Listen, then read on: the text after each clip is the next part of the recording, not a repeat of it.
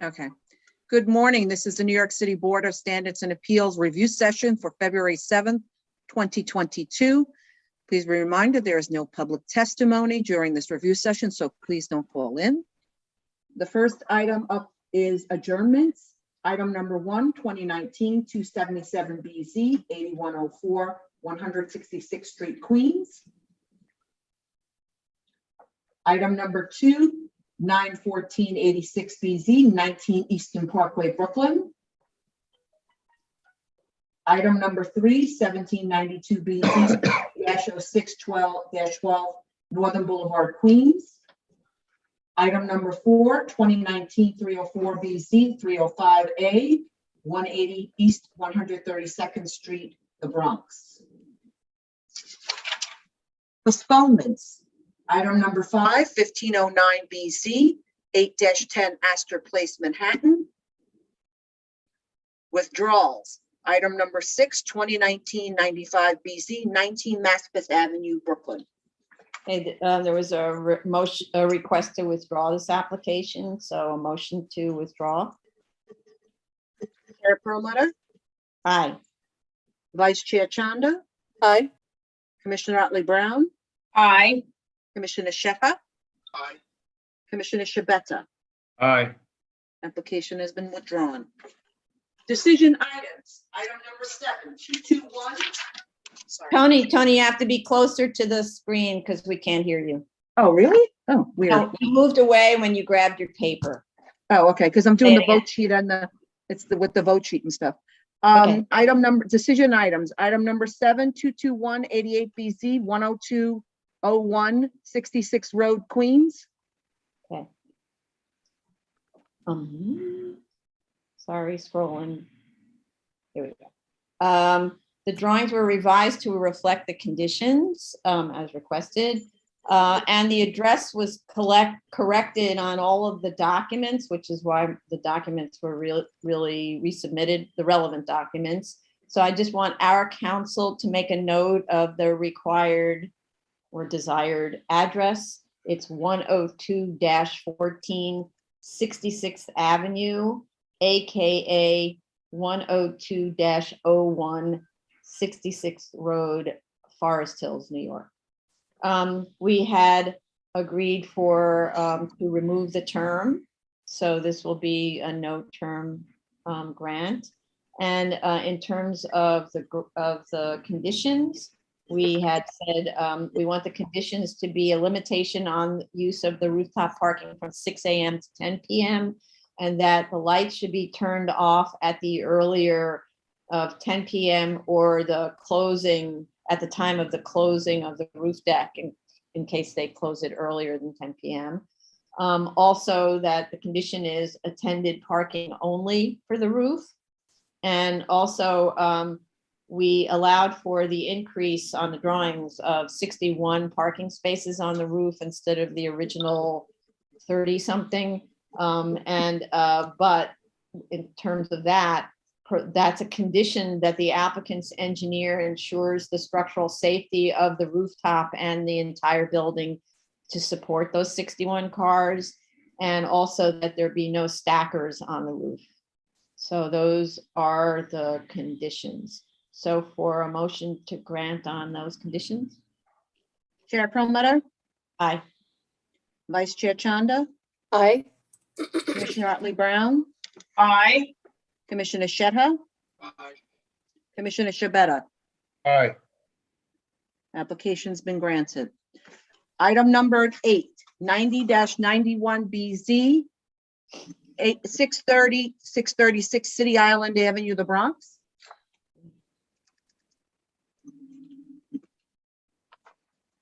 Okay. We closed this hearing or this case in October, mostly out of frustration and in the hope that the owner would continue to make progress with improvement on the site. At the last hearing, the owner testified saying that the absence of a certificate of occupancy is really hurting his ability to rent the spaces. And I think everyone was sympathetic to that situation. We now have photos showing significant improvements were made since October. There's proper curbing on the planting areas and wheel stops. Tall arborvitae trees or shrubs were installed around most of the perimeter, and a new or at least improved trash enclosure was assembled, although I had said at the last hearing that I thought that that enclosure material should be a more permanent solution than the chain link with slats that we see always collapses and is easily bent. I have to say, I fear in a short time that will look like the old photos. So I'd ask the owner to make a note of when it starts to look terrible again, that the solution really should be a more rigid material.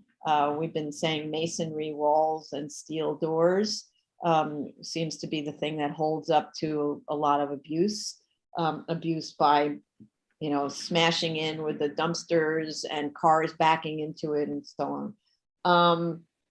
There is also a photo that appears to indicate adequate clearance from the ADA ramp to the steps, though it's not measured, it seems to look like enough.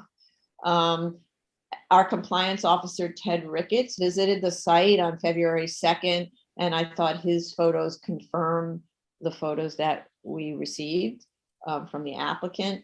The only thing that I did see in both sets of photos is that the dumpsters are not being kept inside of the trash enclosure. So I have to beg the owner, please keep the dumpsters inside the trash enclosure and close the doors. Otherwise, it defeats the purpose of the enclosure, which is to improve the look of the site.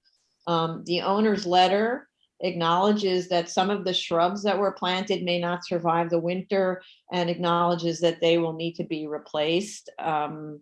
That's just sort of, that's why it's usually better to have a landscaper do the work than to do it yourself, because the landscapers have to guarantee the viability of the shrubs or of the plantings. So what I came to some suggestions. What if we put this on for sort of a compliance schedule? Because we did have a lot of trouble with getting the site in order, where we just have our compliance officer, for instance, go out in 18 months and just take a look and take photos. And if the site is not being maintained, then we can notify the owner that the site's not being maintained and that a compliance hearing may be necessary, unless within whatever it is, 60 days, they submit photos to us showing that the problems have been addressed, something to that effect. We've done that with a couple of other cases, and we have the benefit of having a compliance officer. So that's my suggestion. I'd like to hear from others about it. I'm going to read the conditions, and we could talk about this idea of the compliance visit. The conditions are maintain all landscaping, curbs, asphalt, concrete, striping, fences, trash enclosure in good condition and repair or replace as needed. Parking shall not exceed the number shown on the plans. There should be no truck storage on the site, and the lumen spread must be 0 at the residential property lines. Those are my suggested conditions. So I'd like to make a motion to grant, but as we on those conditions with this 18-month compliance idea. But if anybody has any comments as we go around, please say them and we could make modifications. Okay. So Tony, you want to, so a motion to grant on those conditions. Oh, okay. Open discussion. Okay. Yeah, Chase, go ahead. I Hi. think- I just wanted the record to reflect the term that the board would like to extend here, as well as wondering if the board would like a condition stated in the resolution that the dumpster shall be maintained within the dumpster enclosure at all times when not being picked up. Yeah, that's a good idea. Yeah, so the dumpster inside the enclosure at all times, and the term, what was this before? A 10-year? Is this a 10-year term? Does anybody remember? There's so many. What? don't Sorry, either. scrolling. This was This is a, jealous this case. was just an amendment. I don't think it had a term. Oh, yeah.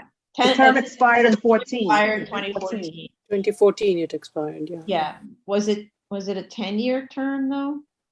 Someone I needs to believe it go was a check. 20-year term, but can you hold on a moment? I'm just going to confirm it. I'm looking at the BSA resolution. Okay, thank you. It was for 20 years. The proposal is to amend and extend for a term of 20 years. Okay, thank you. Yeah, and I don't want to, I know that that has an impact on leases and so on. So I'm okay with the idea of a 20-year term as long as we have this kind of compliance structure set up. Go ahead, Chase. And would the board like that term to run from the 2014 expiration or a new 20-year term? I think it should, I always believe in, we went to all this trouble and they went to all this expense. You started from now. Thank you. No, and anybody who disagrees, please say so. Okay. So, so just to, I'm gonna add to my notes. So the dumpster inside the enclosure and 20 years. Okay. With maybe periodic compliance visits, something to that effect. Compliance Yeah. site visits. Yeah. Yeah, Chase, is your hand up again? No, No. apologies. Okay, okay, so that's my recommendation for the conditions and how to manage the site. Go ahead, Tony. Motion to grant, Chair Perlmutter, Aye. Vice Chair Chanda, Aye. Commissioner Otley Brown, Aye. Commissioner Sheta, Can't hear you. can't hear you. You're No, muted still or can't your hear you. sound is down, I think. Maybe your sound is down. You hear me now? Yes. Okay. Aye. Okay. Commissioner Shabeta, sorry. Ooh. Can you do that again? The Yeah, sound. it's a little- Commissioner Shabeta says aye. Thank you. Better says aye. Application's been granted. Item number 9, 30700BZ, 4102 Main Street, Queens. Okay, we hadn't received a community board recommendation for the last hearing when we did receive one now. And they voted against the elimination of the term. 30 votes opposed and 9 votes in favor. But at the last hearing, after quite a lot of discussion about the site, the size of the building, the character of the block, and we agreed to eliminate the term, which would mean the permanent right to occupy the 3rd through 5th floors as use group 6B office, the 2nd floor as use group 3 community facility, which is now non-commercial art gallery, but any use group 3, I think. And the 1st floor is use group 6 retail. So, so that's what I'd like to propose. I don't really know why the community board objects to the elimination of the term, except for a frequent objection we see where community boards don't want to sort of give up control in a certain way over a site. But I can't really imagine this building functioning in any other way than being commercial. It was built as a commercial building. And the board acknowledged that when it first issued the variance. So, so I'd like to make a motion to grant and eliminate the term. Chair Perlmutter, Aye. Vice Chair Chanda, Aye. Commissioner Otley Brown, Aye. Commissioner Sheta. Aye. Commissioner Shabeta. Aye. Application's been granted. So there's no term on this, right? No term. Okay, so make a notation on that. Item number 10, 2017 for 243 BZ, 2916 Francis Lewis Boulevard, Queens.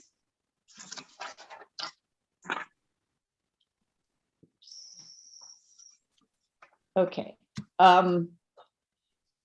We had asked for a banner to be removed, so they gave us a sort of was a like whatever a haphazardly installed banner.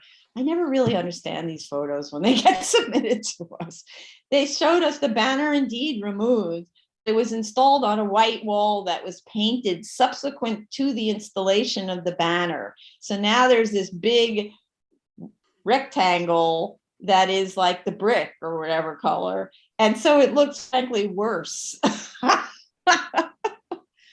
So all I can say is to beg the property owner to please get some white paint and paint over, and hopefully matching white paint over that section of the brick walls so it doesn't look like a banner is dying to get reinstalled in that spot. It's our fault. We just said remove the banner and I we didn't know. say paint underneath. And then I'm kind of like, well, what if we say, get a picture of a flower? Put the flower up, something decorative. I don't know. So this is an extension of time to obtain a certificate of occupancy. So no new drawings were submitted with the application. However, they weren't submitted with the initial application. So this is the part where I'm a little confused about what to do. However, we were just provided with a revised site plan that apparently changes the designation of one of the signs from non-illuminated to illuminated. And it was just BSA 001, but the applicant didn't look at BSA 002 that has the same chart. And that chart is the existing BSA 002 that shows the sign still illuminated, non-illuminated, or whichever, one of those. Yeah, non-illuminated. So we have conflicting information on a single set of drawings, and we never received the entire set. So I'm kind of in that, what do we do now? Also, the site plan that we received is a much better quality drawing than the site plan that was originally approved. So it has much more information. It's organized in a very different way. And we never looked at this before. So I tried to look at it carefully to see whether there'd been any material changes. There was also another little note we asked them to add, which they did. Oh, I know, because the trash enclosure originally said masonry, and we were okay with a non-specific type of trash enclosure because of the small site. So I think we may need to put this on second call, I'm assuming that because the drawing is so well done on that site plan, that they have an entire set of other drawings that they were going to be submitting to DOB. And so maybe all they have to do is now submit them signed and sealed on second call, which may be because we won't have time to look at it tomorrow. So this is a contact with the applicant, that the project manager, who is Jolene. So Jolene, I'm going to ask her if she understands what I'm getting at. But let me just finish my comments. There's also an operational plan provided by BP, which is the owner of these sites. And we had talked about this pretty much at length at the last hearing, that BP owns so many of these sites. And though they're the applicant really who comes to us, where we negotiate all this kind of behavior on the site, but then that information never seems to really get conveyed to the actual physical operator of the site. So we said you have to come up with an operational plan so that your people aren't being hit with violations for subjects they couldn't have been aware of. There needs to be some interaction. So they provided an operational plan that requires them, both BP and the property operator, to monitor the site, to prevent parking on the street, to make sure that everything is clean, et cetera, right? I'm not parking on the sidewalks. And so I would like the operational plan that they submitted to be included in the resolution. So, and that BP, who's listening, I hope, includes this set of operational plans for all of their applications, so that we have some consistency of behavior amongst all the BP ownership. And to the extent that we have that kind of thing, say with Bola supermarkets or anything like that, to do the same thing, because we often get these explanations by the sort of the engineers and so on who show up on behalf of these huge corporations. Well, we're not in control. We have to go back to corporate headquarters to ask to change a light bulb. It's going to take a few years, et cetera, et cetera. And meanwhile, the little operator, who I guess might be a franchisee, is kind of stuck because they still don't have approval on their site. So I think we should be getting these kind of corporate operational plans for all of those big corporate ownerships. So, and then I'm just going to read the conditions in case there's any comments on that. Yeah, I see your hand up, Vice Chair. Just 1 second. The conditions are to maintain the chain link with slatting trash enclosure, replace as needed. Again, the operational plan for ensuring the site has no cars on the sidewalk, no sales merchandise outside, no tires outside, which is set forth in the operational plan. Before I go to the Vice Chair, I just want to check that Jolene, who's going to be in contact with the applicant, understands what we're getting at on the drawing issue. I see that the site plan, one of them changed from non-illuminated to illuminated in the updated one, and you want it consolidated? Yeah, so the issue is this. They only submitted a site plan. We've never seen any other new drawings submitted on this application because this is just an extension of time to get a CO. So normally we don't get new drawings for an extension of time to get a CO. There's not supposed to really be changes made. So they made these tiny, tiny changes, and they realized there was a mistake on the signage analysis, unless the Vice Chair sees that that means it's going to go over allowable. I'm not sure. But the point is that when they corrected the site plan number 1, it shows something different than on the existing page 2. And they never gave us a page 2 that's corrected. Right. So I think what they really need to do is give us a whole new set so that everything's consistent, because when we refer to it in our resolutions, we refer to the set of drawings that are dated X, and we can't have a set of drawings, one dated 2022 and another dated whatever it is, 2010 or something. Yeah, Tony. It's not considered an amendment? Not really, because all they're doing is Minor? changing. Okay. So they changed the word, they took out the word masonry from a trash enclosure, and they made a correction, which is a different thing. Okay. I think they're saying the sign was incorrectly designated. So Jolene, do you understand? Yeah. Okay. Yeah. So, Thanks. okay. So if you have more questions, please feel free, reach out again to me or Tony or Jella. But Vice Chair, go ahead.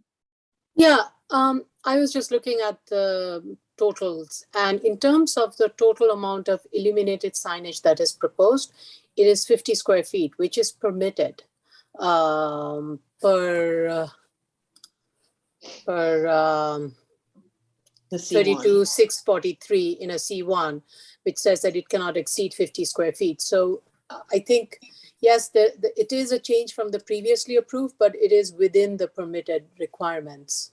Right. And same goes for the frontage of 172nd Street. Okay, good. Thank you. So yeah, it really is that there was that the drawing that's submitted is a totally different drawing than what's in the set. And there's a chart, and the chart on page 1 doesn't match the chart on the old page 2. And we never got a new page 2. So that's the thing. Yeah, Jella, go ahead. So will this be, this set that they submit, this consistent new set, will that be an approved, stamped approved plan set? it has to be, otherwise I don't really know how to do this. Once we change, and I mean, could talk about it offline, because it's not an amendment, it's a correction that we directed. We said, oh, it's okay that the masonry is and another way to do it is to say, yeah, I see Chase. I'm just thinking maybe we don't have any drawings and we just have something in the resolution. That's another way of doing it. Chase, go ahead. To the point of getting a full set of plans, and whether this is an amendment or not, the full set of plans will allow us to determine whether anything has changed inside the accessory building with respect to saleable floor area under the TPPN. So to the extent that the applicant represents that no conditions from prior grants have changed, they should be able to produce a set of plans that are nearly identical to the prior set, and this should not be an amendment. But again, absent any other plan sheets, we really don't know except for the applicant's representation. And then our resolution won't reference any plans, but to add a note in the resolution as to the change in the sign, it then does not, it's not no longer consistent with our approved plans. So I do think the applicant should submit a full set of approved plan, full set of plans for consideration for this extension of time to get a CO. Wait, but then if we don't have a reference in the resolution, this plan gets lost in the future. We will reference the plans in the resolution. Oh, okay, thanks. I misheard. Carla? Yeah, Yes, ma'am. Carla, go ahead. I agree with Mr. Fine. I think a full set of plans needs to be submitted to supersede. We don't typically do it in part. It's no different than when we do an LSC. And I think it's just better for the applicant or the operator in the future to have one set that's consistent. Yeah. Yeah, for all of us. Otherwise, it's way too confusing. No question. Yeah. Okay. Thanks, everybody. So we're going to put this on. I don't know if second call tomorrow is enough time. We might need to defer this, but I'm giving them the, I'm assuming maybe the drawing's already done. I don't know how much time we're going to need to review the drawings, et cetera, et cetera. So to the extent we can handle it, I'd rather put this on for second call tomorrow. And let's see what happens. Okay. All right, Sorry, I'm trying to. move on. No, I'm having a little technical difficulty here writing the word second call. Okay. Okay. Just 1 second. Whenever you're ready.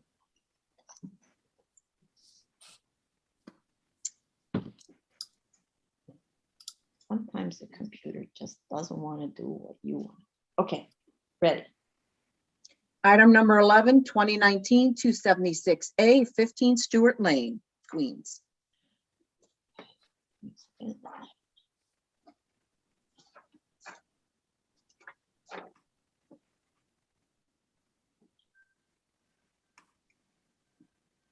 Sorry, scrolling just a second. Okay. All right, there actually was no submission required for this. We reviewed the restrictive declaration last time. And so we need to record that before issuance of the resolution. And that restrictive deck commits the owner to maintain the street in event of failure to maintain by the actual roadway owner. So motion to grant on condition. Chair Perlmutter? Aye. Vice Chair Chanda? Aye. Commissioner Otley Brown? Aye. Commissioner Sheta? Aye. Commissioner Shabeta? Can't hear you. I didn't hear you. Aye. Thank you. What happened? Application is granted. Item number 12, 2019-192BZ, 16 Harrison Place, Brooklyn.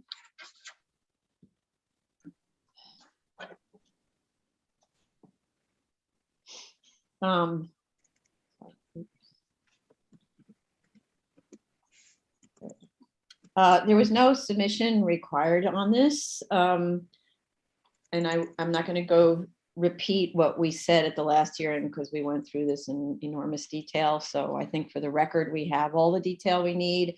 I personally concluded at the last hearing that the B and E findings had not been made over the course of the 5 hearings and reiterated those reasons at the last hearing. So I'd like to make a motion to grant.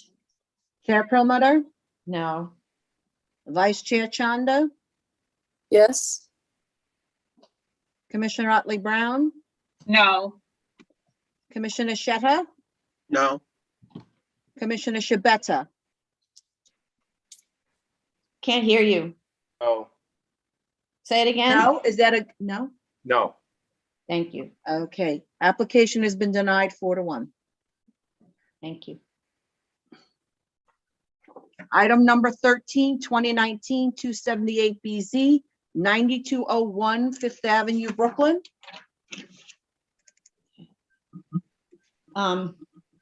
Although we did close this case without requesting a submission be made, I have to admit that I hopefully checked the folder in any event in the hope that the applicant would relent and finally submit the required parking study.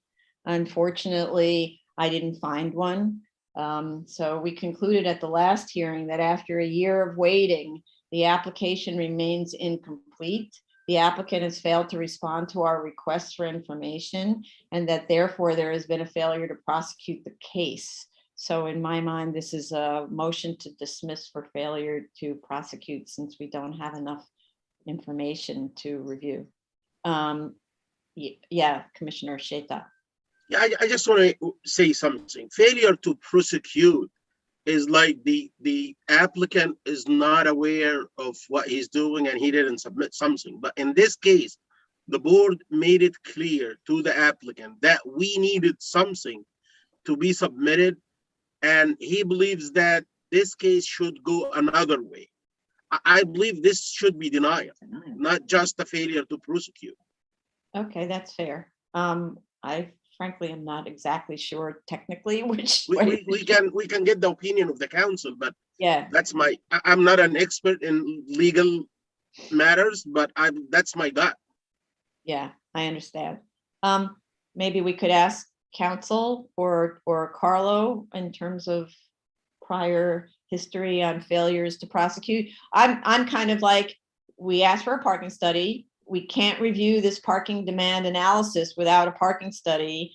They refuse to give it to us. Therefore, they refuse to prosecute the case. That's the way I look at it. Because if we're denying it, we're denying it based on some sort of factual analysis, which we don't have, right? I don't know what the demand is. Go ahead, Carlo.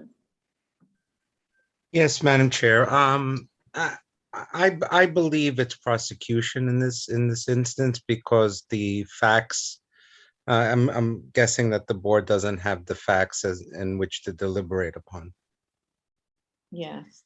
And the other part of it is, it's not to say that, so a denial could imply that that no one else could come back, it seems, in a certain way, like, why was it denied? There must have been facts upon which you based your denial.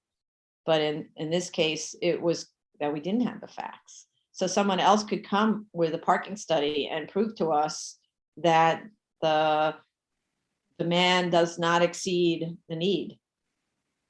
I mean, the on-site parking, you know what I mean? I agree. I would say that the main distinction between a denial and failure to prosecute would have to do with the available information in the record. And so if the record indicated, for instance, a negative parking impact, that would be one thing. But in this instance, because the information hasn't been provided, the application, yeah, I would say it would be more of a failure to prosecute. Okay, thank you. All right, so we're gonna go with that. And so for a motion to dismiss for failure to prosecute. Chair Perlmutter, Aye. Vice Chair Chanda, aye, Commissioner Otley Brown, Aye. Commissioner Sheta, Aye. Commissioner Shabeta. Can't hear you. Aye. Application has been dismissed for lack of prosecution. New SOC calendar, continued hearing items, item number 14, 2020-88BZ, 315 Berry Street, Brooklyn. Okay, I know there was some confusion about this. So we closed this at the last hearing and shouldn't have done because there was open seeker. We can't close a case where there's open seeker. So we have to reopen this. So I'd like, first of all, to make a motion to reopen and then discuss. Chair Promoter, Aye. Vice Chair Chanda, Aye. Commissioner Otley Brown, Aye. Commissioner Sheta, Aye. Commissioner Shabeta. Aye. Application has been reopened.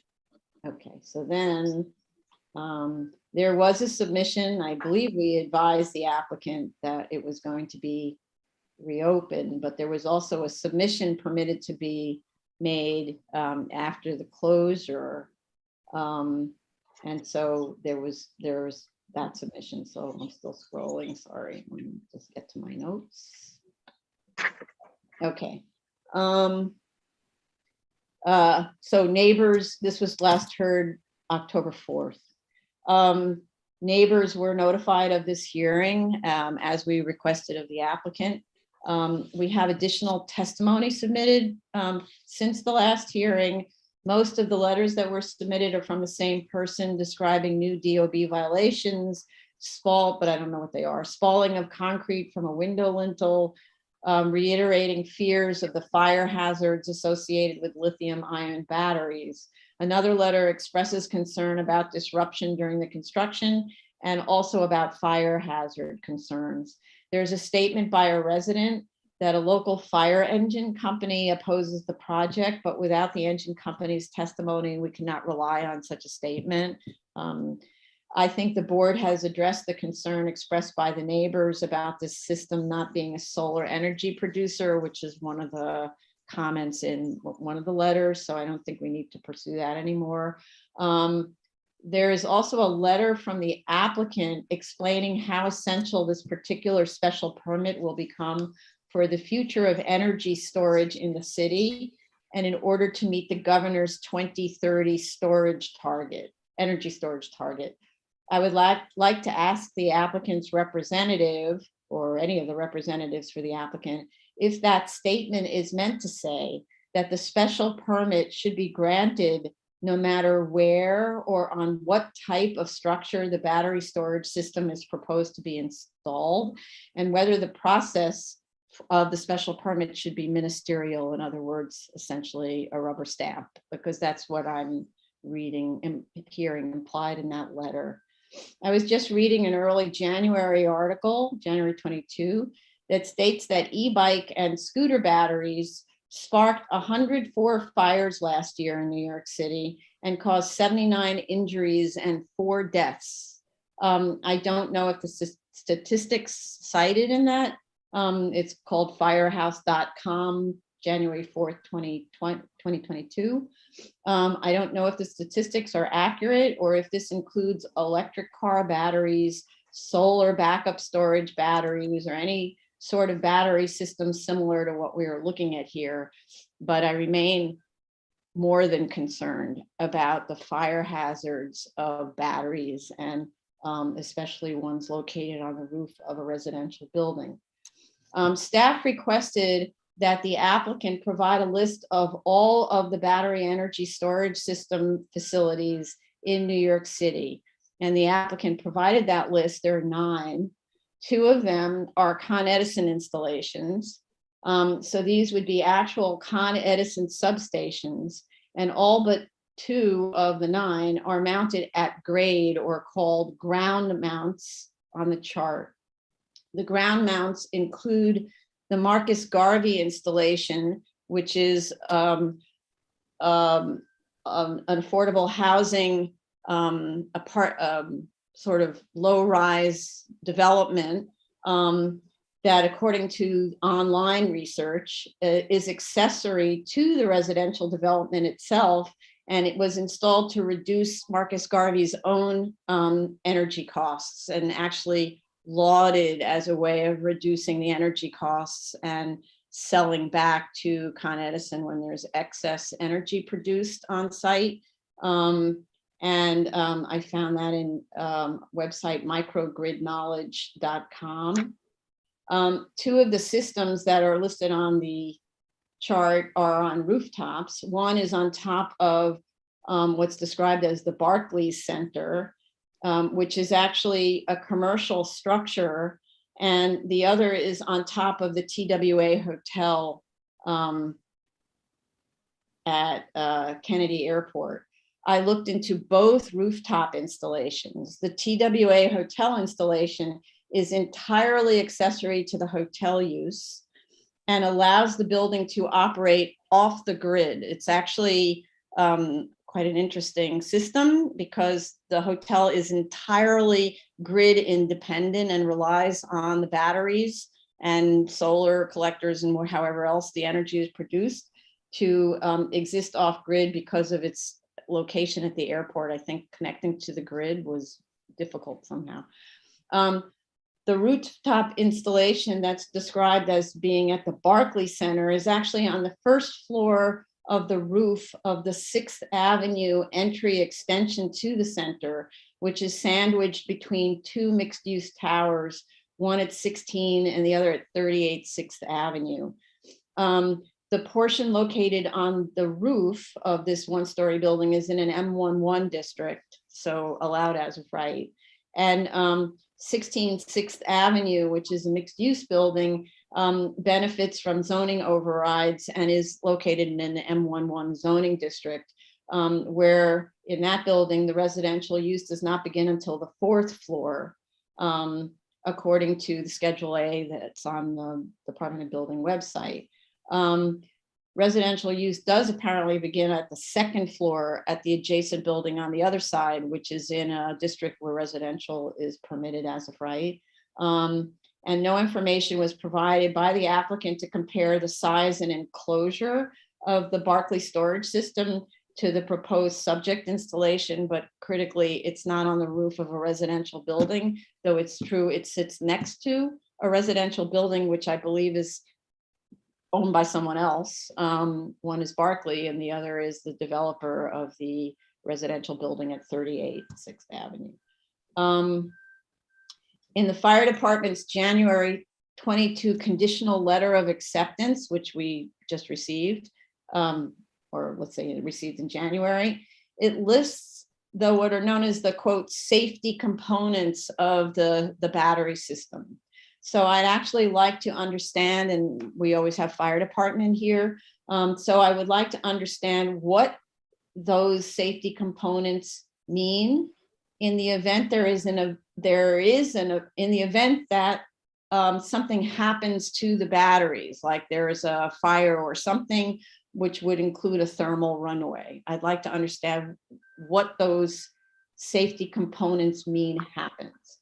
So as a follow-up to the submission of the conditional letter of acceptance, BSA staff asked the applicant to provide more detail on what is meant in that conditional letter of acceptance by, quote, a solid aerosol fire suppression agent will be used.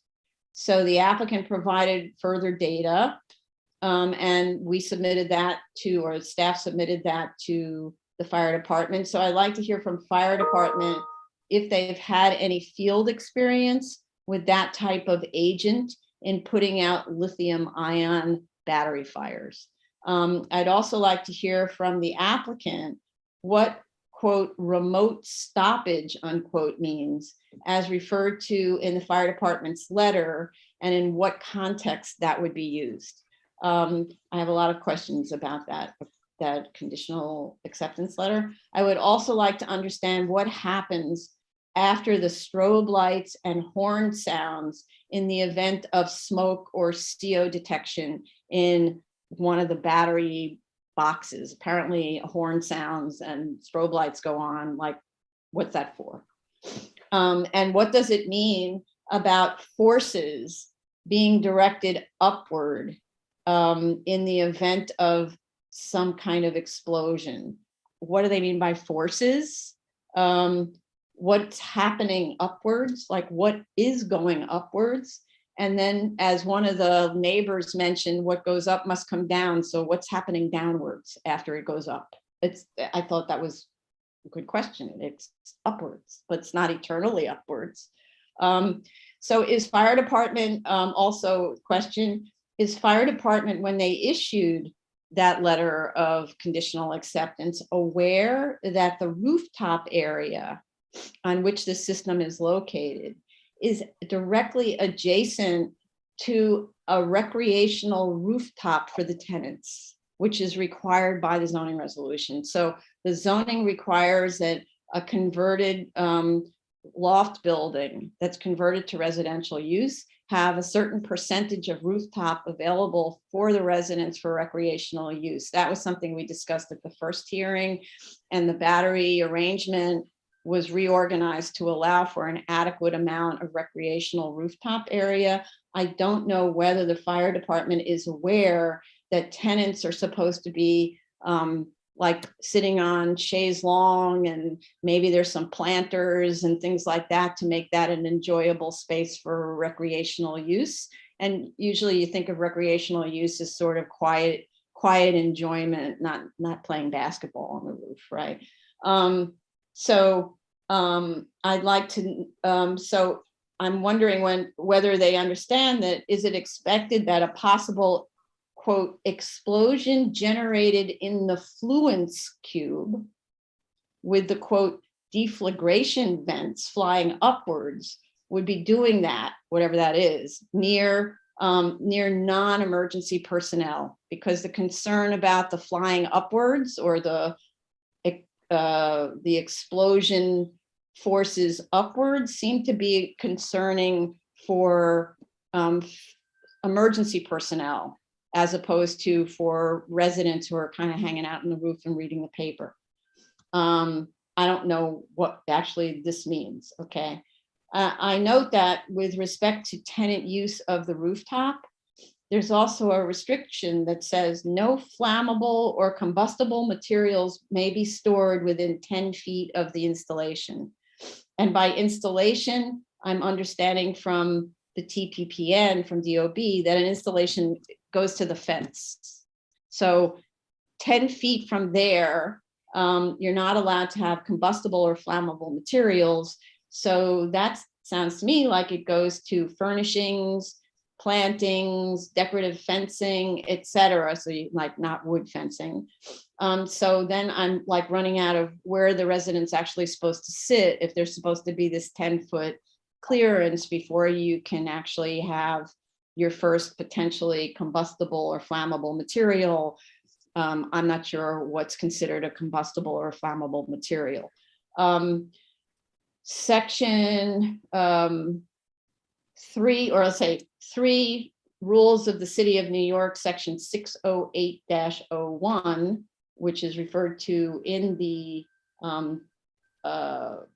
this conditional acceptance letter, also requires that these systems be located at least 10 feet from the property line and 10 feet from a bulkhead. And there's some other distance restrictions. And I'd like to know whether the fire department or the applicant verified that all of the equipment on the roof and at grade meet that locational criteria and the other criteria that are listed in 608-01.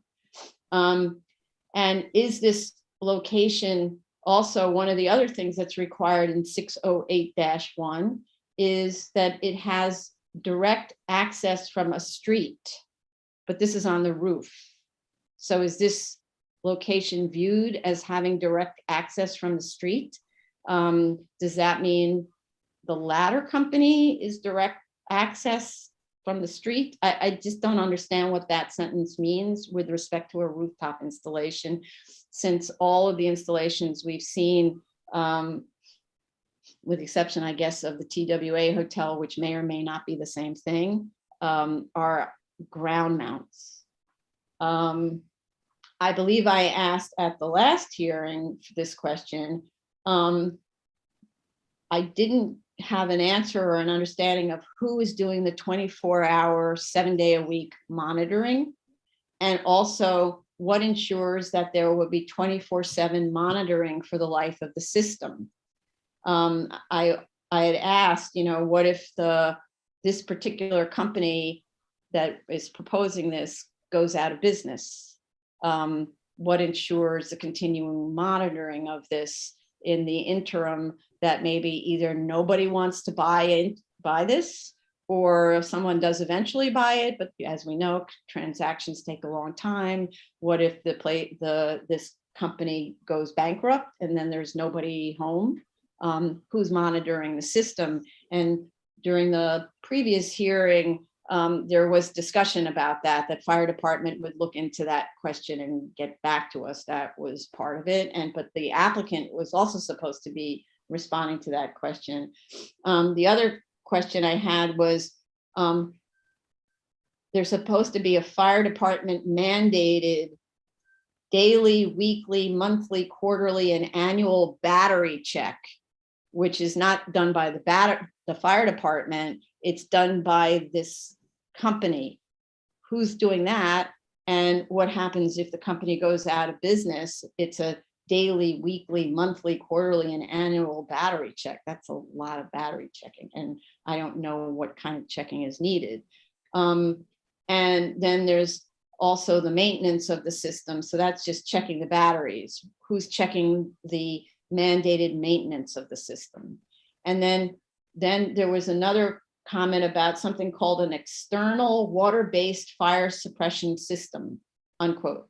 I would like to understand what that is. And is it different from the, quote, water spray fix system designed as per NFPA 15 of 2007, which is also referred to in the list? I'd like to know if they're two different things, what do they do?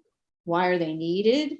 And in the event they're needed, how much water are we talking about? Given the size of fires that I've seen on some of the videos that I've watched and also reading about, the word spray, because it says water spray fix system, seems sort of inadequate, or maybe that's just a term of art, because it sounds like these are really big fires when they catch fire. This fire department also conditional acceptance letter clearly indicates that neither the, quote, water spray, the aerosol fire extinguishing, nor the automatic fire alarm system have yet been approved by fire department. So it says, make sure before you do this that those things get approved by the fire department. So it seems like we still don't have enough information. It is a conditional acceptance letter, and the conditions seem to be make sure that all of these things that extinguish the fire are approved by the fire department before you proceed. And do we know that they can be approved by the fire department without the fire department actually reviewing those systems? And there's also something mentioned called a variance for fire department rooftop access. What's that? I don't understand what that is. And if I understand also the testimony at the last hearing, even if the batteries are no longer being used to back up the grid, they remain combustible. Maybe I didn't understand that, but I think the testimony was that they remain combustible. So going back again, if this company goes out of business or otherwise removes itself from management of the site, so for example, they no longer have an agreement with the landlord or something, either of the two breached the contract somehow, then who or what will remove the batteries from the site and ensure that they've been removed? This was something that we discussed at the last hearing, and I remember Mr. Petrarchus actually said that they would go back, the fire department would go back and look at that question because it hadn't been something that had been considered by fire department. I note also that in reviewing the conditional sign-off letter and understanding fire department's position here, it's a conditional approval letter, right? It appears to be just going through the regulations in the various codes and instructing the applicant to comply with them, rather than having actually reviewed in detail the actual installation as proposed in the actual location, since there are so many open issues that have not yet been approved. So this is we see this pretty often when we're looking at other agencies that we work with. They say, we would accept this if it complies with all the codes. And so given that this is potentially a big source of fire, I'm concerned about allowing this before we know that it's complying with all the fire codes and that fire department is convinced that they're not going to be putting themselves, the tenants, the neighbors at risk. I'm also really interested in how a fire of this type is fought. Like, it's not, if the chemicals aren't enough, how much water is used to put out a fire, et cetera, et cetera. Sorry, I have more comments. This is no longer about fire issues. As requested, a memorandum was provided by the applicant to support the applicant's arguments that the board has the authority to grant this special permit for a use group 6D use on the roof of a residential building. I have a few things that I want to say about that memorandum. Radio towers, which were referred to in the memorandum, have no designated use group. So the board, when it grants the radio towers on the roof of a residential building, have not been confronted with the question of a designated commercial use in an R district when considering a special permit for them. That's the first thing. So they don't have a use group, so it's not a comparable situation. As to allowing physical cultural establishments in M15B districts, as was referred to in that memorandum, PCEs were never designated with a use group, so it wasn't as if they were not similar in character to both use group 6 and use group 9, for example. As with a use group 9 dance studio, which is how they ultimately were designated in the recent zoning amendment, and also they were granted use group 9 for studios with no limitation as to size. So the board does have the discretion to look at the character of the undesignated use to determine if that use is appropriate in the proposed location, and has in fact denied PCEs in certain cases because it found them to be inappropriate in that location. And notably, in a residential building, not unlike this one, we denied a PCE because it was too disruptive to the occupants. And so it was in the ground floor and the cellar. So not so dissimilar. This is on the roof, that's in the cellar. The PCE was viewed as disruptive because noisy and vibration producing and so on. I think actually, in terms of the question of appropriate location is the point here. While I don't disagree that telephone exchanges or other communication structures are use group 6D, and non-accessory cellular equipment has been permitted on rooftops of residential buildings pursuant to a long history of allowing such equipment on the rooftop as of right by virtue of a 24-year-old TPPN, which was clarified late in July of last year, which limits the extent and installation of equipment, beyond which point, to exceed that point, the provider must obtain a BSA special permit. And so I just sort of parenthetically say there are so many layers here in comparing what we're looking at today versus the putting cellular antenna on a roof. So imagine a cellular company, having installed dozens of antenna, which we see on the roof of a building, of a residential building, in compliance with the TPPN, installed them as of right. And then they need to add to they need to add a few more antenna. They're not allowed to. They have to remove the whole thing because somehow, magically, they were transformed from being a 0 use group as established in the TPPN to a use group 6D that is otherwise forbidden in an R district. So having set up such parameters 24 years ago, when the level of cell service was in its infancy and the scope of its future expansion a quarter century later, completely unknown, neither DOB nor BSA could very well pull back from that without guidance from city planning. So I don't see how you can make the comparison. Battery storage systems on rooftops are brand new. It's not even been, this is, as I said earlier, a case of first impression. The TPPN that governs batteries, that's a new TPPN, refers strictly to non-accessory commercial uses. When on top of a residential building as of right, the batteries must in fact be accessory to the residential use, unlike with the cellular antenna. So they don't convert from magically being use group 0 to use group 6D. They're use group 2, or and then if they, as long as they're accessory to the residential building.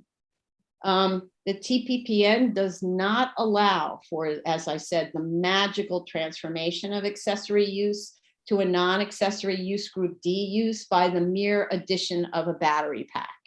And there is no history of this commercial use on the rooftop of residential buildings, apparently anywhere in the country, because we've been presented with no examples.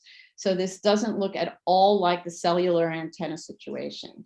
And then there's the question of appropriateness in this specific location, given the type of use. Fire department review of the cellular equipment is not required. And to my knowledge, there have been 0 incidents of fires caused by cellular antennae or their related equipment cabinets. And if there have been, they aren't widely known for this, which is not the case with battery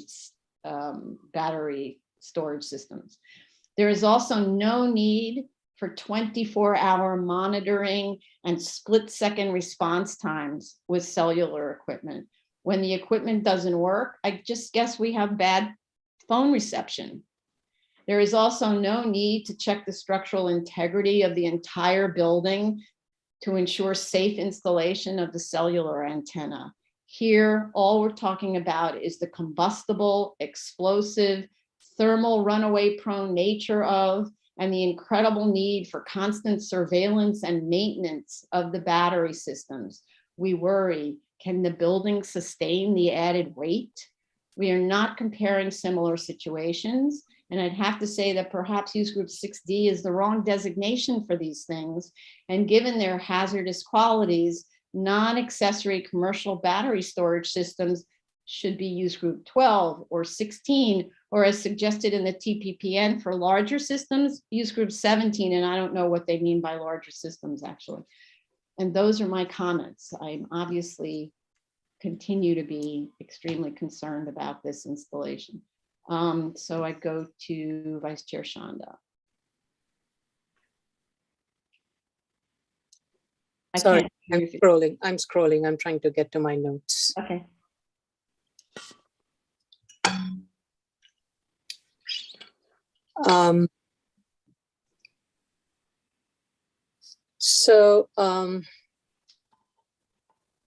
I think this is a special permit. We are not here for hearing any appeals cases with regards to zoning designation or how DOB has interpreted the use groups. So in terms of that, I agree with the applicant's statement regarding the applicability of zoning resolution section 32-421. The zoning resolution section 73-14 text is very clear. It applies to the sites located in residential districts, which this site is. And in a residential district, typical uses are residential homes, which is what is predominantly found. In this case, the site meets the basic threshold of the regulations, including the site area.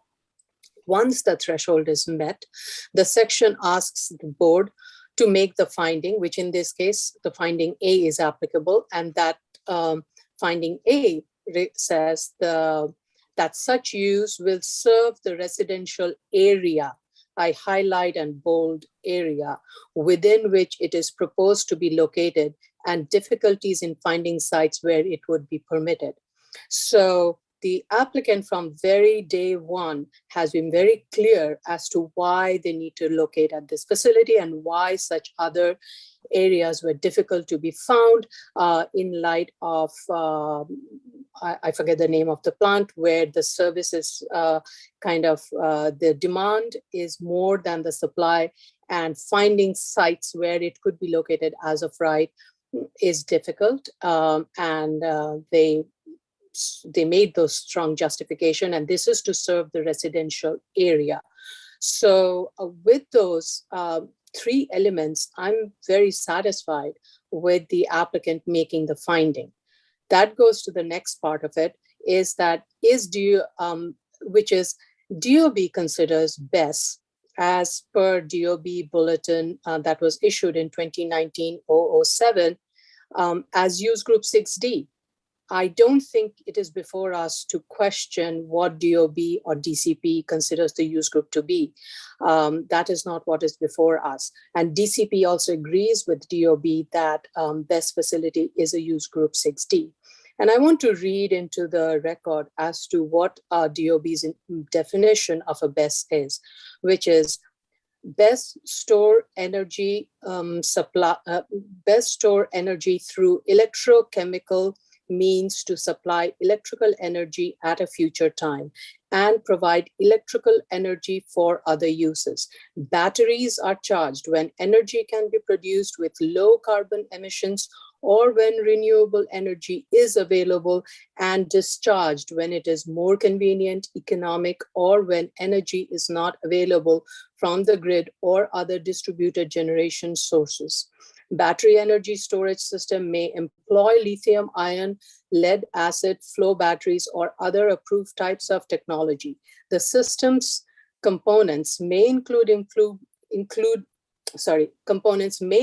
equipment for charging, discharging, storage, communication, control, and protection of the equipment, fuel contaminant, and other equipment used to properly operate the system. So BESS is not just one component. BESS is a comprehensive component which includes all of these factors. And I say that is because energy generation has changed, and it will continue to change from when the drafters of the zoning resolution wrote this. The energy storage system did not exist then, let alone any subgeneration located within a residential building. Though the way the special permit zoning resolution section 7314 is written, it gives the board the latitude to, quote, prescribe appropriate conditions or safeguards to maximize adverse effects. And it gives the board the flexibility that, and the regulation has been built in for that flexibility to factor in the changing technology. And in this case, the project has undergone a very detailed safety review by Fdny, and it has to also adhere to DOB bulletin safety requirements. Fdny, in its latest conditional approval letter, has provided most of the requirements. Maybe there are a few outstanding, those need to be ironed out. And the projects must meet those to operate at the site. These would be the conditions for the board to prescribe. As we heard at the earlier hearings from Fdny, that the agency has, I quote the representative from Fdny who said, proactively came up with safety design standards. So I'm very confident in Fdny's assessment and ability to ensure safety at this site. I am not going to second guess my sister agency's ability, and they are in the forefront and have been absolutely thorough in their review. The purpose of providing, so that takes me to the next point. The purpose for providing the information of other locations where BESS facility is used is to show where they're operating, and it speaks to the safety component. I do not think it was meant for us to go through where it is permitted as of right versus who it is serving, how it is serving, is it accessory or non-accessory or such. It was purely to show, for informational purpose, to show where it is operating. Based on the examples provided by the applicant, the BESS is operational in the city in various locations, from dense populous locations to highly sensitive locations. These systems are following all the DOB and FDNY requirements, guidelines that the subject site will have to follow. Finally, the board's review and FDNY safety measures does not take away from the building owner's responsibility to maintain the building and to keep it structurally sound, independent of the project. So DOB should be notified. Should we go forward, DOB should be notified of the building structural elements and ensure that it is structurally sound prior to the installation of the system. Board can put conditions that prior to any installation of the system, that all conditions to extinguish the fire has been approved by FDNY and DOB. Also, I want us to be realistic. It is not in the best interest of the owner and especially the applicant to do any wrong, as it is in their best interest, applicant's best interest, to secure a facility that is safe, that is functional, and the success of it is important for them to be able to gain the trust and ability to expand the footprint in other facilities. So I think second guessing, it is hurting it is taking away from the facts. So I would be very satisfied going forward with this project and the due diligence that the applicant and especially fire department has put in thoroughly combing through every issue on this matter. Thank you. Thank you. Commissioner Otley Brown. So from the information that we received about the location of the other ESS facilities in the city in residential districts, I saw exactly what the chair saw, that this was the only case, this project, in which an ESS facility is located on top of the roof of a residential building. And so for my analysis, I look at this as a case of first impression.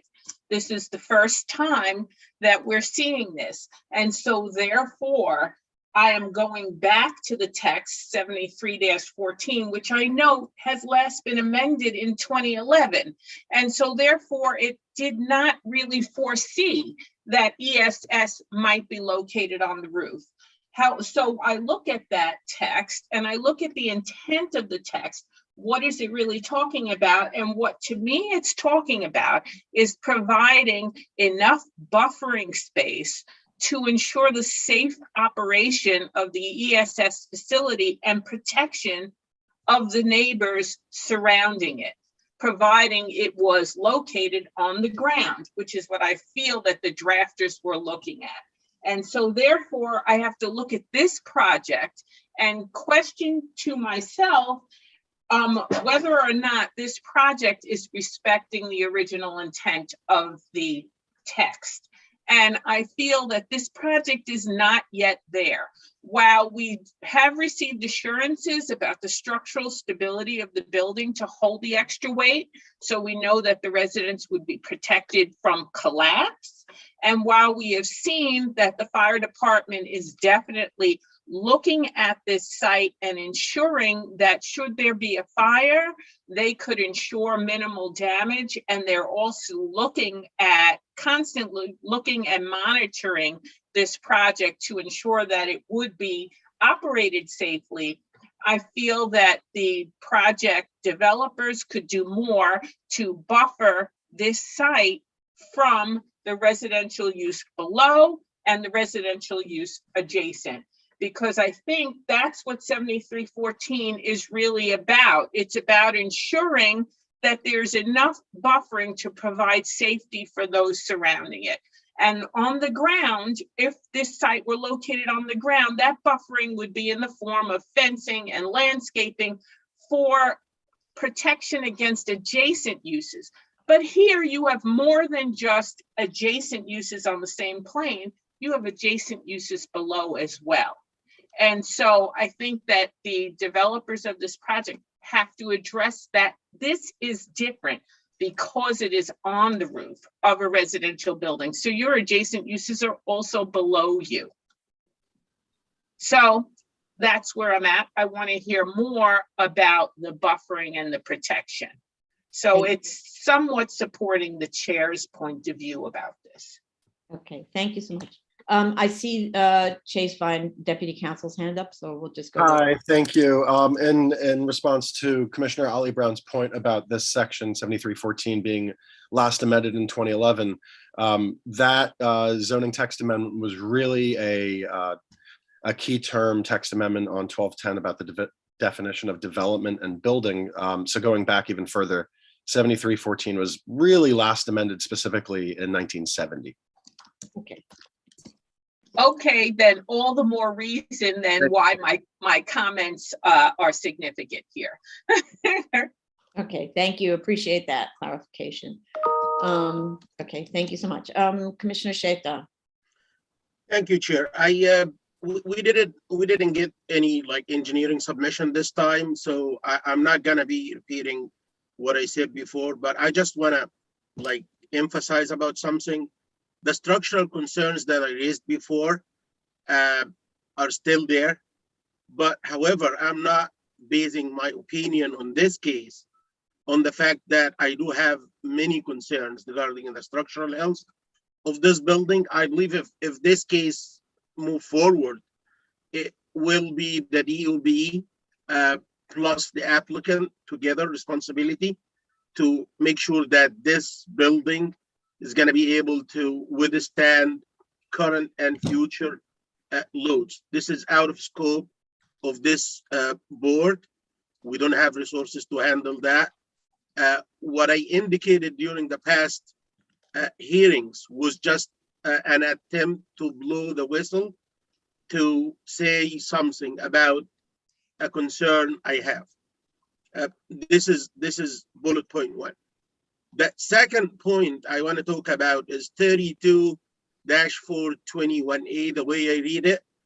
The way I read this zoning resolution section is I feel like whoever wrote the zoning resolution is trying to protect a residential use in a commercial district by making sure that if you have a residential use, you cannot put commercial on top of a specific floor. And I take this and I project it to a residential use in a residential building by granting any special permit. We shouldn't undermine this intent here or this philosophy or this spirit of the zoning resolution, meaning that if we have a residential use, which is the case on the very top floor of this building and the floors underneath, if we gonna grant a commercial entity, e.g. a substation like that, we should be, number one, very careful, and number two, we should look at the zoning resolution spirit and try to apply that. And if we use 32-421, I don't think we should be doing, we should be granting this commercial entity to exist on the roof of that building. Next point is big picture. We've been asked on this case to grant a special permit. General findings of a special permit are more benefits than disbenefits to the neighborhood. Then when I ask myself, does this entity, does this substation really benefit the neighborhood? Let's take a look at what this substation is doing. Is this substation generating renewable energy? I did ask during the past hearing and the hearing before, I did ask the applicant to give me how much energy coming from renewable source like the solar versus how much is coming from the grid is gonna be stored in this plant. And I got no answer. And I have to dig myself and look into the submission. And I can see 4 solar panels on the roof, just 4. And if you consider just 4 solar panels, I don't think in any way that the amount of renewable energy / solar energy that's gonna be handled by this establishment is gonna be significant. I would say probably 9% is coming from the grid, non-renewable, and probably that the generation from the solar panels wouldn't exceed by any way 10% of the energy that's gonna be stored in this. I do believe that the only benefit that's coming out of this proposal is to benefit the owner / the operator of this project. How? By just getting energy from the grid during low consumption hours at a specific rate, store them, and then during the high consumption hours, inject them into the grid at a higher rate, then benefit from the premium. And I see nothing wrong with that. But like I said, it should be some benefits to the neighborhood and some disbenefits. It should be balanced. It shouldn't be all the time disbenefits. That this neighborhood will get the electricity no matter what. This establishment is there or not. And if you look at the disbenefit, that residents of this specific buildings are part of this neighborhood. And if I live in this building, I'm not gonna be satisfied with an establishment like this on top of my head, on top of the building. If I did look at some YouTube videos and did some research, and I do have some background, and I published some research work back in the day about the effect, the impact of heat and fire on reinforced concrete. And according to the videos I watched, that these kind of batteries, the lithium batteries, could generate initially up to 600 degrees Celsius when they burn.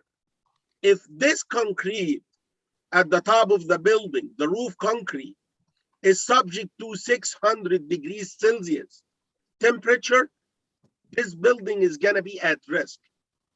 If the concrete for the flat plate and the columns get to 600 degrees, it's gonna be a problem. I'm not sure if they looked at something like that.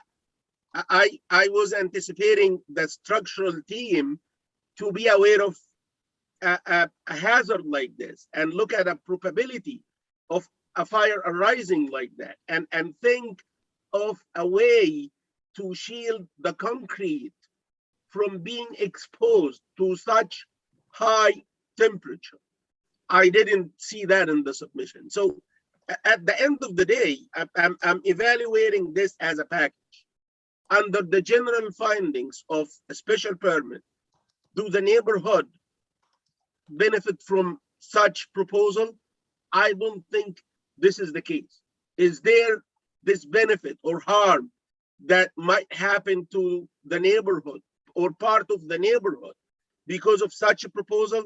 I believe the answer is big yes. It's not small yes, it's big yes. Although I did read through that letter from the fire department, but if fire happens, fire happens. And if regarding the explosion thing goes up, according to the 3rd Newtonian law, each action has a reaction. If the explosion, in order for a rocket to go up, it has to push the ground down. So using terms like that is not going to be helpful. If this, like the final point, if this establishment was on ground, on a vacant lot in a residential district, I would understand that it could fly. But the current proposal, I am not ready to support that. Thank you. Thank you. Okay, and Commissioner Shabbat. We cannot hear you. Sorry. So I want to start off with, I've heard a bit about the spirit of the zoning resolution, and I certainly have made that argument in the past. But generally, that's when I have to look past the four corners of the text that I'm reading. In this case, I don't see the applicant as trying to circumvent something, and that's why we would jump to see what the spirit of the zoning resolution is. The four corners of 7314 don't specify a location.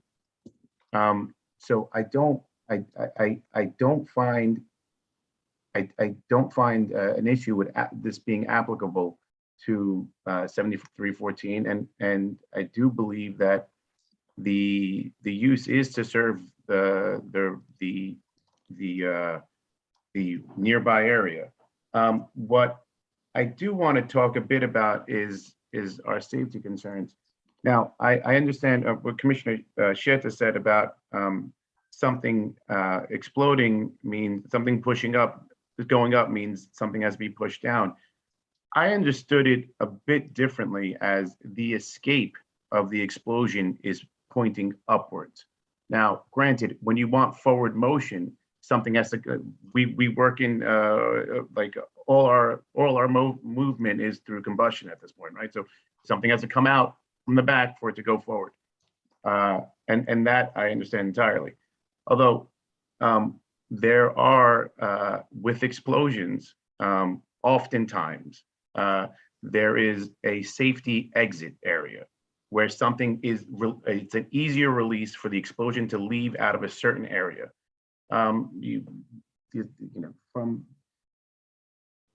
We could see this in several different technologies where there have the escape of pressure, and this escape of pressure will have little or no impact on the bottom area. I don't know if that's what was going on. That's what I immediately assumed. I would love clarification on how this works here. As this board's aware, I had some considerable safety concerns, and I brought them up at the first hearing. I brought up the fire of a similar type, what I believe to be a similar type unit, and how that was devastating. Now, as I do with DOT, if my sister agency tells me that there is a set of parameters to ensure that this will be safe, and these people are experts, far exceeding my understanding of it, I have to rely on that. I agree entirely with the chair that these conditions need to be met, and I appreciate the additional fire suppression system that that the applicant has created to add to what the Fdny requested. The question about, I think, the cleanup question is something that needs to be addressed, because even with their their fire suppressant system, the additional one, it states quite clearly that this is not poisonous to people if a short period of time. We need to find out how this is going to be cleaned up. We need to find out how this is going to, if something goes wrong, how quickly it's going to be addressed. And those are my only notes on this. Okay. All right. Thank you. Commissioner Sheta, I just want to add one thing. The submission that was made for this, the applicant asked originally for an adjournment. And when I realized we had to reopen the case, I said no to the adjournment because there's so many people interested in the case, right? So they told us, though, that we needed an adjournment because we're still waiting for DOB's response on the bulk issues. So I do want to make clear that we had asked the applicant to clarify whether the various objects were permitted obstructions within height, setback, yards, et cetera, because that's really DOB's domain. And so, so one way of dealing with it is to have DOB review a ZRD1 and make a determination about whether those various things are permitted obstructions in yards, setbacks, all of that. So Commissioner Sheta, go ahead. Thank you, Chair. I just wanted to clarify the reason I spoke about the third Newtonian law is because I hear like words like forces, and I just wanted to like clarify or make it clear that if the concern is impulsive forces coming from the explosion, they are not going to go away. They have to go somewhere. Even if the exploding thing is going up, it's going to be some impact down on the enclosure of the batteries, probably on the dunnage, and consequently at the end of the day to the roof elements and then to the foundation. This is the load path that like should be there. The other thing I would like the applicant to like really, this is my biggest struggle in this case. What are the benefits that's gonna be happening to the neighborhood? Simple and brief. Explain this. If you convince me with this, that is gonna be some benefits to the neighborhood, I probably would be more sympathetic with a case like that. But for now, I can't see anything. Just it's like if you look at this as a water supply project, at the end of the day, water is there. Regardless, you put it in a big barrel at the beginning of the line, or you get it to the distribution area and you put it in 5 barrels. At the end of the day, you have the same quantity, more or less, of the water.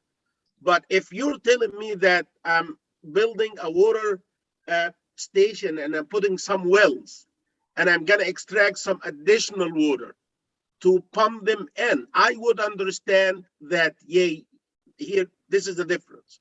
Because you're gonna be increasing the amount of water, adding some sort of like additional resources. But this is, I don't see this happening here. I did ask the applicant before to tell us how much solar versus how much is coming from the grid, and I got no answer. So for now, I see no benefit to the neighborhood. So I believe the case as it is right now, like if it's granted, it's gonna be undermining the like the basics of granting a special permit, which says that it should be some benefits and it should be some disbenefits. And at the end of the day, to grant the benefits should be more than the harm. So I'm waiting for them to like convince me on that. It's the benefits versus the disadvantages to the neighborhood. Yes. That's Yes. the plan. Okay, thank you. All right, I think we need to move on to the next case. We're still in a review session. And so, and then this will be the first case once we go to hearing.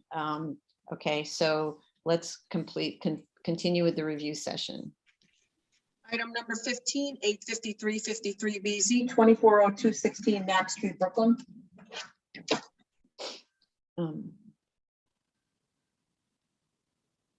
Oops, sorry. At the last hearing in September of last year, I said, we last heard this over a year ago. So I said that in September 21. So we heard it over a year ago in September with 3 unexplained adjournments. The April adjournment letter requested more months to respond to the few issues the board raised in June 2020, but we decided to require a response sooner than that and put them on for the June 28th, 21 hearing that we unfortunately had to adjourn due to the lifting of the governor's order that allowed fully remote hearings. So by September of 21, there had been plenty of time to respond to our comments. And then there was a request to adjourn this hearing as well. So for obvious reasons, we denied that request because we really need to move this along. There weren't many open issues here, and the first step was to provide plans to deal with the trash and high lighting levels. I'd like to know what the reason for the delay is. As I said before, there was plenty of time to do even the drawings. Now, never mind the actual physical work. And I believe I reached out to the project manager to make sure the owner attends the hearing. But the owner needs to attend the hearing. And those are really my only comments, because I don't know what to do to move this case along other than to send a demand. I think we do need to send a demand on this. All right, Vice Chair Shanda, or any comments from others? I have no additional comments. Commissioner Otley Brown? No additional comments. Okay, Commissioner Sheta? Nothing further from me. Thank you, Chair. Okay, Commissioner Shabeta? No. Okay. Okay, thank you. Item number 16, 13258BZ, 17-45 to 17-55 Francis Lewis Boulevard, Queens. Okay. The applicant appears to have found the 1996 DOB approved drawings that allowed for the now existing convenience store addition to the pre-1961 service building, and agrees that the building has already been enlarged to the limits allowed under section 11-412 of the zoning resolution, so has removed the enlargement request from the proposal. The addition was likely approved without DOB approval, was likely issued without BSA sign off. But if anything can be found in our archives, it should be included in the record. Applicant states in their cover letter that this information has been requested. I'm not sure if archives was able to uncover anything yet. Lot 41 has now been shown planted with arbor vitae. We also asked that a fence be installed the length of the property line between the subject site and lot 41 to prevent its use as storage or otherwise for the subject lot. Any use of that lot is not permitted for commercial use. So they need to they need to show that fence and add a note to the plans indicating that portion as lot 41, they have to say that, and state that lot 41 shall not be used in connection with lot 31, which is the subject lot. No commercial use is permitted. And they need to install on the previously approved plans, a 6-foot high chain link fence was shown, which they're also not shown here. And at the last hearing, I said, rather than a 6-foot high chain link fence, I said, lot 41 should be shown fully landscaped with trees and shrubs and not merely with grass, hence they show the arbor vitae, though it's not fully planted out. A residential quality metal picket fence or picket on wall to match the existing adjacent should separate the subject use from lot 41 and from adjacent owners. The prior resolution had similar issues with lot 41, and we need to ensure that this does not repeat. So that's what I said at the last hearing. Please show those things on the drawing. The applicant must comply with this. So amend the drawings to show this and install the wall with fence and planting before we close. And I note there's a portion of the brick wall that needs to be extended to the left side of the service building that is now an access point to lot 41. That needs to be closed. And that issue is shown on photo number 11 that was submitted in on July 7th of 2020. Removal of all associated equipment on lot 41 includes, as I think we discussed, relocating the generator that's shown in that location on photo number 12. And it's shown relocated on the proposed plan onto lot 31. And, you know, I have to say, I'm sorry about having to go through the expense of relocating the generator, but it was never allowed in the first place. And I believe the owner was aware of that. As noted at the prior hearing by Commissioner Sheta, the generator that's being relocated needs to be installed on a dampening pad, which is how it's currently installed. Also, they need to add a note, no outdoor storage sheds or storage trailers permitted on site. And they need to show and provide landscaping behind the convenience store as was required in the previously approved drawings. They're just showing it as grass now, which then leads me to believe it's going to become storage, which is what we're trying to avoid. As requested, landscaping is being shown around the relocated generator, so to hide it from the street. They need to remove all the storage containers from the site and provide photos showing that this has been done. They need to repair and repaint the masonry wall at the trash enclosure for the convenience store and replace the damaged steel doors that are unsightly. That's shown on photos 1 to 3, which were submitted on November 23rd, 21. And the masonry wall has a big crack in it, and Commissioner Sheta mentioned that there might be a failure in that wall that needs to be looked at.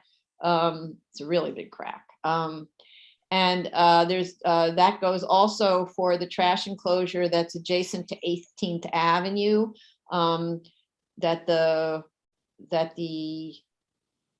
doors on that are also damaged, that should be replaced. And then the question is, the dumpsters in photographs are shown being kept outside of the enclosure. They must be stored inside the enclosure. And also those photos from November show, on the other hand, so from a positive note, show the asphalt sidewalk and brick walls with fencing in good shape, other than that cracked masonry wall around the enclosure. I'd ask, the quality of the drawing, though, is really problematic. The line language on the drawings doesn't have an adequate hierarchy to be able to figure out what's going on. It's not done with the same level of detail and quality as the previously approved drawings.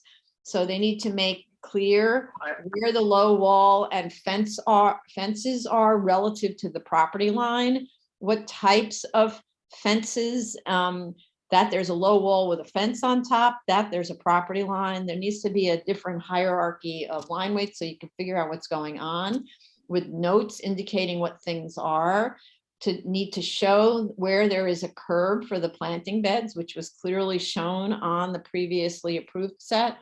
They need to dimension the front to back depths of the planting beds, indicate wall and fence heights. And as I say, it should be at least the same level of detail on these drawings as on the previously approved ones. I had a lot of trouble figuring out what I was looking at when I look at these drawings. And those are my comments. Vice Chair Shanda. I'm satisfied with the changes the applicant has proposed and revising the application by eliminating the expansion, and the applicant and the owner's willingness to resolve the issues without seeking modification. Okay. All right. Commissioner Otley Brown. I have no additional questions on this project. Fine. Commissioner Sheta. Thank you, Chair. I have nothing additional. Okay. Commissioner Shabeta. Further from me. Thank you, Chair. Thank you. Item number 17, 758-84BZ, 1444 Clove Road, Brooklyn. Clove Road, Staten Island, sorry. Yeah, it's close. I'm going to say it again because you were far away from your mic. 1444 Clove Road, Staten Island, 758-84BZ. And again, this is a review session, so. Okay. There were good site condition photos provided on February 2nd of this year, and the site looks pretty good. I know our project manager spoke at length with the applicant to make sure that the materials were improved. Thank you, Jolene, for doing that. The statement of fact now has a description of the areas of non-compliance and proposals to correct these. So there's a whole list of non-compliances. The trash enclosure is shown is sort of the standard commercial type, which really isn't appropriate in this residence district. It should be residential in character and not chain link or masonry with steel doors. That's what we normally require because we're usually looking at really commercial sites like automotive. So the applicant should provide more information on this using, for example, a photo of a similar enclosure. It can be something, for instance, a wood or a decorative metal picket with screening behind. Wood trash enclosures are pretty standard in residence districts, as an example. So that needs to be cognizant of the location. It's right in the middle. It's surrounded by houses, and this building looks like a house. So I'm a bit confused by the graphics on the landscaping plan. It shows 15 shrubs and describes them as 34. The notes, and I understand why this is happening, the notes are replicated from the original drawings without understanding the meaning of the graphics on that original set, which were kind of these blobs with shading. In short, the entirety of the side lot lines were supposed to have been planted with 4-foot-high Hicks yews shrubs to create a hedge. That was what the intention of those notes were, and the kind of blobby depiction of shrubbery. And when I looked up how you plant a 4-foot-high Hicks yews, because you can find everything online, it says that they're spaced 3 foot apart to allow them to spread 3 to 4 feet wide. So with 34 of them, you'd reach all the way from front to rear of the site. So the architect needs to show the shrubs running along the entire property line, unless there's an existing planting, in which case he should show what's existing, and to the extent he can identify it, and there's these handy apps to help you identify plants, then indicate the name of that shrub, and then that it's existing, and then adding these others so you complete that hedge. And you know, there were photos, but I actually can't tell whether the shrubs are on the subject property or not, except there's something in the corner that looks like it's on the subject property. And we did get an updated DOB objection, so that's good too. So those are my comments. Vice Chair? I was satisfied with the revised submission.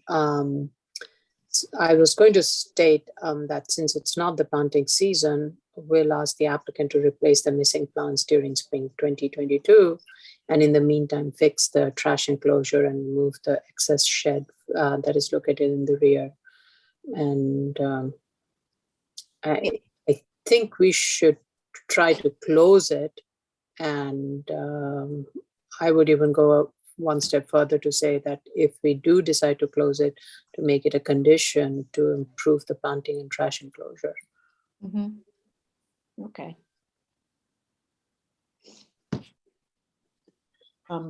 Okay, I hear you. Thank you. Commissioner Otley Brown? They still haven't corrected the plans and the statement to say whether or not it's a basement or a cellar. The plans still say the basement and the statement still says the cellar. Other than that, I have no problem with this project. Okay, thank you. Okay, so that's a missing thing, but okay. Thank you for picking that up. Commissioner Sheta. I have nothing additional to add, but it's a very minor thing that in the compliance chart, I see item 3 and 4. They say compliance, they say no, and then they indicate that a grant was made by BSA, and I believe if BSA grants something like different from a condition that was in the initial grant, then it should be complying. It's a bit confusing, but it's not a big deal. Okay, so in other words, they said it's not in compliance, but BSA, it's in, the issue is it in compliance with the conditions of the grant on a compliance chart? Right, that's the question. Yes. Right, so I don't know what you're referring to specifically, but if it's saying they're not in compliance with the condition of the grant, and they are in compliance, then that's a mistake. But if it's not in compliance, for instance, with the zoning, but we granted a variance, then that doesn't make sense. So I'm not really sure what the issue is. It sounds like it was the initial grant, like set up a condition, Yes, and then a subsequent grant, like changed that required condition. so So in what, the compliance chart, they say it's not complying with the initial grant, but the sign was changed in the grant of January 22nd, 1991. What I'm saying is, if any subsequent grant changed, then it's compliant. right, so no, normally what we see applicants that have more kind of experience do, they just write NA in the old condition from the 90s, they write not applicable. And then you'll see the new condition in the 2000s and then say yes. Go ahead, Chase. Hi, they often, and it's very helpful when they do, they'll write superseded by XX grant, Okay, and they'll yeah, refer to the grant to which the board superseded that condition. okay, that's good. Yeah, that's better.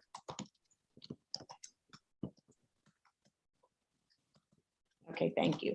Commissioner Shabeta? Nothing further from me. You when you speak, you. you have to, I just want to say something because it's happening every time. When it's your turn to speak, turn your mic on and wait a second and then speak, because so far you're cut off every time you speak, and move closer to the mic, okay? Sure. Thank you. Nothing further from me. Thank you, Chair. Okay, thank you. Okay, Item number 18-6-04BZ, 7118 to 7124 Third Avenue, Brooklyn.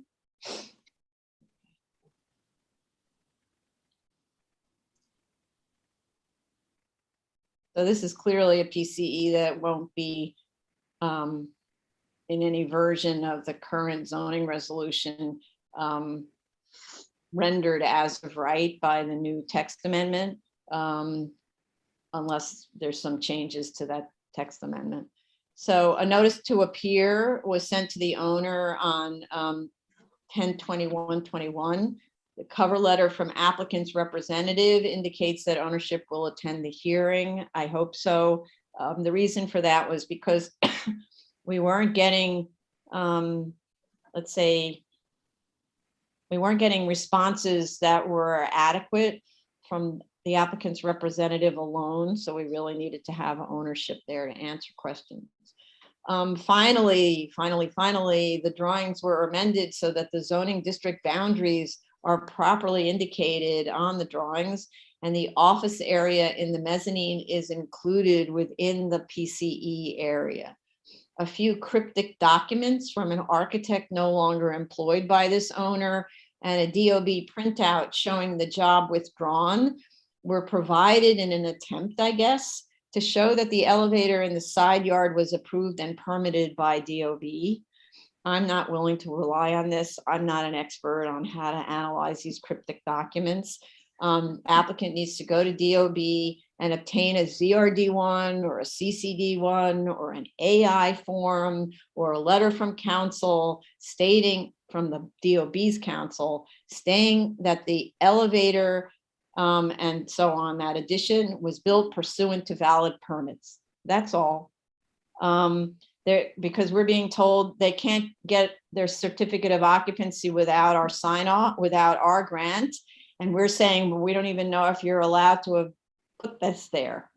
So, so we just need to know it was built pursuant to valid permits. A sad photo of the gate at the street leading to the side yard was provided, purporting to show graffiti painted over. Imagine this were your house and you want to eliminate the eyesore of the graffiti on your gate. Is that truly how you would do it? I mean, is it truly? So I just have to say, please do this over properly. Buy more than one can of spray paint, maybe even get a wider nozzle and repaint the entire piece of the gate, the entire thing. So it's all one uniform thing. Have a little respect for the neighborhood. That's all I can say about that. Applicant has in its cover letter requested we eliminate the condition of no parking on the side yard because the curb cut has been removed. I am okay with that, but the resolution, so this is note to our council, Neville, the resolution needs to make clear the reasoning behind removing this condition, since curb cuts and gates have been known to reappear. The statement of facts makes no mention of this request and instead notes the change in hours of operations. So we have inconsistent documents, making it much harder, if not impossible, for our council to draft the resolution because they'll have conflicting information. This often happens. So, which is why we tried to prevent this and get everything consistent. Okay, so please, applicant, make sure your statement of facts and your cover letter match. The fire department had strong objections to this application in a previous submission. In fact, it was last year as a result of their inspections conducted. So we will need fire department sign off prior to being able to close this application. But I reiterate, we will not close until we get confirmation from DOB that the elevator and a related addition was built pursuant to validly issued permits. And those are my comments. Vice Chair Shanda. Thank you. I have actually just two questions, and that really goes to the FDNY. In the submission, the applicant stated that that additional comments from FDNY are pending based on a site inspection. So I just want to know when that would be, if it has been conducted, and when and any insight FDNY can provide regarding that. That would be helpful. Thank you. So sorry, so when so they said an inspection will be forthcoming or took place, or you don't know? Forthcoming. So, Forthcoming. but since the application was submitted some time ago, I don't know if the forthcoming has happened or not. So I just wanted an update. Okay. And if so, when it is, and that also would be good to know so that we can keep track of the timeline. Mm. Okay, thanks. Commissioner Ali Brown. Aside from the photos of the graffiti cover up on the gate, I had no other comments.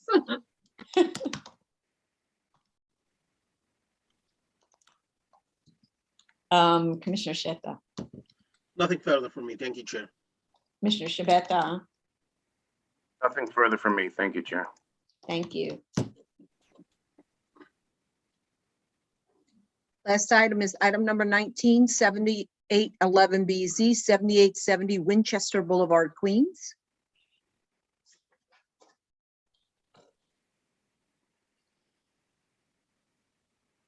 Okay, a timeline to complete construction was provided as requested. The extension is requested for 4 years, the maximum we can grant. The March 10th, 2015 resolution and approved plans for the GCL 36 waiver under calendar numbers 33-12A through 37-12A were provided as requested. There is reference in the conditions on that resolution to city planning approvals. Are there city planning approvals required? The timeline doesn't reference them. It treats it as if this is a simple application with no special requirements other than permits from DOB. So my first question is, why is there a reference to city planning approvals in the GCL resolution? Is it a mistake, or is it no longer the case, or whatever? Similarly, the conditions in the resolution for the subject extension includes an E designation for hazardous materials and also requires, quote, sign off of all applications filed with DOB and all other relevant agencies. So the first is the E designation and the site investigation that's needed when you have an E designation. Is that calculated into the timeline? It doesn't look like it. and what other relevant agencies are there that might be needing to approve? Does that fit into the timeline? For example, this was a conveyance either from or managed by the Dormitory Authority of the State of New York. Did they need to sign off?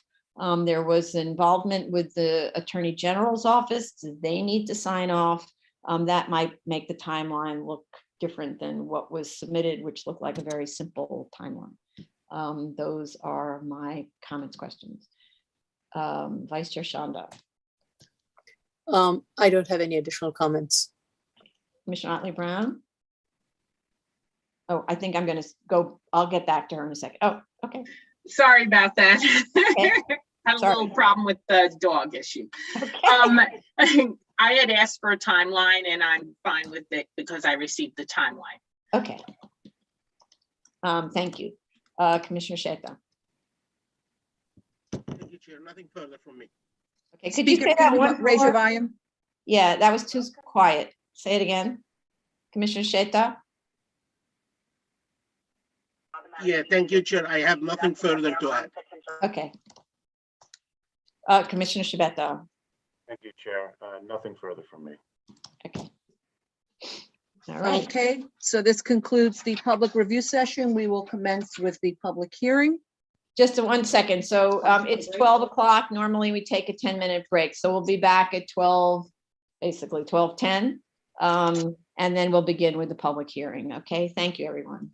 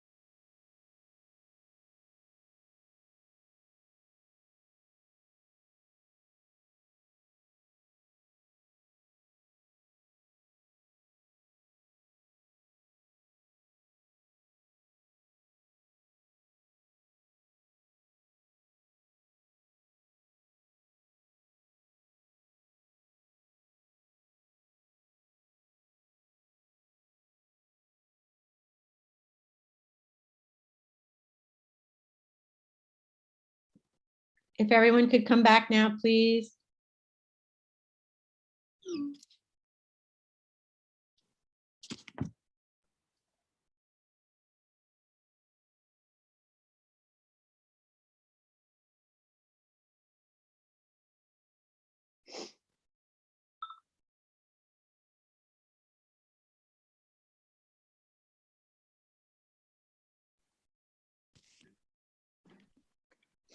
Okay, we have everyone. This one, we need to make sure everyone's back. Yeah. Yeah, okay. All right. Good afternoon. This is the Board of Standards and Appeals public hearing for February 7th, 2022. We will begin with the SOC calendar, continued hearing items. Item number 14, 2020-88 BZ, 315 Berry Street, Brooklyn.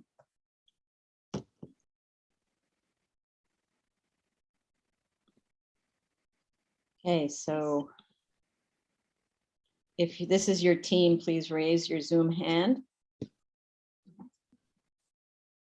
And this is only team members right now, okay? Public, please don't raise your hand until we go to the public, okay? Kevin Williams. Amanda Anati, Got Richard them. Lobel. There's other people with their hands up, but I want to make sure the people raising their hands right now can only be the project team, not general members of the public. So we'll just ask Richard to name the people who should be on, or Ms. Iannotti. Sure.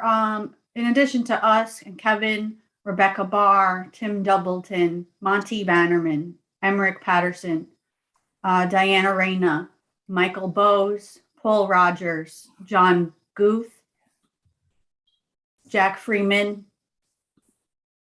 I think that's everyone. Okay. Have them all? Yeah, Emmerich Patterson is right? Yes. Okay. Okay. So everyone's in, so let's raise your right hand. Do you affirm to tell the truth, the whole truth, and nothing but the truth in your testimony before this board, and to respond honestly to board member questions? Mr. Rogers, you're part of the team? Yes, ma'am. Sorry about that. Okay. Mr. Bannerman? Yes. Okay. Okay, everybody say aye? Aye. Aye. Aye. Okay. Thank you. Proceed, Mr. Lobel. Thank you, Chair, Commissioners. Once again, Richard Lobel of Sheldon Lobel PC for the applicant, joined by Amanda Iannotti, as well as the applicant team. Commissioners, we had the benefit of listening to the board's executive session. As was reiterated by the Vice Chair at that executive session, what we are addressing here is a special permit. This is under 7314. The special permit has two findings.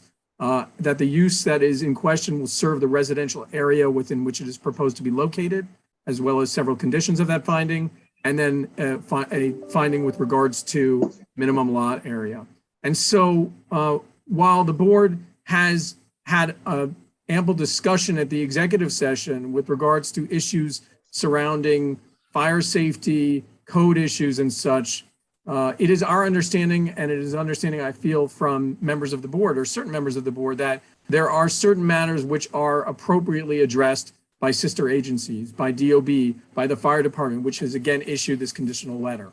So I think that for purposes of the hearing and as far as what we would present, we would allow our professionals to discuss some discrete matters within the purview of this special permit. And while we do indeed find that DOB's code review and the fire department's fire safety review have been complete here, and that the FDNY, although this special permit itself and the BESS system itself may be somewhat of a new system, and while this is somewhat of an issue of first impression, the fire department's research, review, and criteria that they set forth in review for fire safety systems regarding BESS systems is not in its infancy. The fire department is indeed in the United States one of the leading municipal fire departments with regards to review of such systems, and has proven so continually, and that information can be provided on the record. With regards to that though, and with regards to the board's purview, We understand the comments, particularly those that were made by Commissioner Otley Brown with regards to 7314, the text thereof, and the fact that the board may prescribe appropriate conditions or safeguards to minimize adverse effects on the character of the surrounding area. And so particularly with regards to fire safety as it addresses residents, not merely aside these systems, but also below the roof, we would be happy to have our professionals address some of those issues, frame the conversation, understanding that we would supplement the record and provide additional information with regards to this discrete point. We also understand that the fire department will be speaking and has representatives here, but we would ask that at a minimum that Rebecca Barr, I know, is on the call, address some of the issues that were raised with regards to the rooftop and below and how we are ensuring safety of the residents.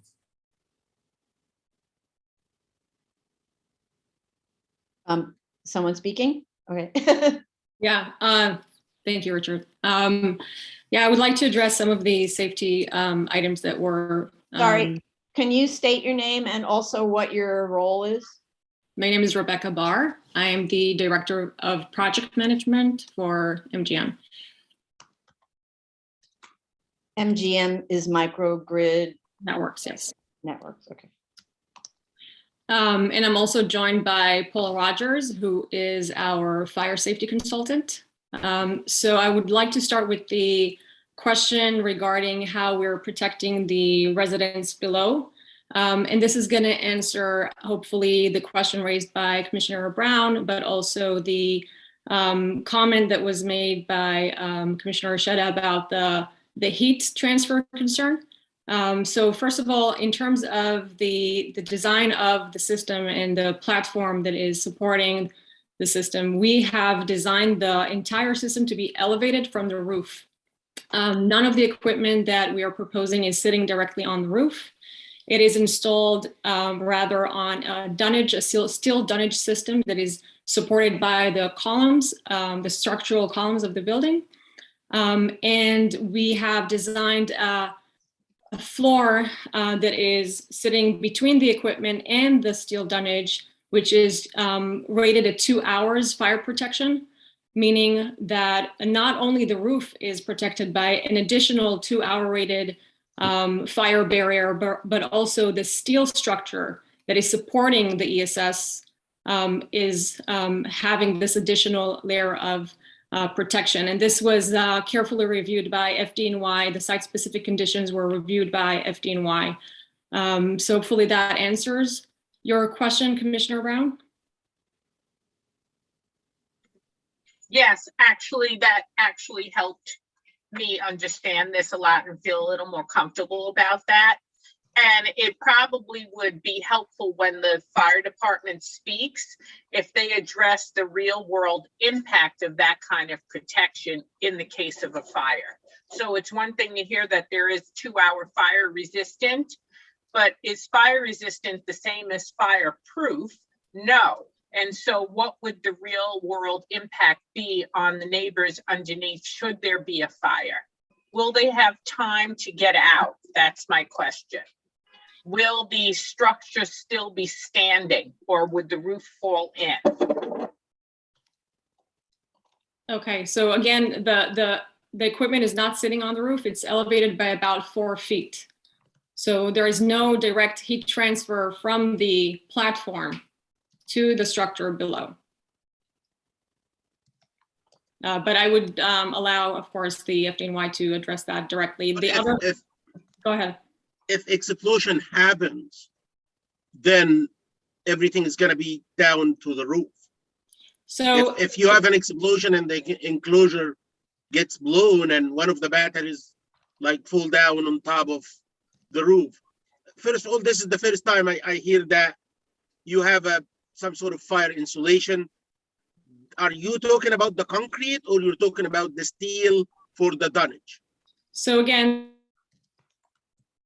plans, we are proposing that the entire system is sitting on a steel dunnage, but the steel dunnage itself is also equipped with 2-hour fire. Wait, Ms. Barr, So you're the breaking steel up. and the roof. Sorry, Ms. Barr, you have to back up 2 sentences because you were all broken up there. No And problem. again, the steel dunnage, The steel dunnage is protected by a 2-hour flooring system. So there is a protection of 2 hours fire rated flooring between the roof and the steel platform. So both of them are protected by another layer of fire rated flooring. But you're not talking about protection for the concrete roof from the top. The concrete there is a barrier between the concrete and the ESS system. And I just want to explain in terms of the deflagration panels. The deflagration panels are unique. Slow down. Slow Yeah. down. You broke up, so I'm not sure we heard the whole sentence. You said there's a barrier between the what and the what? There is a barrier between the roof, the concrete, and the ESS. Between the roof, the concrete, which is what? The concrete of the roof, that's, The concrete roof, okay. and between the concrete roof and the ESS, there is a 2-hour fire rated barrier.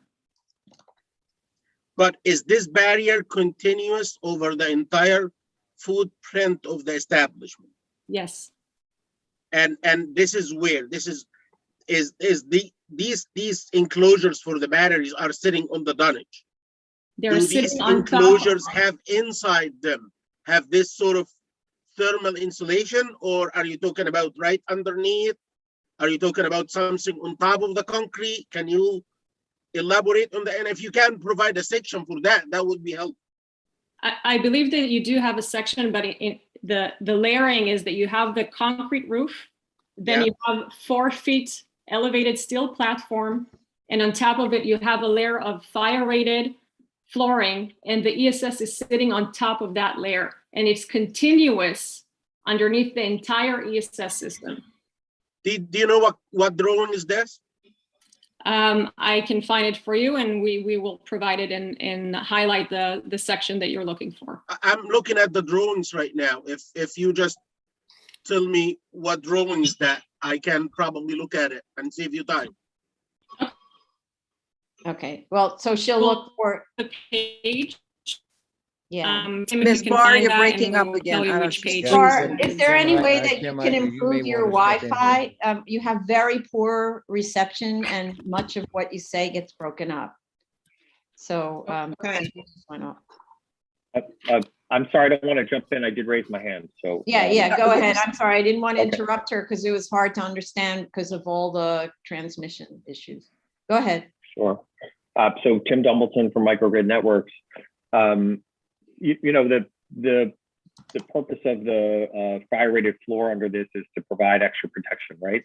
The floor of all of the roof slab of the building is an 8-inch slab at minimum. So it's actually, able to provide all the fire protection for the residents below it by itself. And what we've done is added another layer, which is underneath all of the energy storage equipment, which will provide a double layer. So it's really a belt and suspenders approach. But can you, Clear? no, so can you say that, so we talked, so independent of the 8-inch concrete slab that's part of the existing roof, can Correct. you say exactly where the 2-hour separation is located? Is it sitting on top of the dunnage or underneath, right on the roof? So the dunnage is steel dunnage, and Right. the dunnage it there's the major girders, and then there are the kind of minor structural elements in between that. And that flooring is a sandwich. It's not just that the equipment sits on dunnage and that water would fall through it. There's actually a floor, and the floor under all the batteries has a 2-hour rating. So the 2-hour separation sits on top of the dunnage. There is no 2-hour, another one on top of the roof itself. When I say the roof, Correct. I mean the concrete. Right. When I say the floor, I'm talking, the dunnage is encompassed in a platform that has the rating. So Okay. it's not that it sits on top of the dunnage. The dunnage is subsumed in this 2-hour rated floor, an elevated floor. And then below that, there is the actual roof slab of the building. The building is an entirely non-combustible concrete building. Okay. Commissioner Commissioner Shea, Shea, you're not clear. Can you? you're not clear. You have to go closer and maybe speak a little slower. I don't know why we're having so much trouble today. Is that better?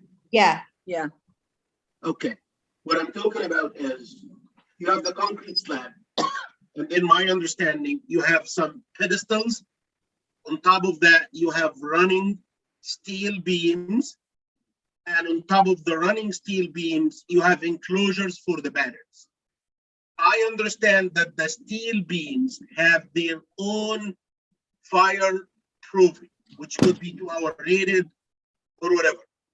And probably inside the enclosures, at the flooring of these enclosures, you have an insulation, fire insulation, right No. underneath the battery. Tim, could you go through the process? Yeah, again, that's please? not correct, sir.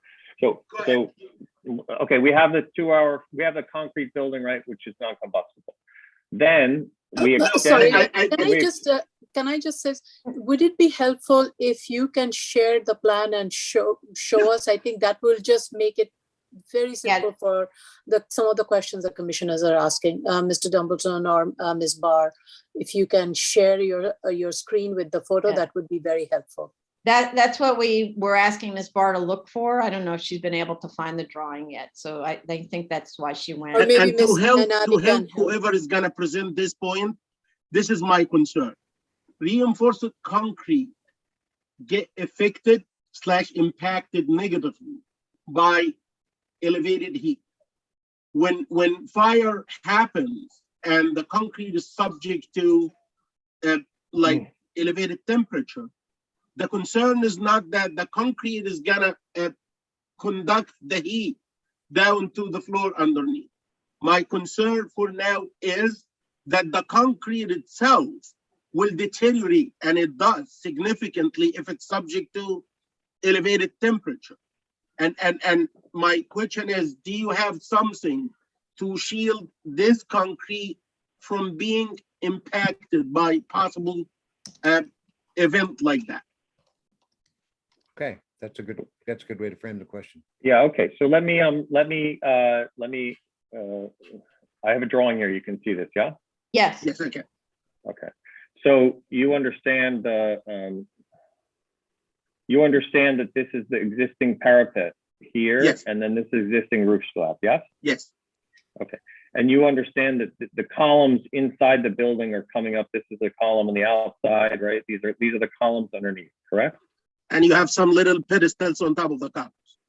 Well, they're extension of concrete columns. So there's a Yes. 2-hour rating along this horizontal area, correct? This is actually an 8-inch concrete slab, so it's actually more than a 2-hour rating.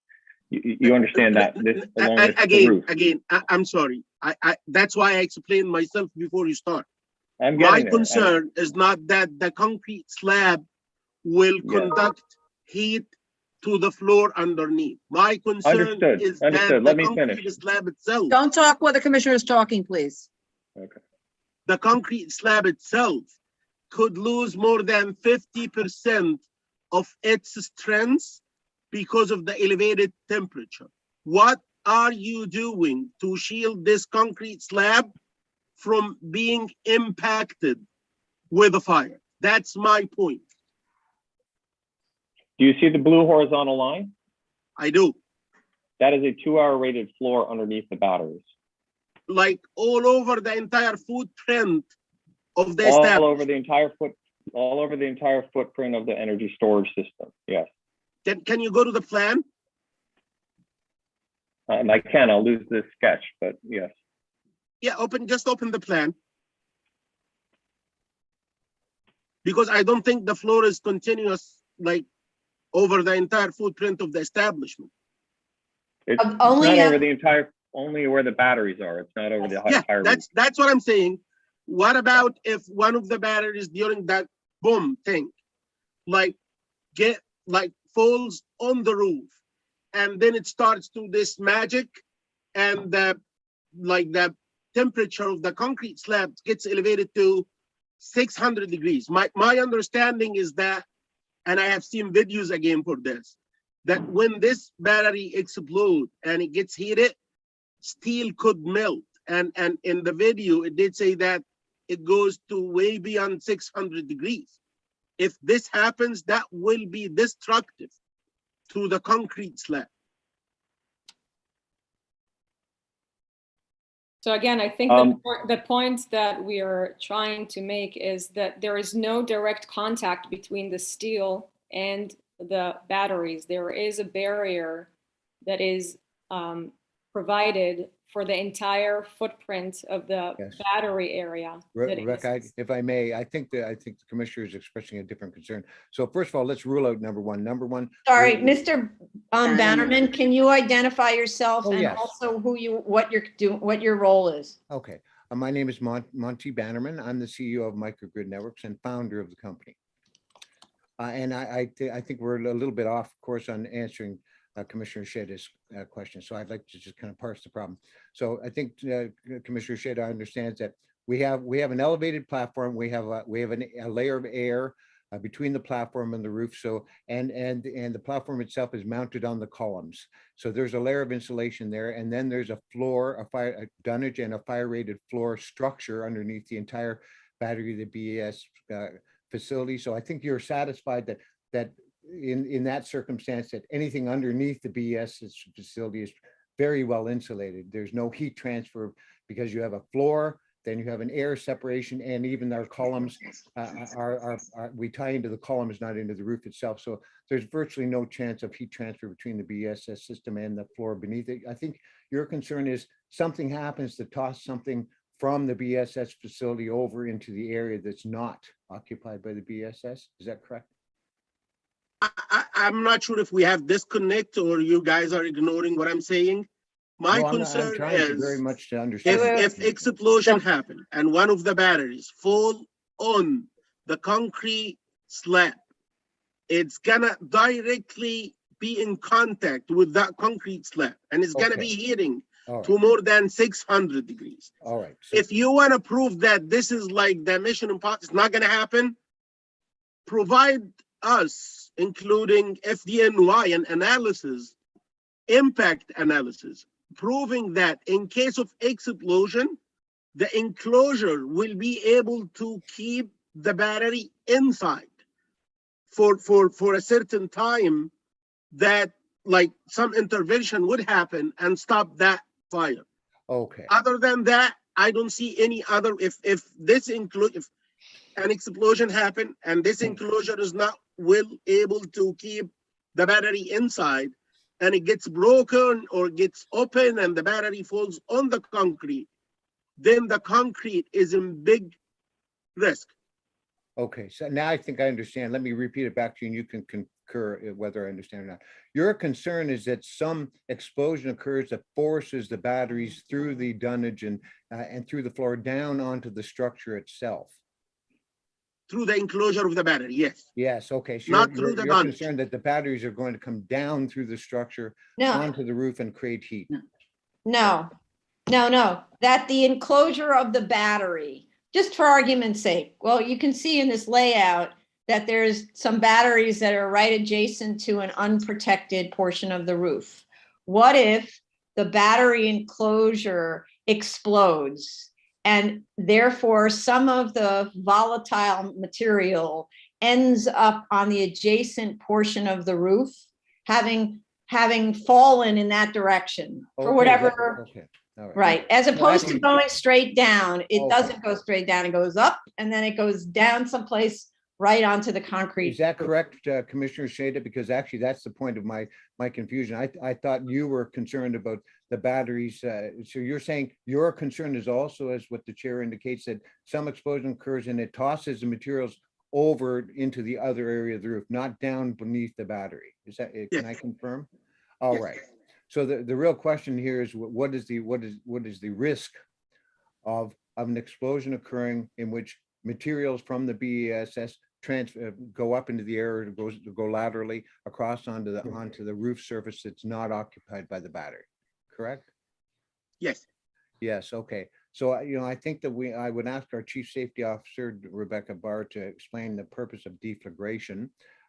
because that is really the purpose of all these systems, is to prevent an explosion of any kind, and then and so to head it off. So I think it's important to understand the purpose of these systems. So Rebecca, would you like to explain? And then of course the experts at FDNY are, as we indicate, among the best authorities in the world to opine on this. So I'd like to ask our person to respond to this, and then of course defer to FDNY on their opinion of the risk, those risks. Thank you, Monty. So what Monty is saying is correct. This is the fact that we are here providing deflagration panel is specifically to comply with a unique FDNY requirement for explosion mitigation. This means that the panels are designed, like Commissioner Shibeta was saying, to relieve pressure and prevent the container or the enclosure from exploding. If there is any pressure buildup, the mechanical deflagration panels open, and the whole purpose of providing or FDNY asking for this additional layer of safety mechanism is to prevent exactly what you are suggesting, Commissioner Sheda.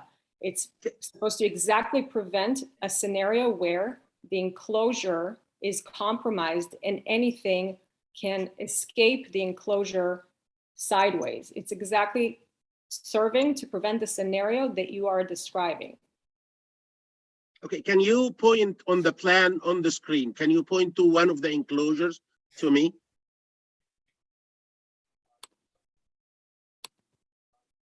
So these are batteries here.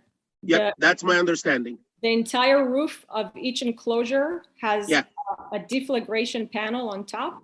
Yes. And the purpose of the deflagration panel is to allow pressure of gases to escape. It doesn't mean that objects are going to be released through the deflagration panel, because it's a panel that is serving as explosion mitigation only. It's going to prevent an explosion. And when you say open, what do you mean by the word? Does it open entirely? Does it have something like a relief valve? What do you mean by open here? It lifts entirely and is tethered to the enclosure. So it opens entirely. So if it opens entirely, what can guarantee that contents will not be spilled out? The content that is released when a deflagration panel opens are gases only. There is no content to be released because it's preventing an event of explosion. So there are not enough forces at that point. The gas buildup that you're going to have in the container at the point in which deflagration panels will open are way lower than a level of pressure of gases that would generate an explosion. So this is a safety mechanism that is preventing the enclosure from ever reaching a point where you're going to have pressure that is going to be sufficient to generate an explosion, which in your scenario, if we had that situation, could result in an explosion that may release or push physical objects in the enclosure. But this is exactly why the FDNY is so strict and is asking us to provide something that is not required anywhere else in the nation. It's a unique requirement for New York City to prevent exactly what you are suggesting. So you're saying that these panels do not have side doors, or these enclosures do not have side doors? They have maintenance doors that are locked and are not going to open before the deflagration panels are going to be released. It's mechanically designed to open at a very low pressure point of gases to prevent stronger forces of explosion from ever happening. Okay, if the FDNY did look into this, and they can affirm that what is just said is accurate, and no contents it will be spilled outside, meaning that no direct fire will be in contact with the concrete slab, I would pass on this point. I do have a question though. Is there do we have an expansion rating on these panels? What's that mean? So I'm concerned that, my concern is sometimes when things get hot, when it's warmer outside, things move. Things expand and contrast. Oh, sure. Water freezes on top of panels. That may, in a way, stop when the pressure builds up. This may be a hindrance to this panel lifting up Yeah, and so releasing the gas. yeah, so specifically, and this is again because of FDNY's strict requirement for testing and deflagration design calculations, we have also provided the FDNY with additional field testing of the deflagration panels that also showed that these panels are capable of opening even if you have 30 inches of snow on top of them. So we did look at various conditions and made sure that the panels are going to be functional even in extreme weather conditions. These tests are conducted by. Sorry, you can't speak at the same time as each other, one at a time. So extreme heat included, it's not going to expand in a way that's going to seal it onto the rest of the box. Yeah, the testing of the deflagration panels was provided to FDNY. They specifically asked us to provide additional information on the deflagration panel, and they have looked at all the testing data. If I might add, that testing was conducted by underwriter laboratories under very strict national standards and by experts in the field. So these are the best tests that the nation can provide. Thank you very much. And these enclosures are fire rated from the bottom, the floor, and from the side. They are not gonna melt, nothing, 100%. No content, like burning content, will be spilled out of this enclosure for at least 2 hours. Is that correct? The enclosures are not designed to be fire rated. They are actually open to the elements. They have venting that is open on the front of the container. They're not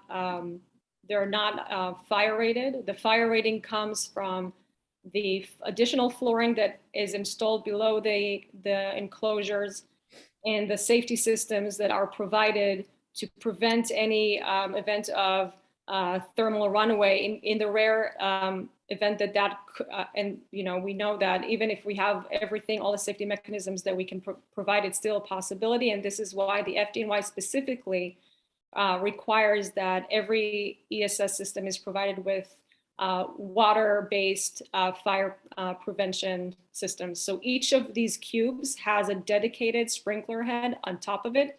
And the water is also designed to contain or reduce any type of heat event if that actually occurs. And can I ask a question about that, this water-based fire protection system?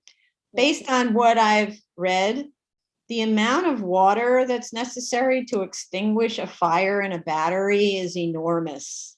Yeah. Has this been actually tested? Like, how long in your field in the testing system has it taken to extinguish a fire in one of these? And how much water is used and where does the water go? Thank you.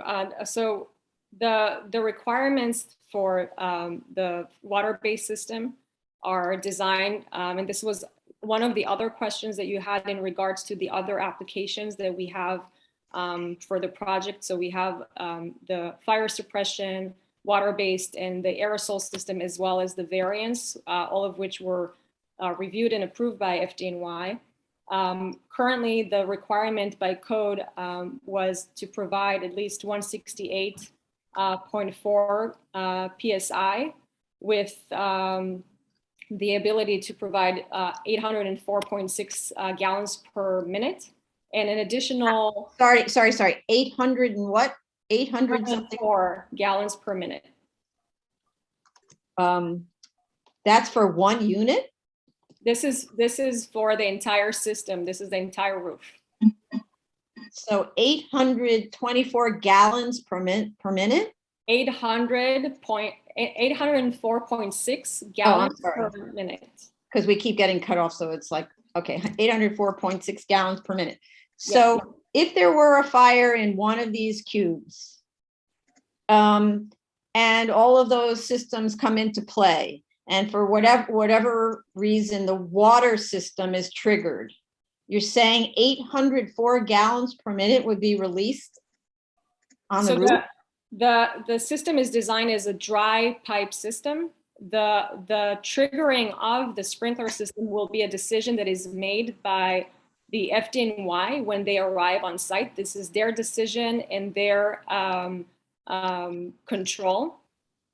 And in addition to the sprinkler system, we're also providing the ability to support additional 500 gallons per minute hose allowance per pumper truck. So this is something that the commander that is assigned to the incident will have full control of. Right, but so that's again, I'm going back. So it's a dry sprinkler system, therefore using some sort of chemical. Is that? No. It's No, a dry. it has water in it, but just not all the time. No, it's not pressurized. Right, It's- okay. Yeah. So, Can no, let me just finish my question. Yeah, So go ahead. have some chemical approaches. Fire department arrives on the scene. That's the concept. And of course, we're going to ask fire department, but you're the engineers who are kind of responding to fire department. So fire department arrives on the scene. The chemical system isn't doing the job. So they have the option to either release the water system that is 804.6 gallons per minute, if I understand this correctly, and to which they can add another 500 gallons per minute from hoses. Is that correct? So they have a few safety options when they arrive to the scene. First of all, they have the system-wide e-stop that will take the entire system offline and disconnect it from power. They have the ability to decide on site if they're going to use their trucks or our sprinkler system. They have 4 dedicated landing areas from each side of the building, which allows them to get to the roof. And if they want to use other water systems, they can do that from their pumper trucks. So that's an option.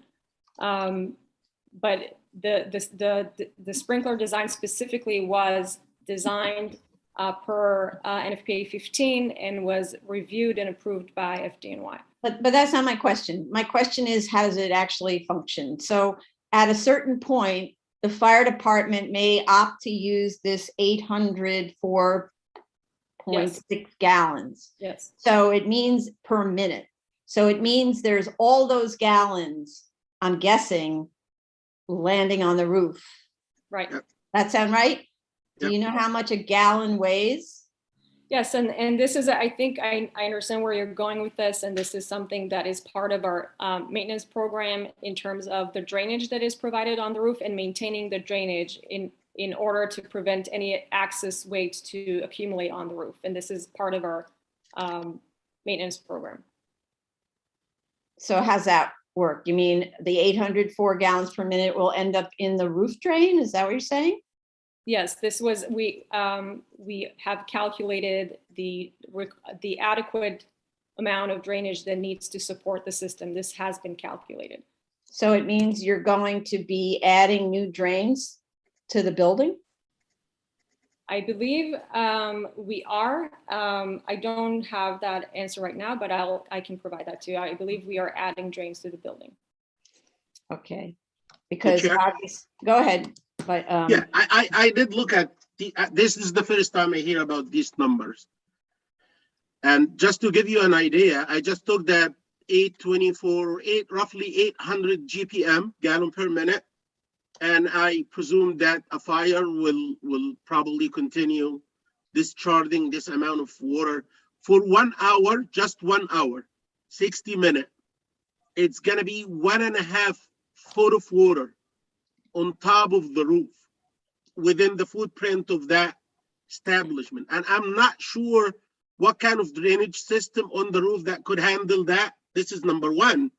And number two, I'm not sure whether there is going to be any treatment for the slope, that pitching of that roof to direct this huge amount of flow towards floor drains or exit drains.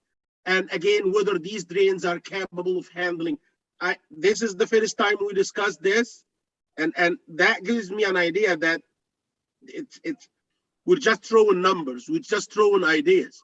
So I believe No, somebody need to take a look at this like very careful, because if someone goes on that roof and discharge this amount of water, I would say this probably is going to be more risky than the fire itself.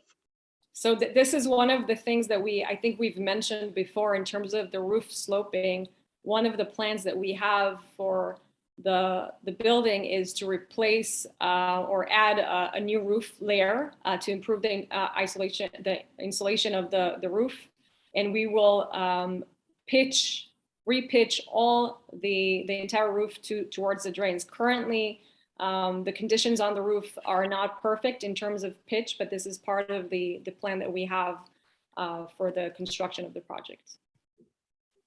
I haven't seen this in the structural calcs as an additional load, because if you're gonna need to add blending concrete to make sure that these slopes are pitching towards specific points, you're gonna need to add some thicknesses of concrete at some locations. It's not an additional concrete layer. That's not the plan. We're not using any additional concrete on the roof. What is it? Tim, can you add information towards that? Insulation, it's pitched insulation. It's on all the time. Insulation is not It's foam. It's a not material like- that Foam could insulation, so it's make the water go somewhere and doesn't go somewhere else. you put the roof slope on top of insulation, which is taper, right? So the insulation's taper, and then you put the waterproofing on top of it. But the waterproofing by itself, the thickness of the waterproofing itself is not sufficient. Let's say you have a roof that's like low at the center by 2 inches, and you wanna reverse this to make sure that you direct the water towards the perimeter. So you're gonna need to put, if you're gonna impose, let's say 2 inches slope between the center and the edges, then the resolution to this is to add 4 inches of something at the center and nothing at the edges to reverse that slope, instead of it's like that, to make it like that. We're not talking about reversing the slope. And you cannot reverse a slope using waterproofing. You only can reverse that slope using material that has thickness. And I'm not sure what kind of material is this.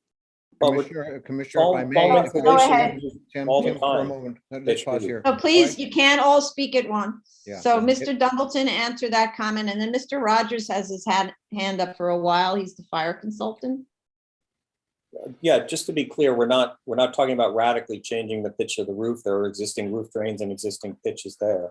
There's always, in an old roof, there's always parts that need a little bit of correction, but foam and tapered foam sheets are used all the time. We're not reversing the pitch. We are adding insulation to increase the thermal value of the roof. There's no insulation on the roof today, so we're making it better, and we're also going to improve the pitch with it. And insulation is thickness, and it's used all the time to pitch roofs. Okay, Mr. Rogers, go ahead. Hey, Paul Rogers from Energy Safety Response Group. Thank you. I want to make a couple of clarifications, if it's okay with the committee. First of all, I want to just make sure I clarify what we mean by deflagration venting. All right, so everyone knows that. And a good analogy would be similar to a pressure relief device for a cylinder that has some sort of flammable gas that may be inside of it. What happens is it relieves that pressure so they keep the integrity of this cylinder from a catastrophic failure. Same applies with deflagration venting. It's a weak seam that's on top. In the event that there was any pressure built up, that would go through that weak seam and actually would keep the integrity of the enclosure intact. That's the whole reason behind it. It's done by a standard called NFPA 68, which is well known in the industry. That standard is there's a lot of calculations that get involved on how much surface area is needed in order to absorb that actual deflagration or explosion. to make sure that the integrity of the system or the enclosure does not fail. The next thing I want to address is the water demand that we mentioned before. My colleague Rebecca Barr had mentioned that 804 gallons per minute. That would be only if the full system was charged. That would mean every sprinkler system would have to be going off at the exact same time. Each sprinkler head puts out 0.5 gallons per minute per square foot. The intent is not to have the full system going all at the same time. It's really a directed one right on the actual system itself, that we get the water on the exterior of the system, so it would limit any type of heat transferred to the adjoining energy storage cubes, or in this case, it's a fluence cube, to make sure there is no propagation from enclosure to enclosure. I just wanted to make those clarifications so you have a better understanding of how that is laid out. Okay, thank you. Thank you. I'm going to put your hand down.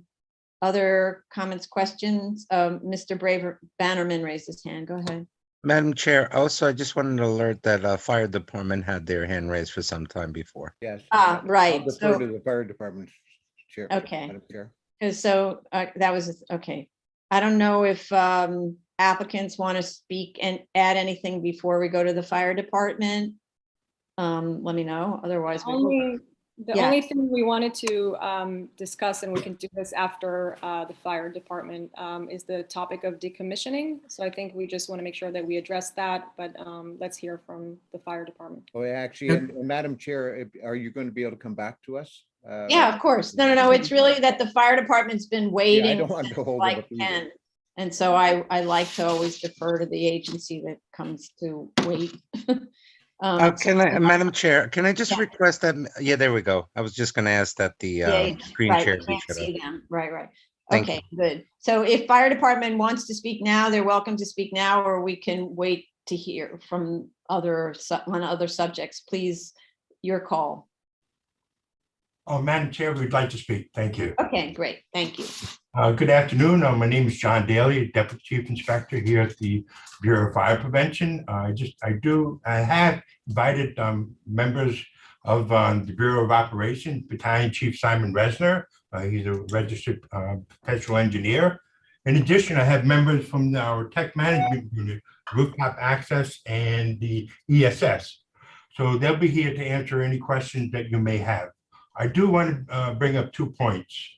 We talked about Ms. Barr talked about the water spray system. It's a dry system, and the standpipe also dry. Please remember that these systems will get water in when the fire engines show up. So we'll need a minimum of 2 engines hooking up into the connection for the water spray system and for the standpipe system. I also wanted to bring up, regarding this list of that was submitted, Vice Chair Chanda had mentioned. Now, I do have that list of other ESS systems here in New York City, and I'm currently reviewing our records. The Bureau of Fire Prevention has issued letters of no objection for these systems, but they're incomplete. I found that some of them, the applications have been disapproved by the building department, but they have been installed. In one case, at 1515 Richmond Terrace, the system supposedly is operational. As a condition of the letter of no objection, they were supposed to notify the Borough Command in Staten Island that the system was operational. Borough Command was supposed to notify First Due Engine to go to the site to do a safety check. That was never performed. Also, the part of the letter of no objection, they were supposed to contact our hazmat unit to prepare a standard operating procedure to how to take out these battery systems when they become, if they catch fire or they're damaged or if the place is decommissioned. We have not received it. That's only in one instance. So it's going to take me a little time to review all these other locations. We are going to be visiting them. I know the TWA hotel was not reviewed by the fire department. In addition to, Another location, the kind that is in Howard Beach at 7904 151st Avenue, no filings were ever received by the Bureau of Fire Prevention. So we still have an open end on this list of current ESS systems. Now I'd like to introduce Battalion Chief Simon Resner. He's going to talk from an operations point perspective. And again, if you do have any questions regarding rooftop access or the ESS, I have members from our tech management unit here to answer those questions. Thank you. Thank you. Go ahead, Chief Resner.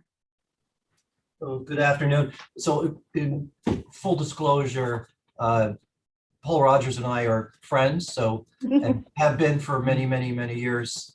Just want to get that out in front so that there's no being upset that didn't disclose that connection.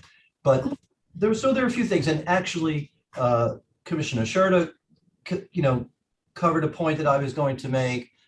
Commissioner Otley Brown covered some points that I was going to make, and there have been some questions that I had that have been answered. But to start with, just the applications themselves have been different depending on who within fire prevention has received them. So the energy storage system unit got one set of plans, the rooftop access got another set of plans. So in terms of doing a good evaluation, we need a single set of plans that are coordinated, and that way we can give you a better, a more comprehensive reply before we make any judgments at all.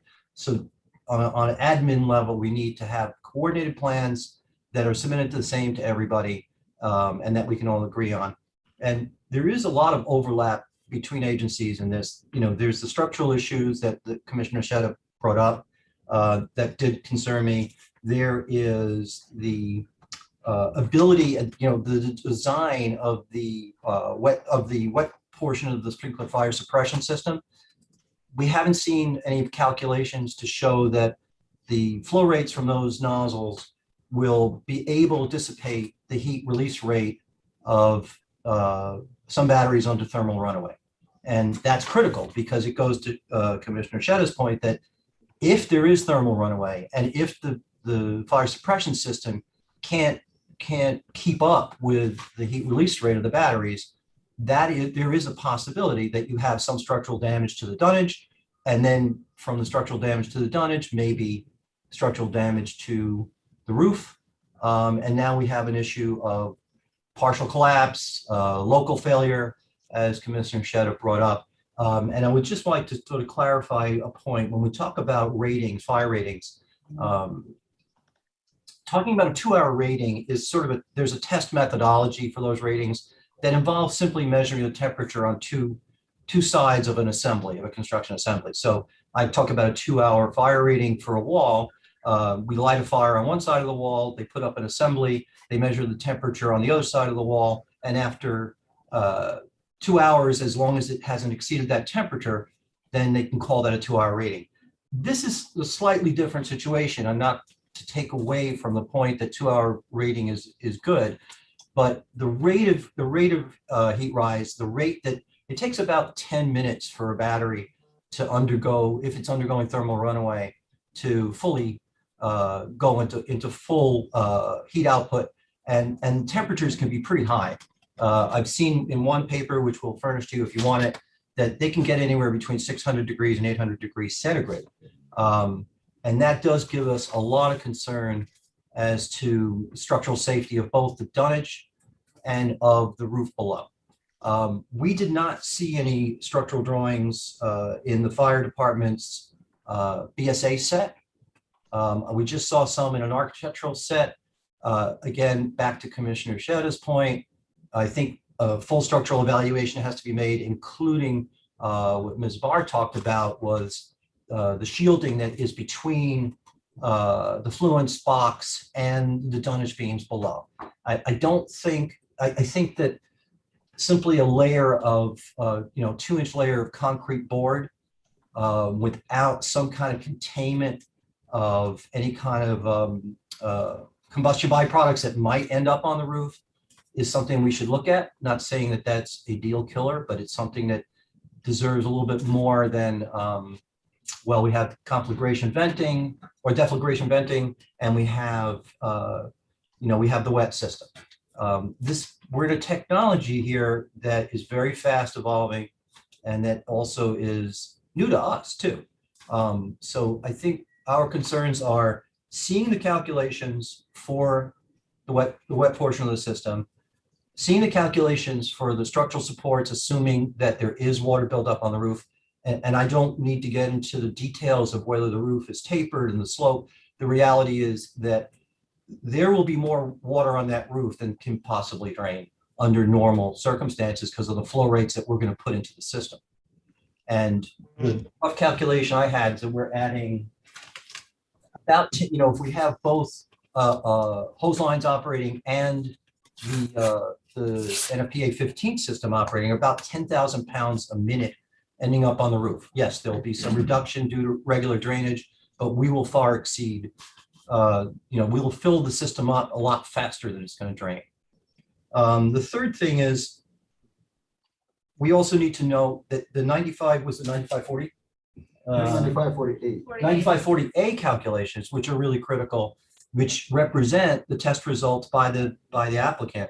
We don't have those. So there's a combination of sort of an incomplete filing, as well as having some more detail on these various components I've talked about.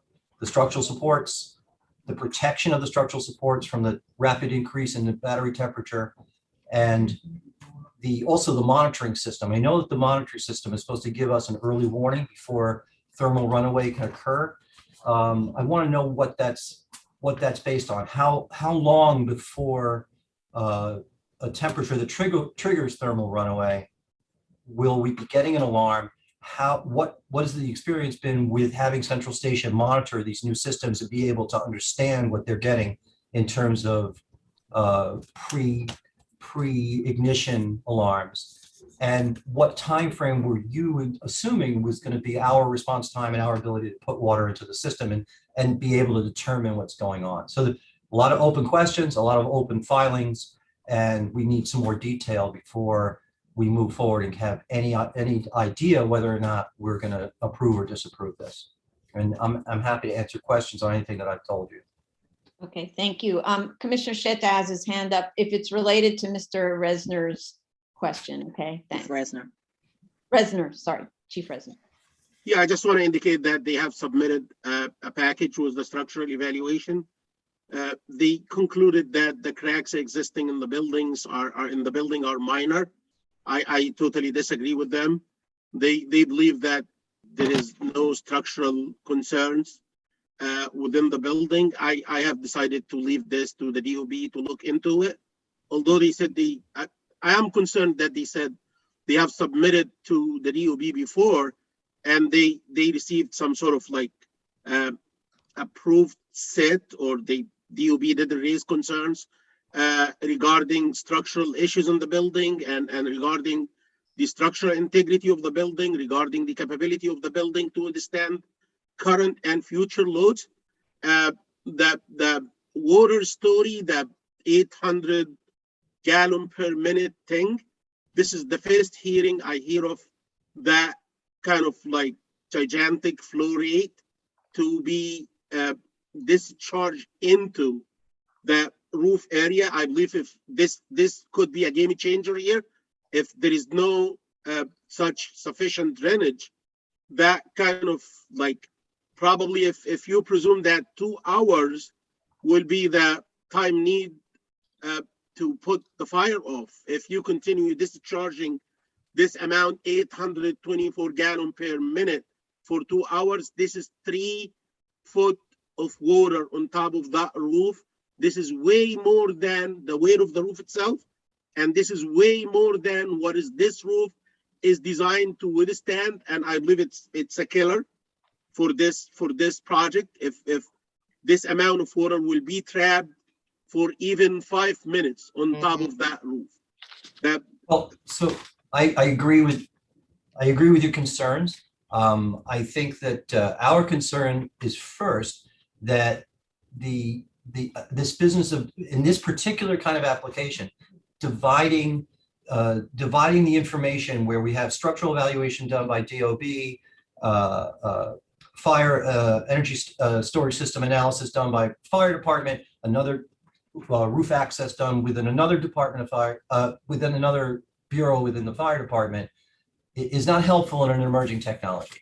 That needs to be coordinated. So if structural calculations were submitted to DOB, whether or not Commissioner Sheta believes that they are adequate or inadequate, we haven't seen any. And I also agree with Commissioner Sheta that I don't think that, DOB is going to look at the roof structure, if they look at it at all, and not just ask that the design professional verify it. But if they look at it at all, they don't know fire operations are not going to include water weight in their determination, if at all. And maybe the design professional is not able to, because he doesn't or she doesn't know what our design flow rates are. But if the applicant is saying that this is what the flow rate is required for the nozzles and for the hose line operation, then the applicant should show an analysis of the existing roof structure and whether it's capable. And I agree with the commissioner. If there's 2.5 feet of water on this 8-inch slab that's probably 70 years old, it wasn't designed for that load. But I don't want to steal that determination from the applicant. Let the applicant show that they have some sufficient structural strength to handle that kind of loading. The concerning thing here, and I want to us, and I'm saying us intentionally, us. We're talking about public safety here. We're not. I know that the owner want to push this project forward. We want to do it too if it's in the interest of the public. But if it's not, I'm gonna whatever it take to stop it and not let it go. I haven't seen this kind of evaluation for water in, water out. Difference is time is, this is the accumulation. Okay, we got 2 feet of water on top of this roof. It's gonna take it, we're good. It's not gonna take it, it's not good. I haven't seen this kind of analysis from the structural team that were involved in this. I have begged them to look at the cracks and consider their width, look at the concrete slender strengths, look at all these structural things. But this, again, this is the first hearing. I'm listening to a number that describes how much water will be in. And even though till now, I'm not sure what kind of drainage facility is there and what is the drainage rate. And then by like some sort of estimating game, you can evaluate how much water you get on top of this slab. And this is a major component that need to be taken into consideration when looking at, when evaluating the structural ability of this roof to handle the intended loads. And this has not been looked at. I'm scared how this thing was ignored or just fell between the cracks. We need to pay attention here. And again, I'm talking to all of us as a team. We're not, yes, we're BSA, you're the applicant, but at the end of the day, we all look for something to be intact and beneficial to the public. Okay, thank you.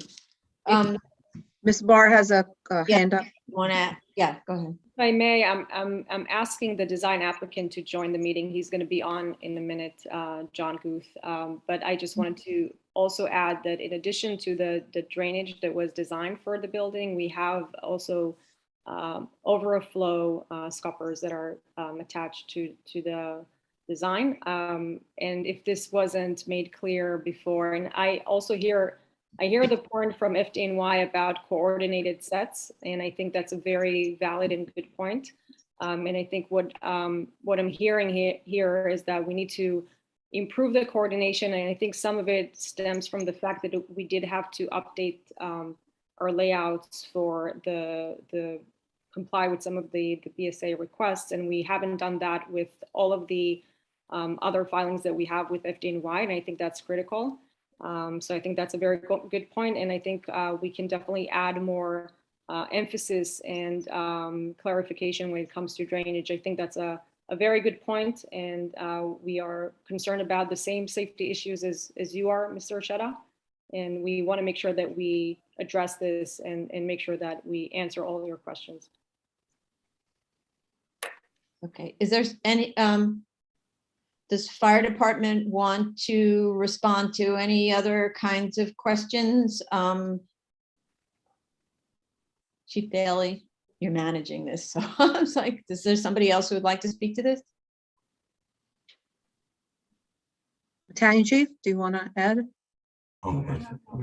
So I just wanted to basically to reiterate that we need detailed structural calculations, even though you're going to present this to DOB. That is DOB's purview to review that, but because there's so much that is involved with our fire operations, we want to make sure that the design applicant takes that into consideration. And I think Paul will be able to direct them into what we're looking for. I think that Commissioner Shetta's point is important, that ideally we would get a core sample off that roof. We would test, the building is probably how old? Approximately 70 years old, I believe. Designed to a different code.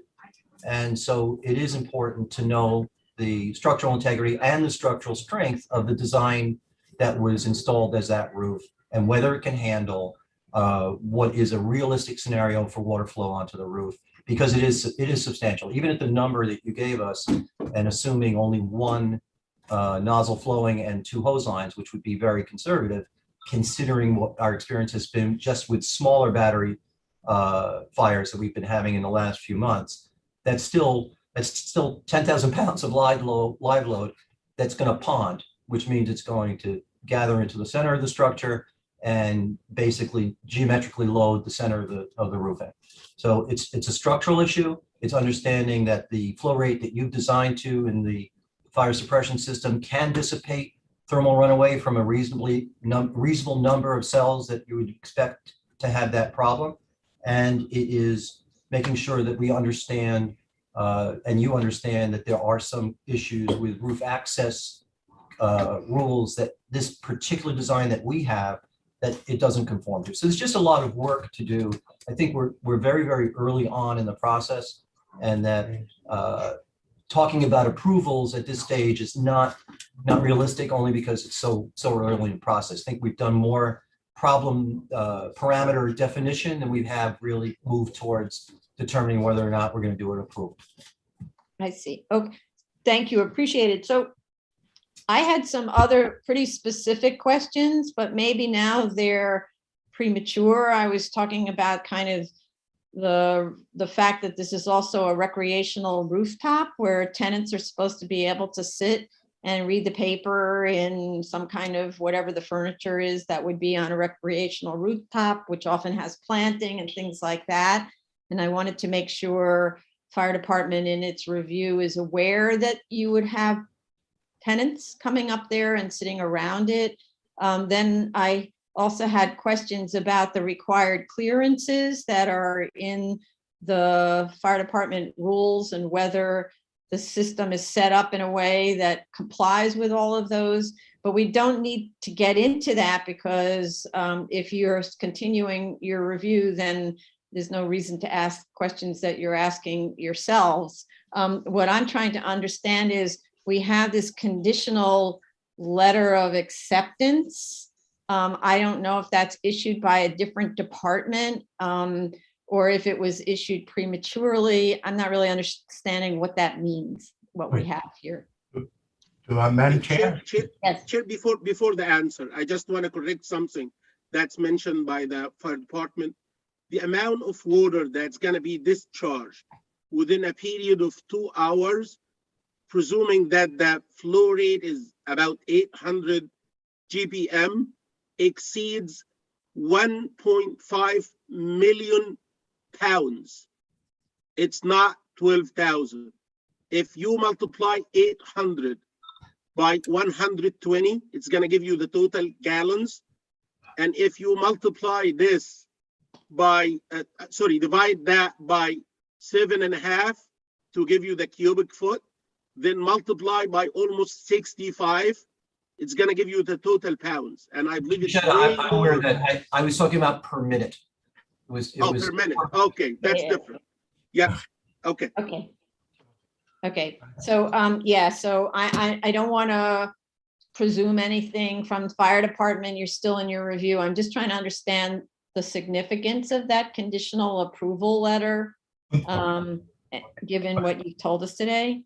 Yeah, so the letter that was issued by the Bureau of Tech Management, Bureau of Fire Prevention Tech Management, it's a certificate of acceptance with over 39 conditions. So, and this certificate of acceptance can be withdrawn at any time if the applicants, the owner, or the developer do not meet these conditions.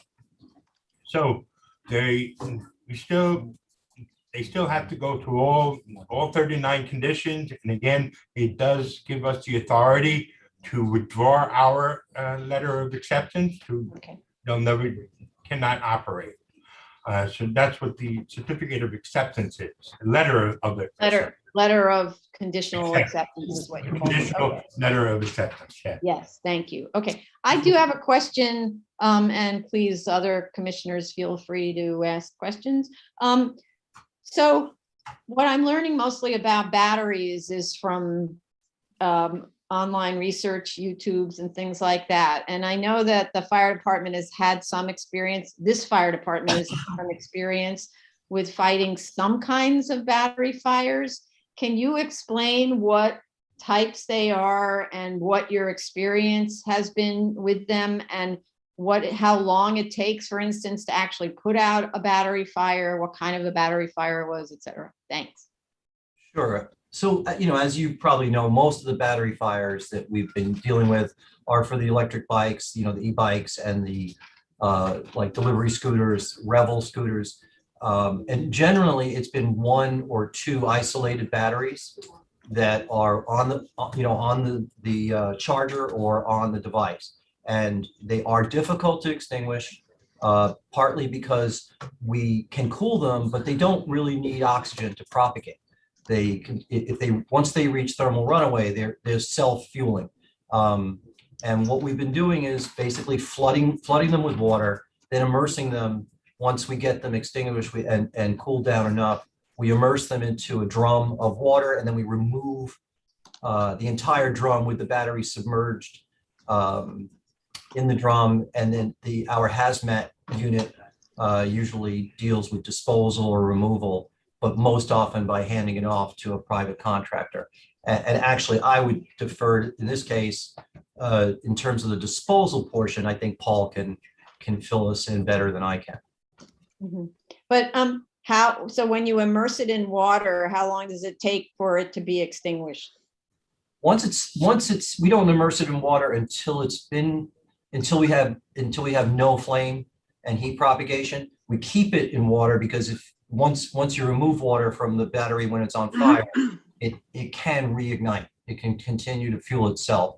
So we keep it immersed in water to keep the temperature below the thermal runaway, temperature and the ignition temperature.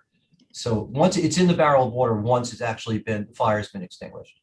Okay, so so in a situation, have you ever worked on one of these in battery energy storage systems? Nothing that is of this scale, but like, for instance, I know that for people who put solar collectors on their houses, there's often a battery backup system. Have you had any experience with that, or fellow firefighters talking to you about it from other cities? Well, I haven't talked to anybody in other cities. The difference, though, is that the few battery backup systems that people have, they're not many. They're lead acid batteries, which is similar to the kind that are in automobiles. We don't have the thermal runaway potential with that. I mean, there's other hazards, but they're not self-propagating the way a lithium-ion iron sulfate battery is. I see. Okay. So other than the scooters or the e-bikes, you haven't had direct experience with a fire from one of these energy storage systems? We have not.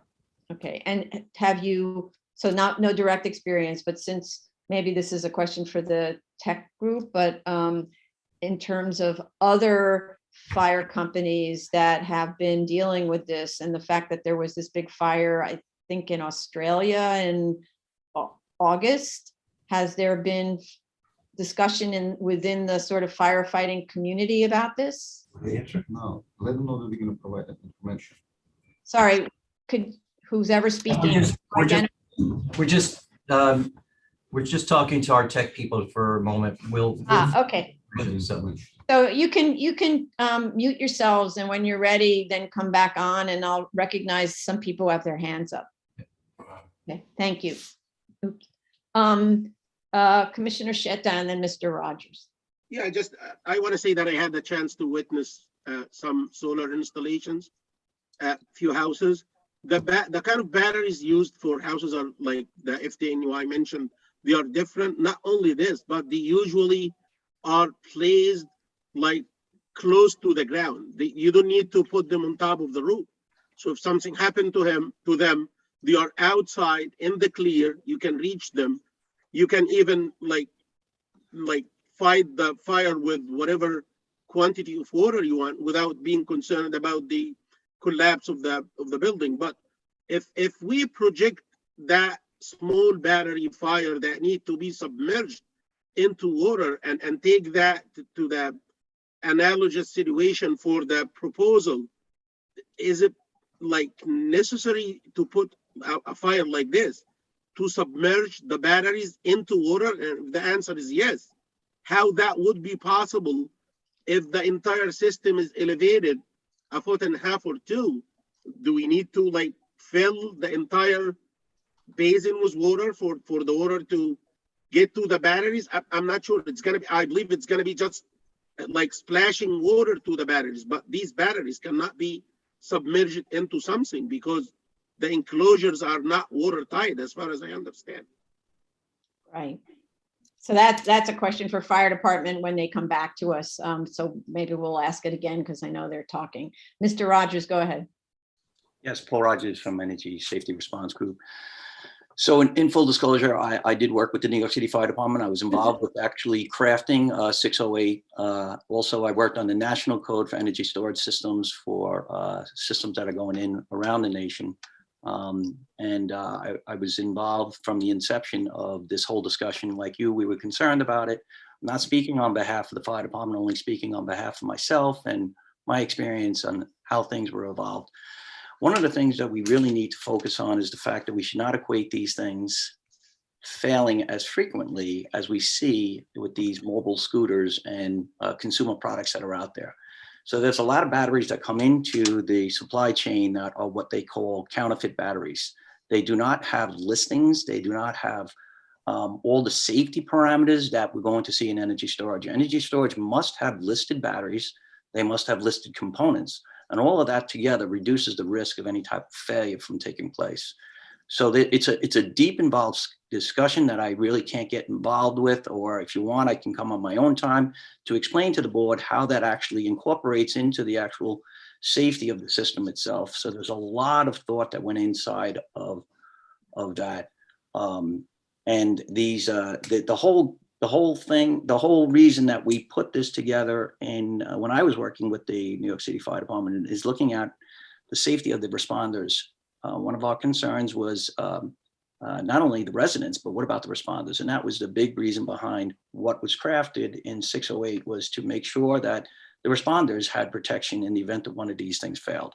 And if they had engineering devices inside there where we can actually stop it prior to the fire department actually showing up. And if not, then the fire department would use a defensive tactic in order to handle these things. We didn't want to go near them because of the fact that there was always that concern of explosion. So what they did is they actually managed the explosion through deflagration venting and NFPA 68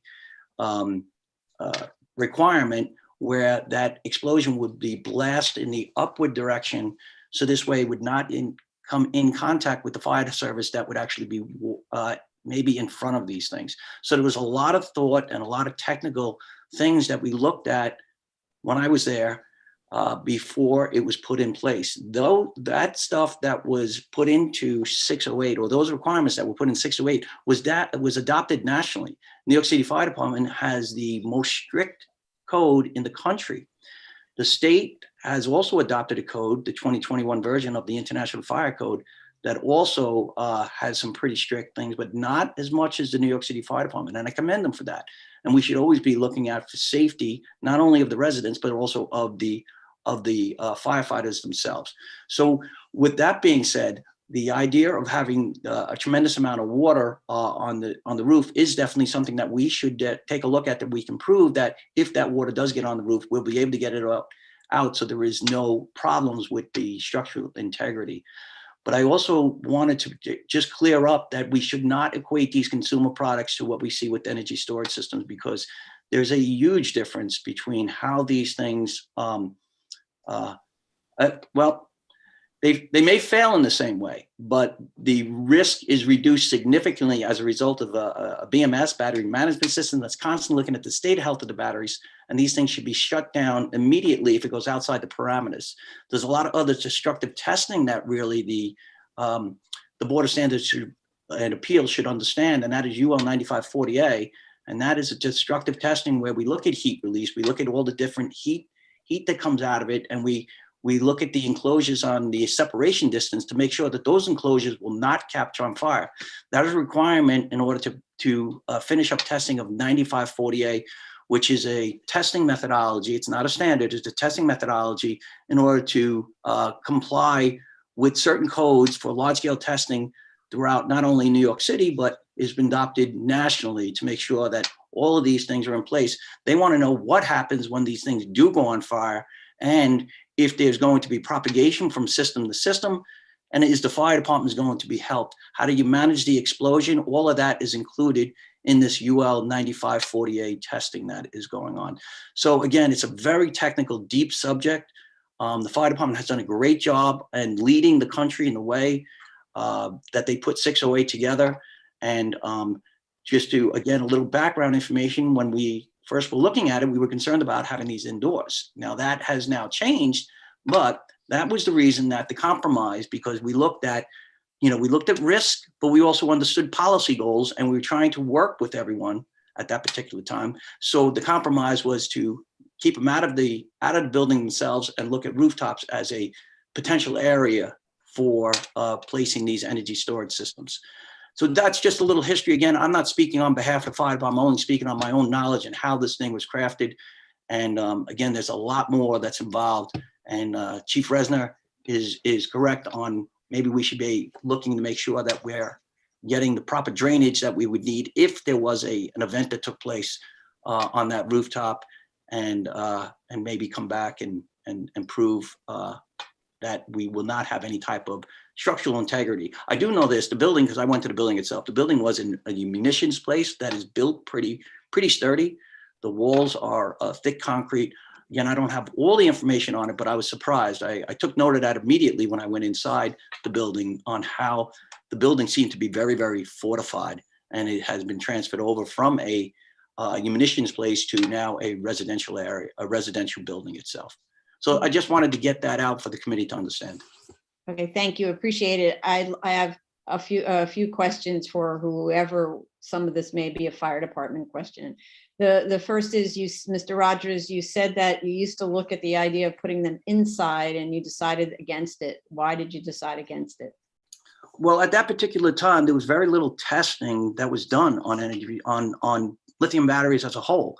So until we actually were able to get that testing done and start to really look at ways on how do we handle these hazards, we said, let's keep them out. Let's keep them out of the city. Keep them out of the indoor locations. They are now in the rule where they can go in at a certain amount, maximum allowable quantities inside. But at that particular time, not knowing exactly how we would get these things in there was a challenge. So that prompted a large-scale fire testing that wasn't around when we were first looking at it. That UL 9540A is large-scale fire testing that has been now used for proving that your system is safe and proving that your extinguishment systems are there to manage the actual incident from propagating any further, and managing any type of potential explosion that may come up. And I don't want to say that the idea of extinguishing may be on final extinguishment through the fire department. But yes, all of that stuff was looked at through the large scale fire testing, even the fact of down to the cell itself. And there's a listing called UL 1973 where they actually have many cells within a module that they cause a cell to go into thermal runaway. And in order to get the listing of UL 1973, you have to show that that cell will not propagate to the adjoining cells. And that is something that is required in the FDNY code and also nationally, that that cell, if it were to fail, would not go any further than that particular cell, and that module would not actually start to have propagation within the module itself. So again, there's a lot of things that are involved with the reducing risk of these things going on fire. Right. So a second part of that question. So what was, if you're aware of that conversation, what was viewed as different between a roof and the inside of the building in terms of it's okay on a roof, but not okay on the inside of a building? What's the difference between those two?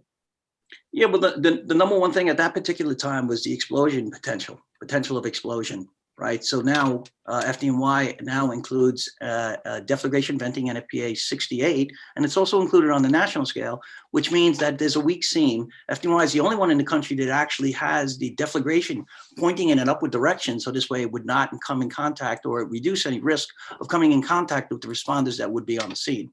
So knowing that there was a potential of explosion, that was something that the FDNY took very, very sacredly, and they realized that we better hold off and do some better due diligence on that before we allow these things to be indoors. But if it exploded indoors, what's the concern? That it engages the ceiling of the floor above? So if there was a release of flammable gases indoors, what they tried to do is they tried to pull those gases out so it never reaches an explosion level.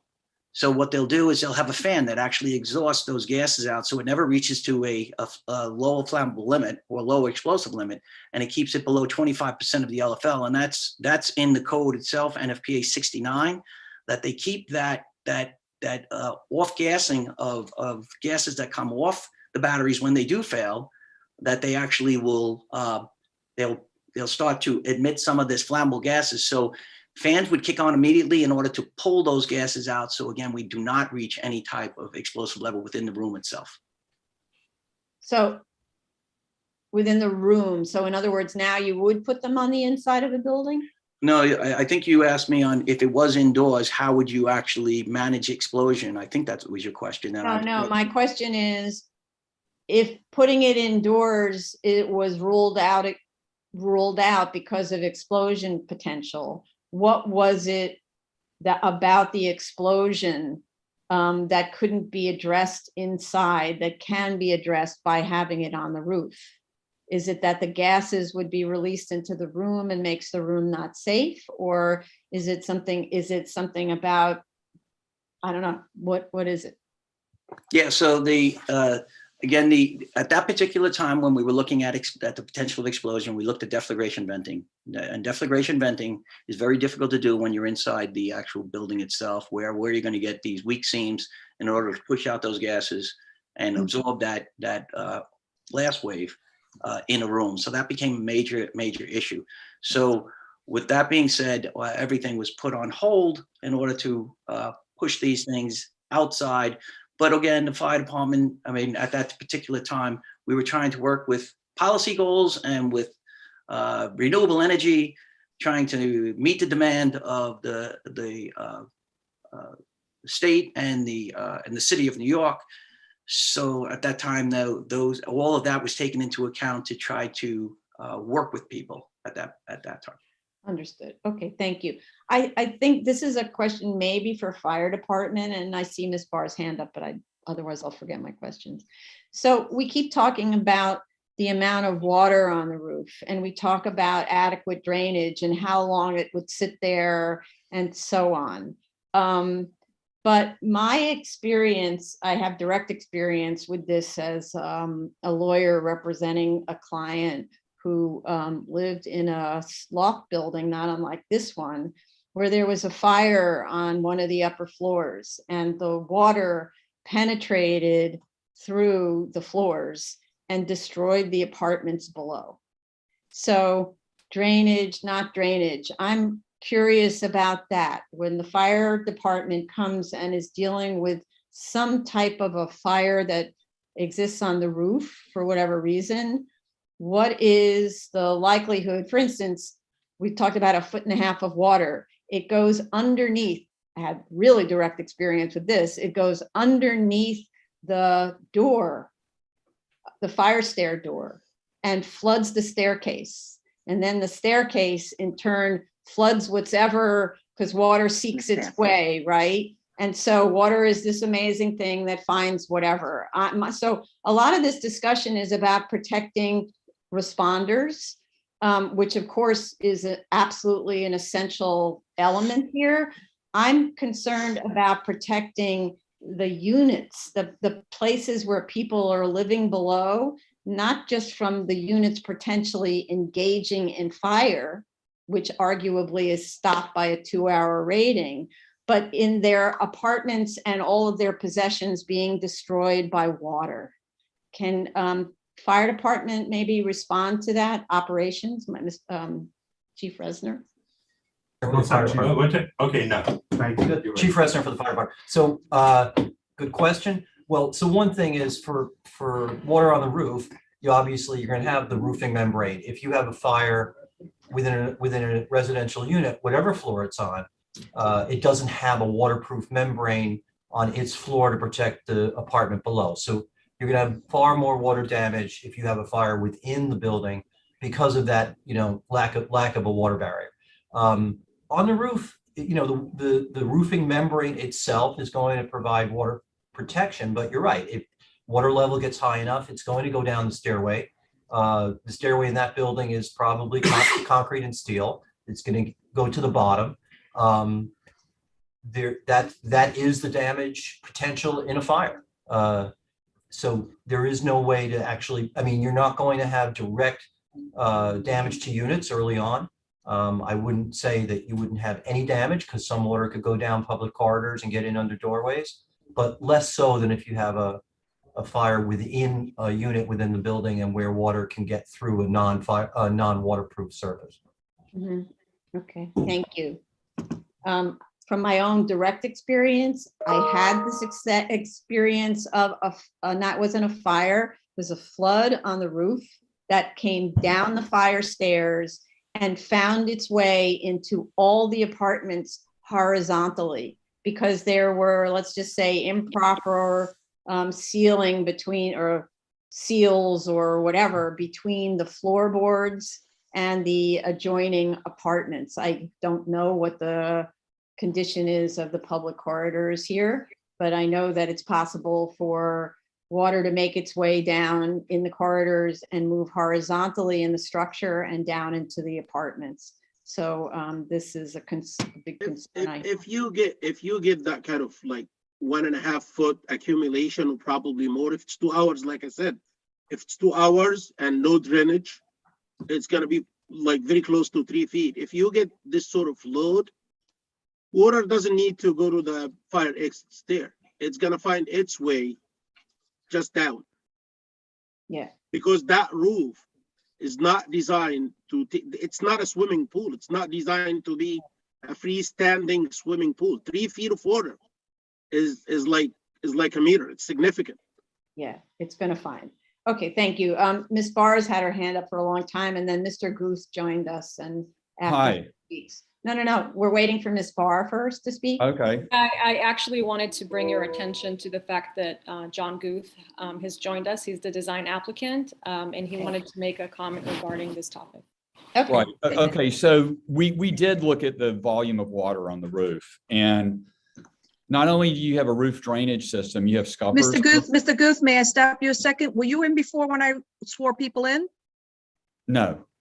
Okay, so let me please swear you in. Oh, okay. Thank you. Yeah, raise your right hand.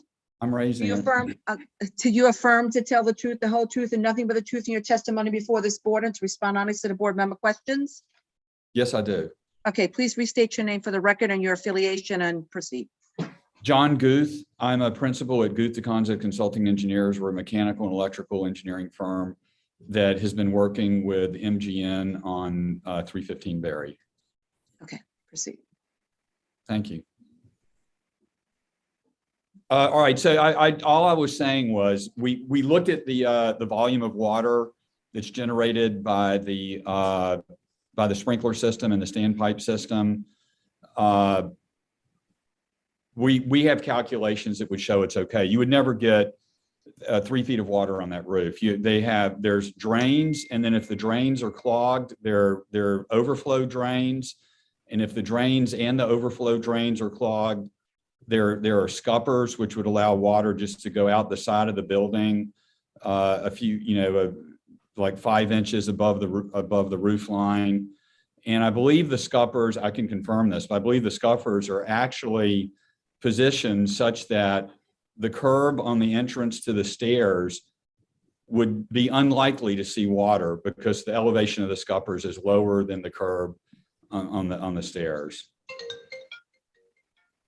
So I mean, I can share those calculations, but we definitely have, reviewed the whole issue of the volume of water. In addition to this, those cubes have independent fire suppression systems in each cube that, that actually should stop a fire before the sprinkler system goes on.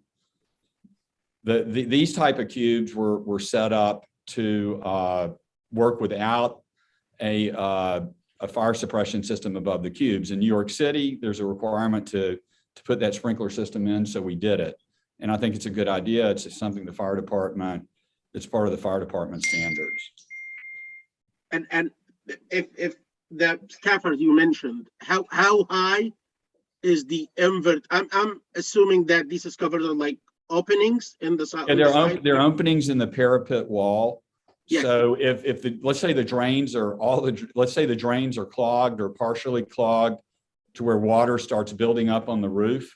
Yes. The water would go through the scuppers, through the openings. How high is the invert of that opening? I believe it's above the top of the roof. I believe it's 3 inches. Just 3 inches. Yeah. And you have. I mean, I'm not calculations 100% sure of that, but that's a standard height for roof construction when you're figuring standing water on a roof. So it should be somewhere between 3 and 6 inches. If it's 6 inches, you need to notify the structural engineer. 6 inches of water is not equivalent to the snow load. It's much higher than the snow load. I think I believe it's only 3 inches, but I can confirm that elevation. And you sized these openings and you determine the number of these openings in such a way to make sure that the accumulation will be limited to X, right? Not exactly. They're actually existing. Side inside. No. When you start filling in the water during the firefighting process, what's going to happen? You're going to have 2 components. One is N, which is the 824 GPM. Yeah, that's true. That's the nozzles on the sprinkler. And you're going to have something out, which is whatever capacity for each opening times the number of openings. Am I correct? Right. The difference between these 2 components will be accumulation. Time lapse, and then water starts to build up. And what I'm saying is, you testifying that you calculated the size and the number of these openings in such a way to limit the build of the water on top of the concrete slab and whatever on top of it to a certain limit, and you gave that limit to the structural engineer, and the structural engineer evaluated this and concluded that he doesn't need to consider any additional load other than the snow load. Let's say the snow load is 15 I actually think he considered the 3 inches of water. I'm pretty sure that's what we worked out with the structural engineer. And we did not only look at the sprinkler system and the standpipe system contributions to the roof. We also assumed it was raining. We also had we figured it's raining at the same time. We looked at the worst condition. You're a mechanical engineer, right? I'm actually electrical, Oh, okay. but my In company does hydrology, mechanical and electrical. Mr. in Gut, Mr. Gut, hydrology, to have flow going through that opening, Right. you need to have some sort of water head, in order for the water to move forward. Yeah, of course. If you have an inch of water head, just an inch, and I believe an inch wouldn't be enough to discharge water to prevent significant buildup, probably 2-3 inches. If you have just an inch plus 3, that's 4 inches.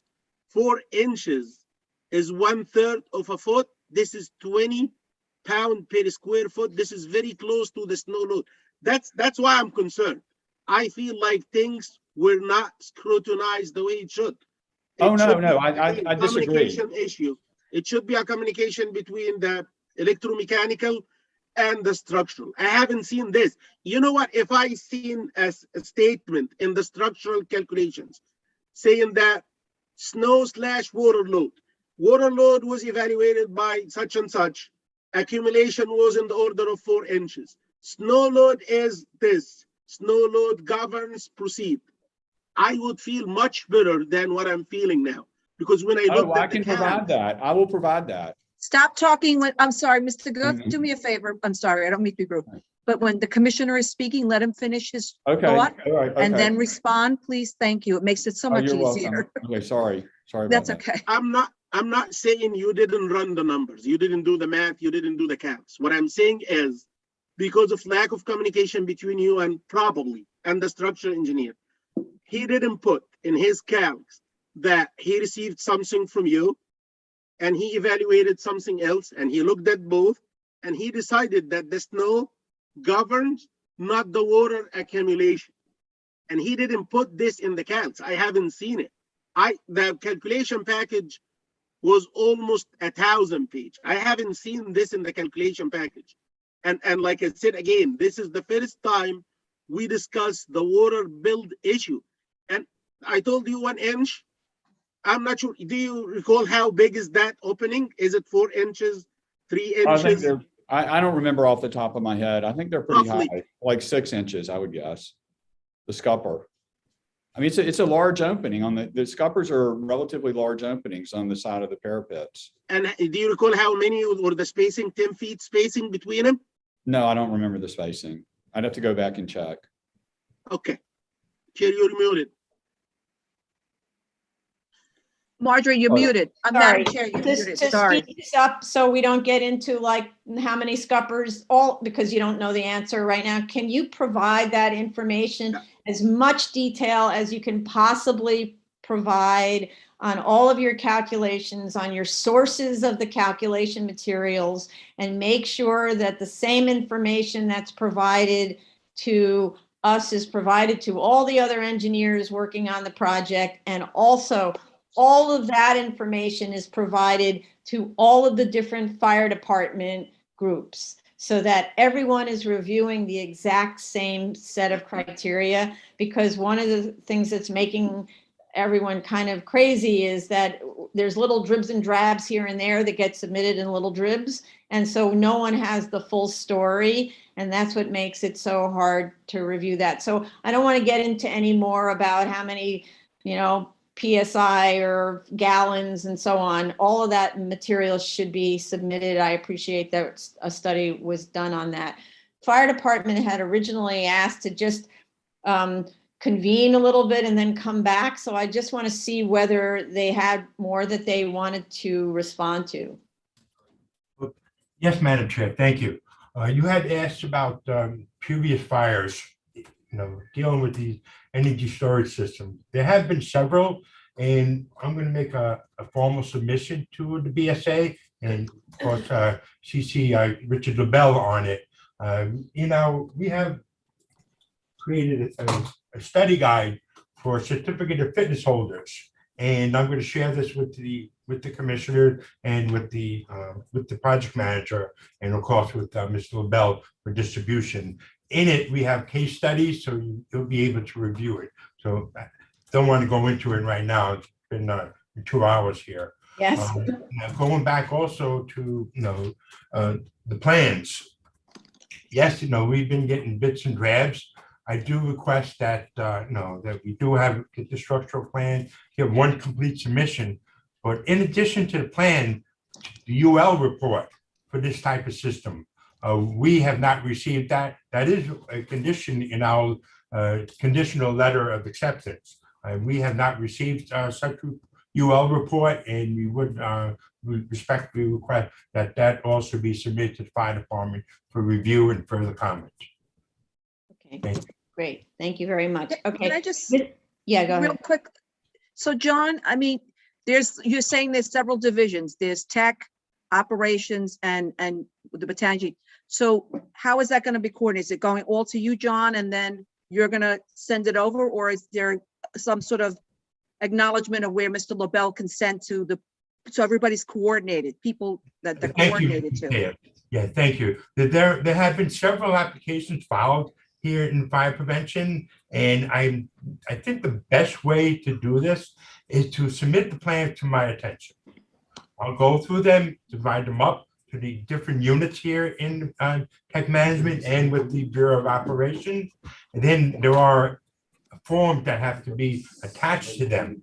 And then, I'll put the whole package together for distribution here in fire prevention and operation, and we can try to expedite this a little faster. Mhm. Thank you, Tony. Great. Madam Chair? Thank you. Yeah, Carl. Yeah, if I could just make a suggestion, yes, if the submission could be formal through BSA with a cover letter, and we can coordinate with John on that. I just think Oh, as good part of the idea. record, that's important, so that Okay. nothing is missing. So, okay, so instead, submit the whole thing to BSA, so we're sure we have the same thing as what fire department gets, and we will then That goes without saying. submit to Chief Daly, who then will distribute to fire department. That's true. I agree with that. Yeah. Yeah. Is it? Okay, so Mr. Bannerman has had his hand up for a long time, so please go ahead, sir. Thank you, Madam Chair. So first and foremost, we also, this is our business. So we're a New York company. We're based in Brooklyn. So we're right down the street from this. So I want to assure everyone involved here, we have made a commitment to the FDNY and the DOB to be the best experts on their processes and requirements next to them themselves. And we've been standing up to that commitment. So I'll reconfirm to our colleagues at the FDNY and any of the folks from the DOB here that we're only interested in adhering to the highest level of engineering and safety standards. We believe that these systems are absolutely critical for the defense of our city from the ravages of extreme weather and tidal events, which we're all seeing with increasing frequency. Our state has already made a clear statement that we can't get to our environmental goals unless we deploy a great deal of this energy storage deep inside the places where it's needed. We cannot deliver emergency services to the citizens of New York City if there's no power, if the grid is down, unless power is moved into these areas. We cannot do critical things on residential buildings like power elevators for emergency evacuations and other critical functions inside the buildings if we don't put these in. We cannot displace the peaker like the one that's down the street from the air and the waters of our rivers without batteries. If you can check with any expert paper, scientific or engineering safety standard, any municipal coastal defense, we cannot get to our goals for safety and security. We can't get to environmental justice. We can't get to economic justice. These are key enabling technologies, and we all carry batteries around in our pockets, and they're all through our homes already. And these batteries that we're designing are intended to be the safest that humankind can ever deploy. So I would say it is our job to convince all of you that we've met that high standard, because it is our mission to make sure that these things get to the places where they're needed most. And we believe it's important and necessary to our future of our city and to the safety of our citizens and all the goals that the city and the state have established for our future. So we will rise to that standard. We will satisfy any all legitimate concerns on the basis of scientific and engineering data, sound and analysis.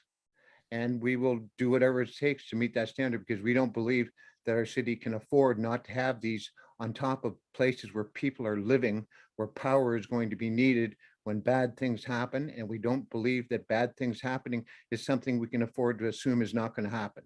So I assure you, all of you, we take your concerns very seriously, and we will address them one by one to your satisfaction. And we just hope that you will work with us to help us find a way to get this critical resource into our city. Thank you, Mr. Bannerman. I have a question for you, actually. I had posed it really to Mr. Lobel because he was the author of the memorandum, but maybe it's better directed at you. So this is a special permit, as you know, otherwise you wouldn't be here, to allow this particular type of battery storage system to be located in a residence district, right? If this were in a commercial district, you wouldn't have to be here, right? My question to you is, since we're talking always about a residence district and residential buildings, is it your belief that a battery system like this should be allowed absolutely anywhere, no matter what the situation is in a residence district? Therefore kind of making this application unnecessary, or let's say what we say is ministerial, like we should be just rubber stamping them. No, I'm glad you raised that again, Madam Chair. I heard that at the beginning of your comments. I believe that these batteries need to go where they're needed most. So first and foremost, they need to go where they can do the best job in the many things that they perform. They need to go where they're going to help displace peaker emissions. They need to go in the networks that are most at risk to outages from extreme weather and tidal events. They need to go into those areas where they actually need to. What we're doing essentially with the batteries, we're moving supply on top of demand at the time it's needed most, at the place it's needed most. So I do not believe that these belong on every building. Although ultimately I think they will go on top of and into every building, especially if they have elevators that need, or other things that need power. But for the time being, they need to be highly targeted into specific neighborhoods at specific locations within the electricity network, where they will help keep the electricity network up and running as long as it possibly can. But I want to make something clear, as a person who's been involved in this for my whole life. There is no such thing as an electricity network in anywhere that was engineered and designed to withstand the intensity and frequency of these extreme climate events we're getting right now. So it doesn't matter how much we bolster the existing electricity network. It is not going to withstand these events. Therefore, we need to do something to prepare our city in the event that the network will go down. And I think there's plenty of data out there, hard data, that shows that the network is going down and going into brownout with increasing frequency. So where we need to place these is on very sturdy buildings in specific neighborhoods where they can do the defensive work that they can, and where they can deliver the other economic benefits in terms of economic and social development and environmental benefits at best. So in this case, in this particular area, it's heavily residential, high growth, high load growth. It's got a big peaker plant sitting there. Every time this battery charges and discharges, it's displacing the need to fire up that peaker. So it's cleaning up the environment and our water at the same time. It's taking a small chunk out of that peaker, so we need a lot more of them. But I don't believe these belong in every building, but I do believe that we need as many of them as we can get. As soon as we get them at every building that is sturdy enough to hold them, in the networks that are most at risk, in the areas where people, if you remember, we had 2 little dinky tail ends of hurricanes from Florida last year. People died in floods underneath the building. The networks went down. So I'm just saying, whatever you've read, I'm saying, as New Yorkers, everyone in my company lives here in New York. Their families live in here in New York. Their friends live in here in New York. Our company is here in New York. And I'm going to say, if you ask any of our employees who have taken the time to study this deeply, or any of the many consultants, best consultants in the nation that are alongside us here, they will all tell you the same thing. This is not something that is just an inconvenience for someone for 6 months during the construction period. This is something necessary and important for the defense of our city.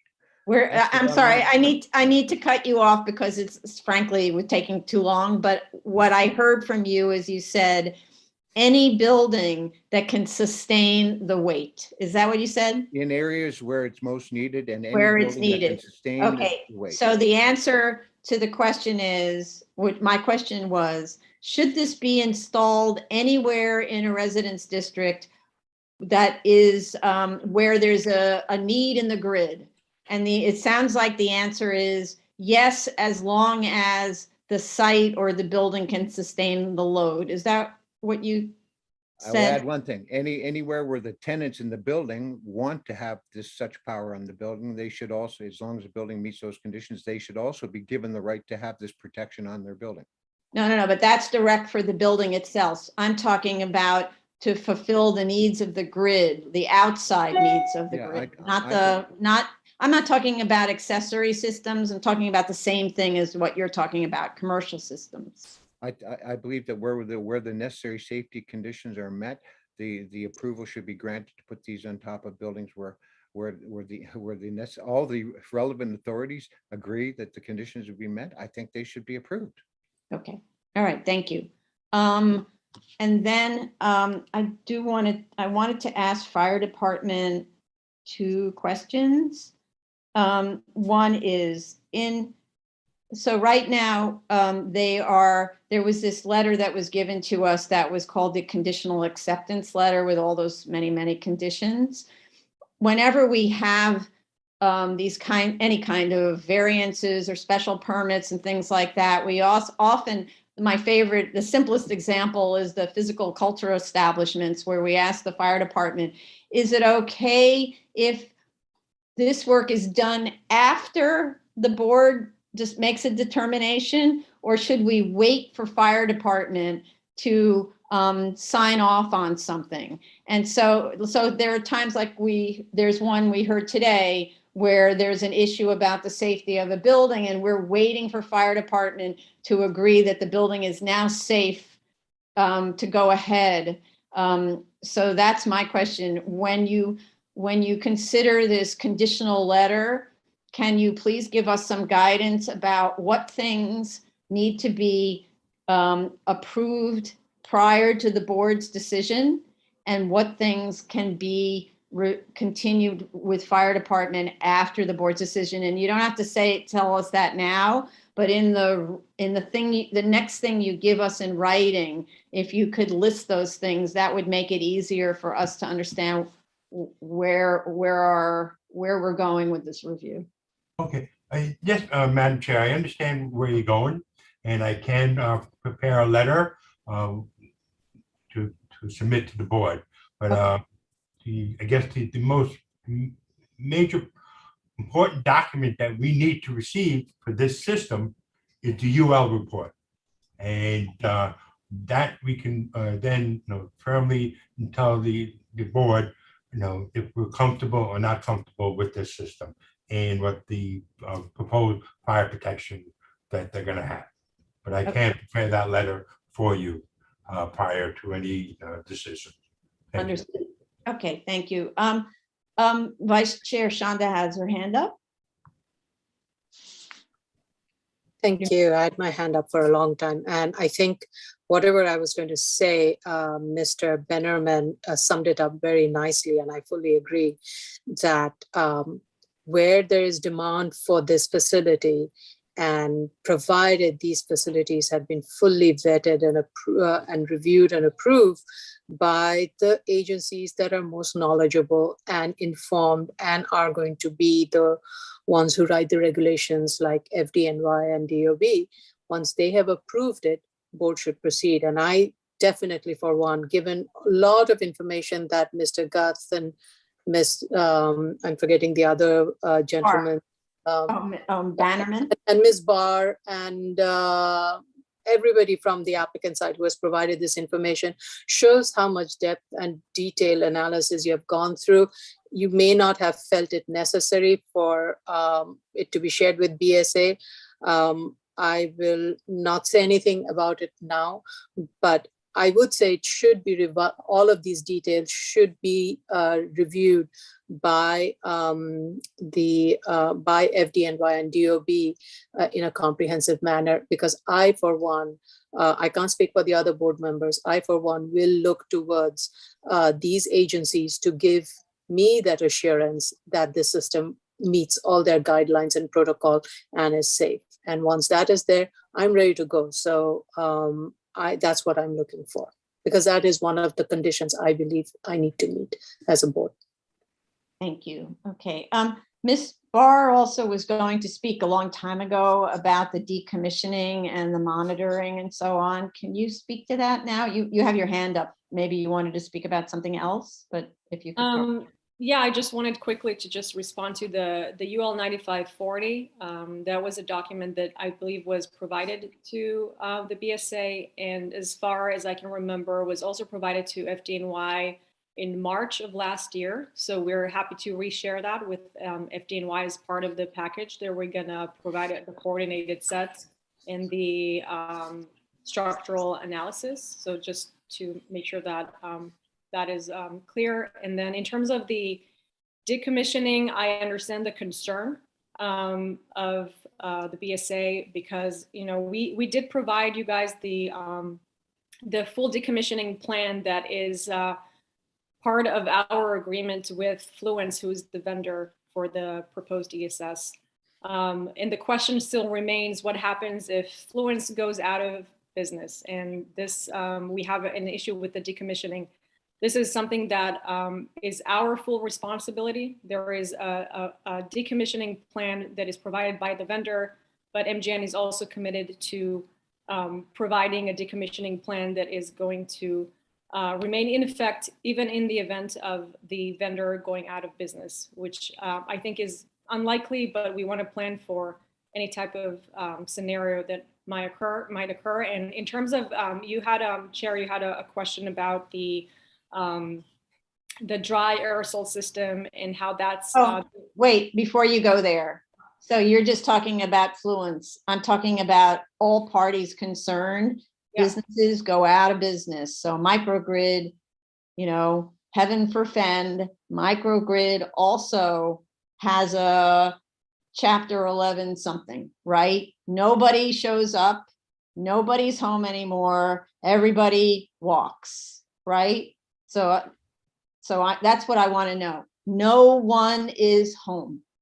Yeah, now, and I think this was a concern that also was I think raised by FDNY in our previous hearing, and I think this is something that we really need to think about in terms of when we do list the conditions for approval. We need to make sure that this is addressed. We understand the concern, and I think that's a valid point, and we are going to try to make an effort to address this point, so this is no longer a concern for FDNY and for you as well. So I think that is a valid point. And a more specific point to decommissioning a specific cube that had any type of incident, including the dry aerosol being discharged. There is, I believe, a section in the decommissioning plan that addresses this type of scenario specifically. And you were concerned about how the chemicals inside the aerosol system are being handled. And the answer to that is that the entire cube is going to be removed from the site in the event of such aerosol discharge. Part of it is because of the chemicals. We don't want to leave that on site, but also there is a full incident report that has to be delivered to us when anything happens within the cube. So it's being taken completely off site, delivered to the vendor, and they have to complete an analysis of what happened inside a cube in any type of event, including the discharge of the aerosol system. Okay, so my question was actually to the fire department about the aerosol system, and they had their hand up again. So let's hear from fire department. You had a question, but my question about aerosol was, have you had experience with the effectiveness of that particular aerosol chemical that is Oh, Related, a related one. yeah, okay. for you. Yeah, Okay, thank you, Madam Chair. I get the first part is I wanted to speak was that as part of the submission, we would like to get a copy of this decommissioning report because as per the certificate conditional letter of acceptance, we were supposed to get the decommissioning report, which has to be reviewed by our hazmat unit. So we can get, if we could get that report, we'd appreciate that. As to your question regarding the aerosol system, Chief Resner can answer that question. I just want to jump in quickly before Chief Resner says anything. I think in all fairness to every party involved in this meeting, it would be extremely helpful if the applicant can get a complete list of all the submission documents that needs to be provided for FDNY to review. I think during this discussion, we seem to have gotten bits and pieces of it. It would be very helpful for FDNY to provide a thorough list of everything that they want from the applicant to provide so that there is nothing lost in translation. I can provide that list. Thank you. Well, I think that I think we pretty much have provided that, but I'll let Chief Daly check again. But I believe in the conditional letter of acceptance, there was a listing of everything that was needed. And I just want to make sure, just to go back to Ms. Barr's point, the 9540A information that we're looking for isn't the standard itself. It's the results of the testing done according to the standard that you have done for your product. So I just want to clarify that.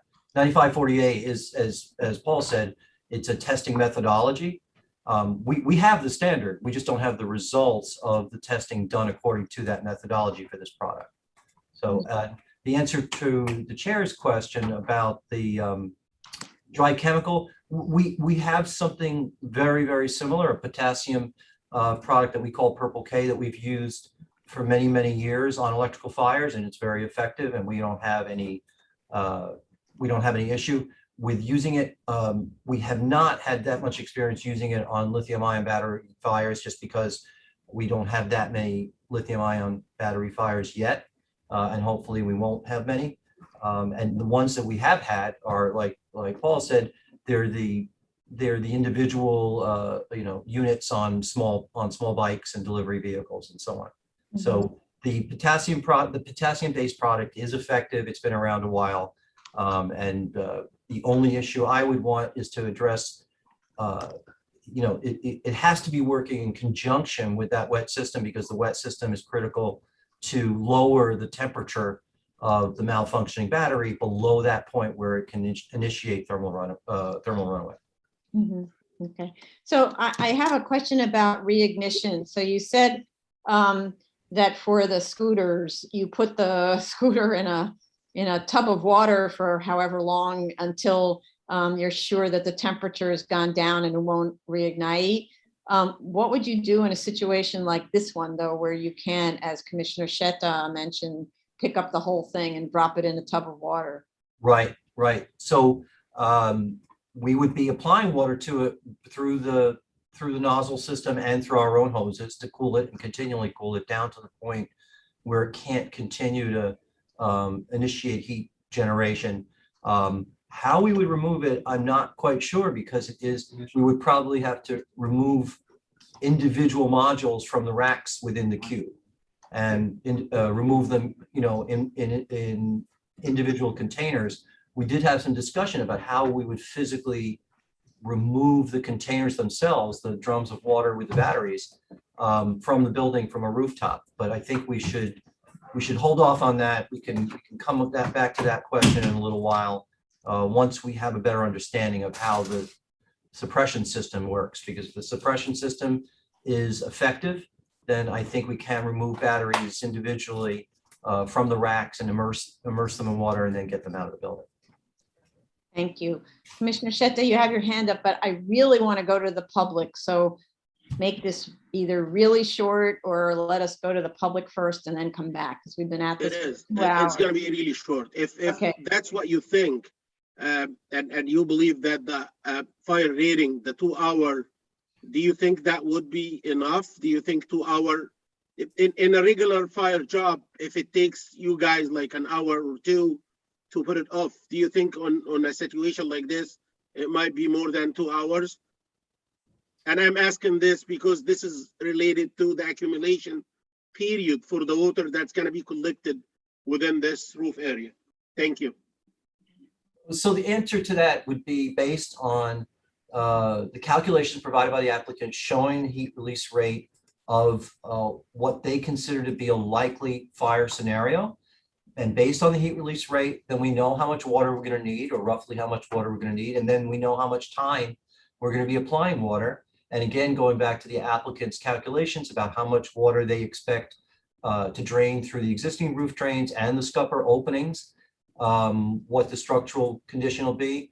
But I think that it is based on what the applicant assumes is a typical fire situation that we should be planning for, and whether we agree with that assumption. If we don't agree with the assumption, we might tell them, well, we think we're going to have a fire that takes 2 hours and 30 minutes in which to cool down the module, and therefore you need to calculate the structural effects of 2 hours and 30 minutes of water application. Does that answer your question? That makes sense. Thank you. Thank you. Okay, I really would like to go to the public now. So I think there are people in the waiting area who would like to speak. If you would like to speak on this case, please raise your Zoom hand. And now, Tony, go ahead and you can read. The case we're currently discussing is 2020-88 BZ, 315 Berry Street, Brooklyn. The dial-in number is 646-558-8656. The webinar ID number is 939-8774-6147. Press pound. The second step, ask for your participant ID. You're not required to provide that. You can skip that part. Just press pound. You press pound. You Right? press pound. Skip that part and just press pound. If you want to participate, press *9 to raise your hand and *6 to unmute. Right. So just to clarify one more time, you dial 646-558-8656, and at the prompt you enter the webinar ID. Let me just do it. Webinar ID 939-8774-6147 plus the pound sign. And then there'll be another prompt. Just press the pound sign, and then you will be admitted into the waiting room. Raise your hand with *9, and then we'll recognize you. Okay. So I'm going to admit someone we've heard a lot from, Dana Kane, to identify herself and begin talking. Hi, thank you, everyone. I just have a few points I want to bring up regarding this application. Mostly reasons why it should not be approved. The landlord, as you know, is irresponsible. He has an abysmal record with the EOB. It's noted that he's never pays any fines, and he's let the building go to pot. The last time he did any kind of serious repair to the building was 2011. Now the south wall is in really bad shape, and it has a vacate order placed on it. It has been a year since that big piece fell off that wall, and he still hasn't made any move to fix it. A landlord who has such bad record should not be rewarded. The other thing is that just before Thanksgiving, the firemen of our local firehouse recently gathered names for a petition against this project. They went into most of the apartments and playgrounds next to our building and around our building. Evidently, a lot of people signed the petition. They even went to the playground and talked to the homeboys and asked them if they wanted it. And they said, you know, the homeboys said, I don't know about me, but it's the little kids that are playing in the playground. It's not a really good idea. They're 5-year-old kids here. It's really not a great idea if there's an explosion. So evidently the firemen don't want to be the ones to have to go onto the roof in the event of a fire, and who can blame them? What happens if the south wall falls down? What happens if there's an explosion? How is the fire department supposed to run up 7 floors to the roof if water is coming forcibly down the stairs at the same time? And I've seen where in the fire department's conditional letter of acceptance, they're talking about vents being directed upwards, but you know, what goes up has to come down. Unfortunately, it would be on us. please vote against this project. Listen to the residents and the firemen and local firehouse and our neighbors who live nearby. We all want to have alternative energy. We all understand that, but it should be on a building that can take it. Thank you so much. Thank you. I just need to note that we don't have any submission from the local fire department, so. Yeah, it went directly to the fire department itself. Right, but we don't have anything from them, so we can't rely on that statement because we've never gotten a submission from the fire department, from that fire company. So I appreciate your comment, but we can't rely on it because we don't have it. Okay, so I'm going to move on to the next person. Thank you for your participation. Thank you so much. Okay, Jennifer Cooper's permitted to talk. Hi, can I be heard? Yes. Yes, you'll have 3 minutes. Okay, great. I just wanted to say I went upstairs and located exactly 2 drains on our roof. Sorry, can you identify yourself and who you are? Yeah. Yes, of course. I'm Jennifer Kuipers. I'm a tenant in apartment 5N at 315 Berry Street. So I just wanted to say I've been listening and taking notes. While this meeting was going on, I walked up to the roof and did a visual walk the perimeter. I found exactly 2 drains that are 4 inches diameter, and I found 2 scuppers that are 7 inches square. I don't know if that's sufficient to deal with the flow rate that's been discussed. As far as the idea of the roof, the damage to the roof being minor, there is an internal crack running the length of the building top to bottom that can be seen from the internal stairway. I've documented it with photos. Let's see, they kept saying that there's no direct transfer of heat because there's a small space between the structure and the roof, but heat does go through air. And that also the concern that the cement pillars can be affected by heat. It's been said that the structure itself will be held up by extensions of the cement pillars that are also made out of cement. So the metal structure will be directly touching cement. That will be compromised under heat. I agree with in the case of explosion, what comes up will come down. The time to get out idea is if we're even entertaining thoughts of an explosion and time to get out, this should not even be entertained because people live here. And who's to say what is enough time to get out when our apartments themselves are compromised?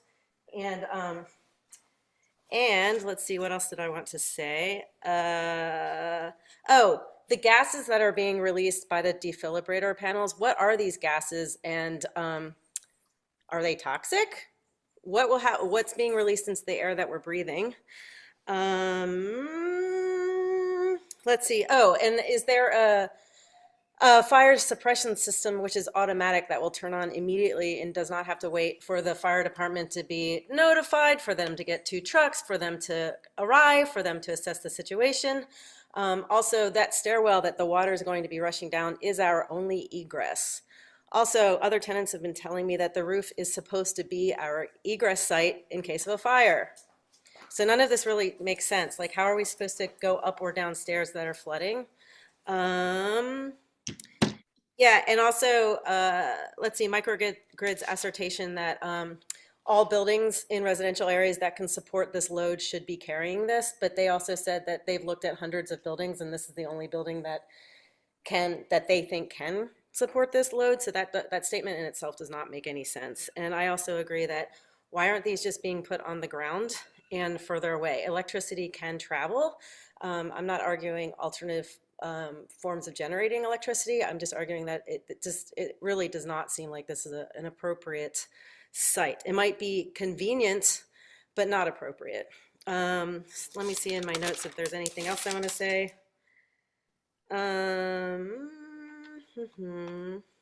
Oh yes, the idea that a small lithium battery on an e-bike is very hard to contain and it's self-fueling. So how is this going to play out with a very large lithium battery on the roof? And I agree that there needs to be proof of these batteries actually being exploded and burned and tested and how long and what it takes to put out the fire.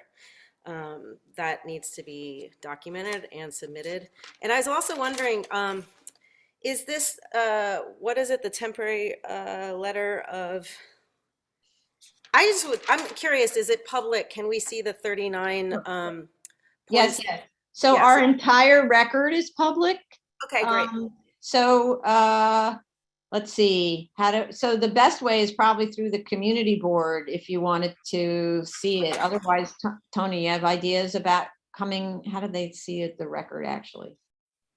Well, we could, if they need just a letter, we can email them the copy of the letter. That is public, or I don't know if they have to do, Chase, they wouldn't have to do a FOIL request, right? They can make a FOIL request, Yeah. or they can go to our website and file a records request. Yeah, records request. Thank you. Couldn't think of the word.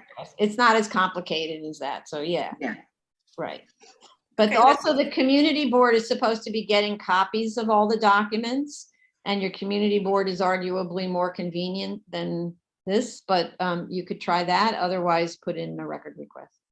Okay, thank you very much. Yeah, that's about it. I was just curious. It wasn't clear to me what the discharge of the aerosol system, is that supposed to be the immediate response, not waiting for the fire department to come and turn on the water, or what that was that about? And I think that's it for now. Thank you very much. Thank you. I guess we'll have them respond to that question, but I'm going to keep going with the other members of the public. Steve Silver, I'm admitting. Yeah, do you hear me? Yes. Yes. Okay, thank you. I'd just like to say that, Can you state your name and what your affiliation is? sure, I'm Steve Silver. I live on the 7th floor on the south side. Okay. Initially, they told us that this would be a project that would take 3 months, and now Mr. Bannerman just said it would take 6 months. So that's a big concern, because from my point of view, all the people living in the building are going to be kind of displaced by this project. The noise is going to be tremendous and terrible. In general, from my point of view, I see this as a tragedy waiting to happen. There's so many things that could possibly go wrong that inevitably something is going to go wrong. And we are going to bear the brunt of that tragedy here. This is the wrong place to put this project. It does not belong on the top, on the roof of a residential building where 100 people are living. They're going to need cranes to lift up all this machinery. Those cranes are going to disrupt the lives of the people in the neighborhood. And the noise is going to disrupt the lives of the people in the neighborhood besides that. The other parts, what the man from the fire department said is really scary. I mean, they're not going to be able to put out a fire.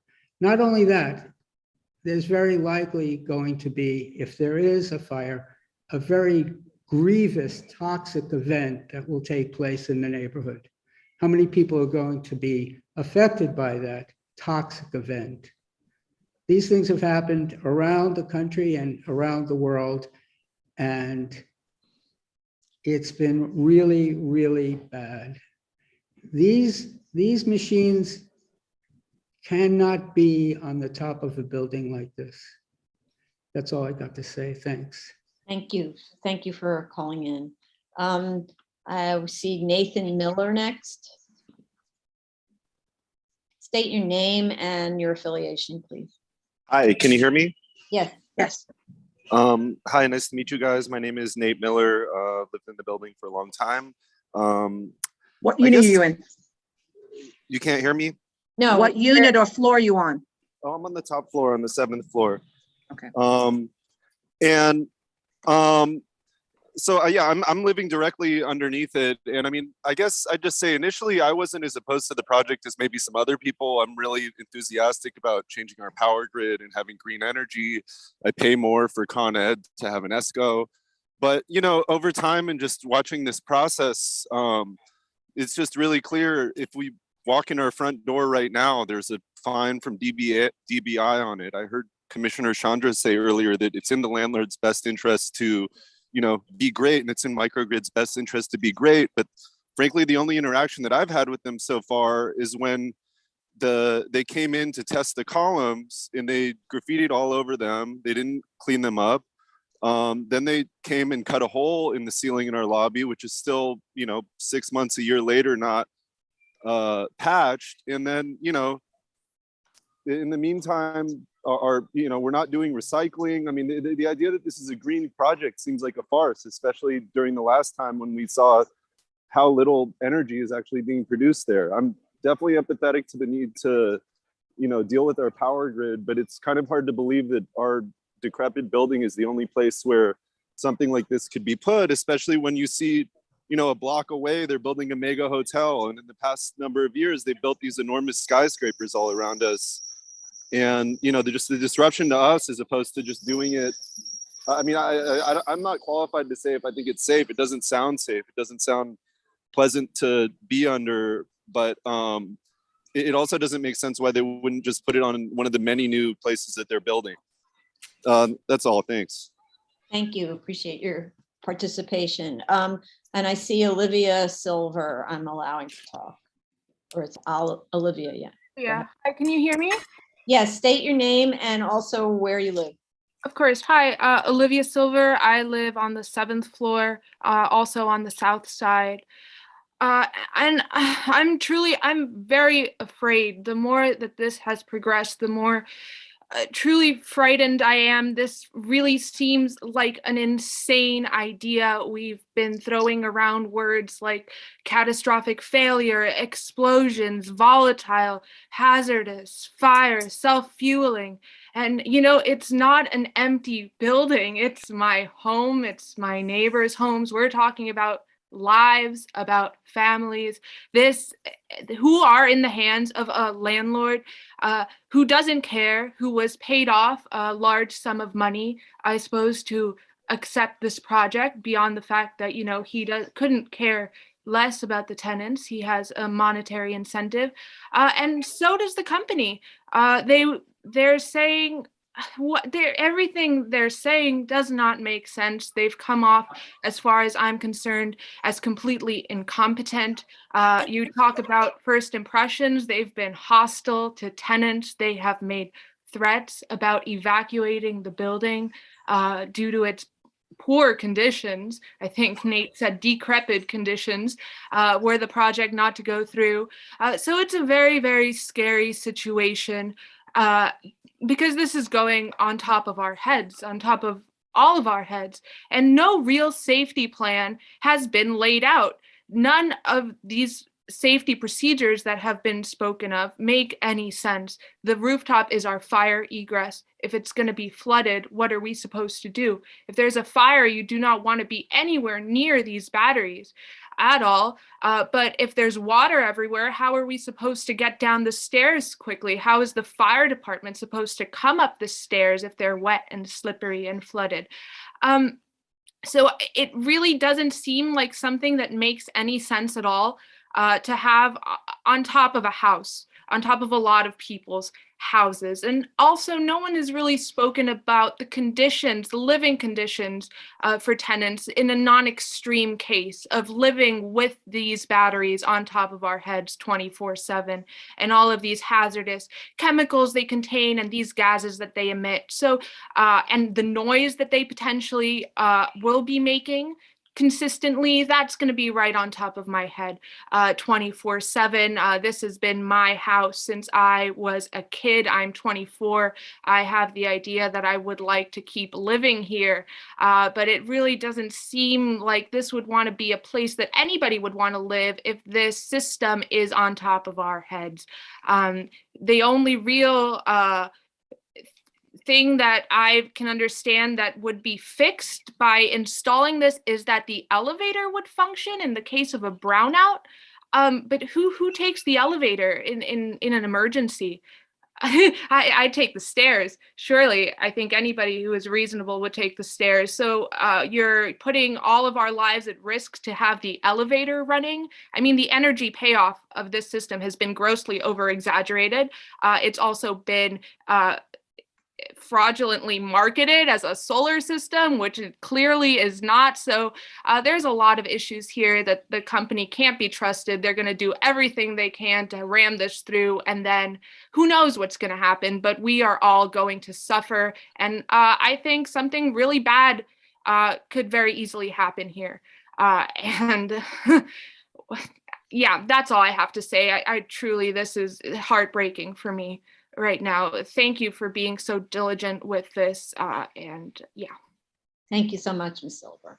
Okay, is anyone else in the waiting room interested in speaking on this? If so, please raise your Zoom hand. I don't see anybody else, any phone numbers that called in.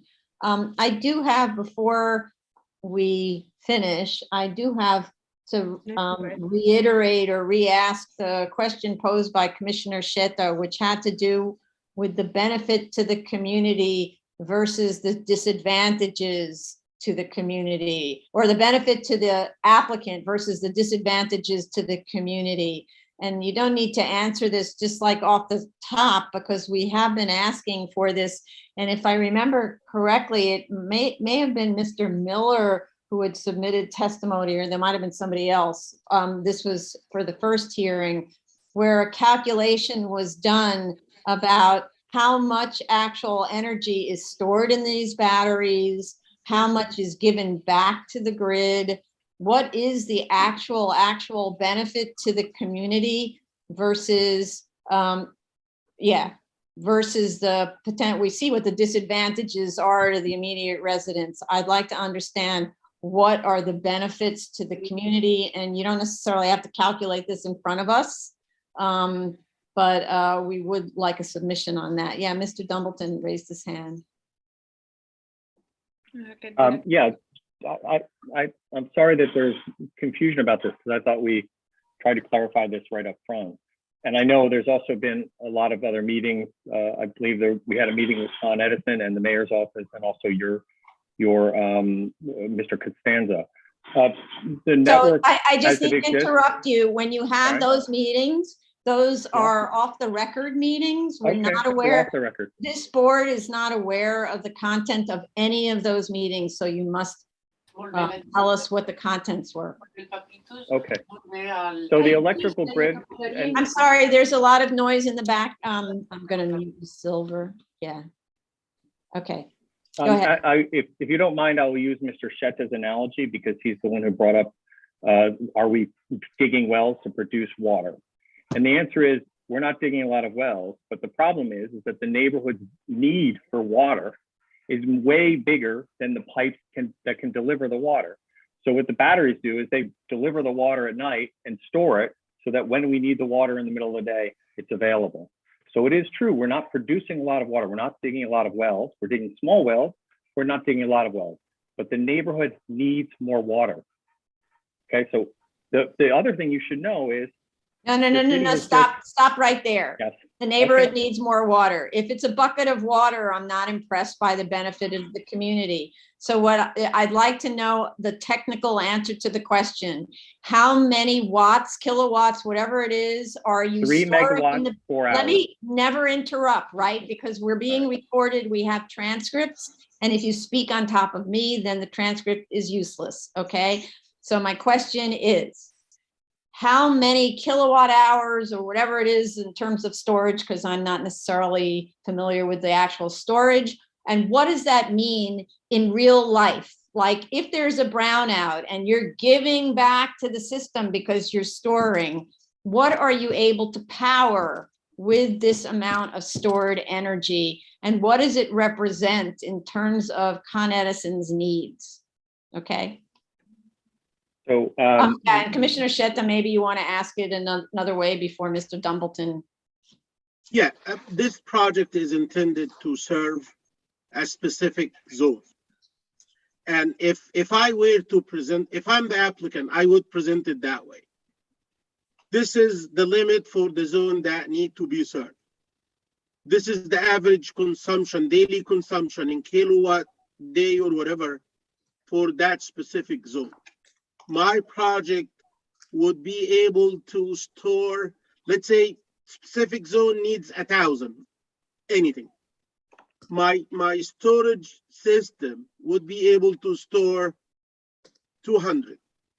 Out of this 200 will be 50 coming from renewable energy. If you put it that way, we're gonna have a full picture to judge whether this is gonna be beneficial to the community or not. But I recall first hearing, I said, give me how much storage versus how much is coming from solar.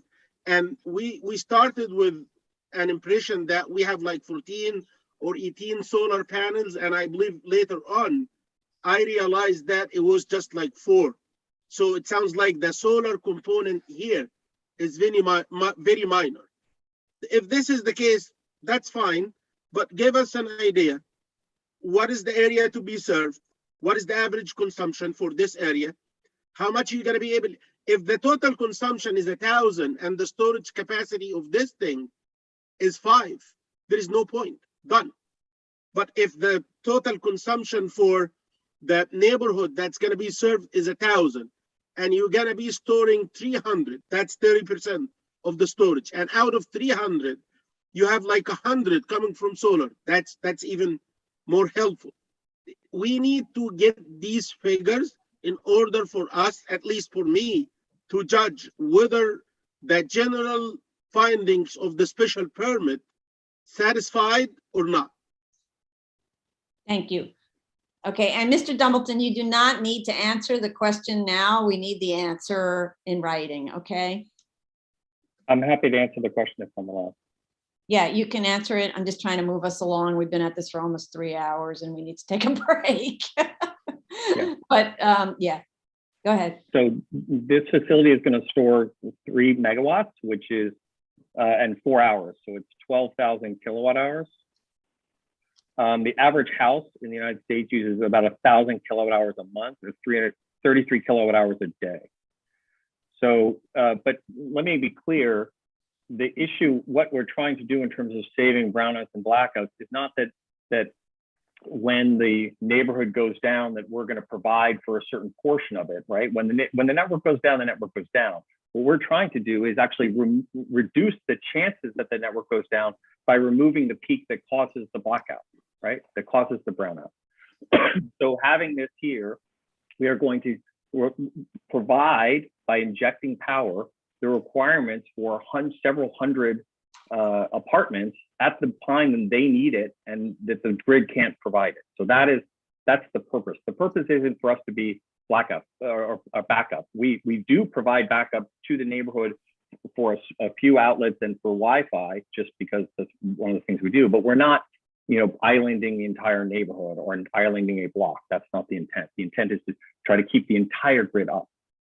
Okay, Does so that because make I sense? really need to move along with this, can you please in writing show us the calculations, because we're kind of science freaks.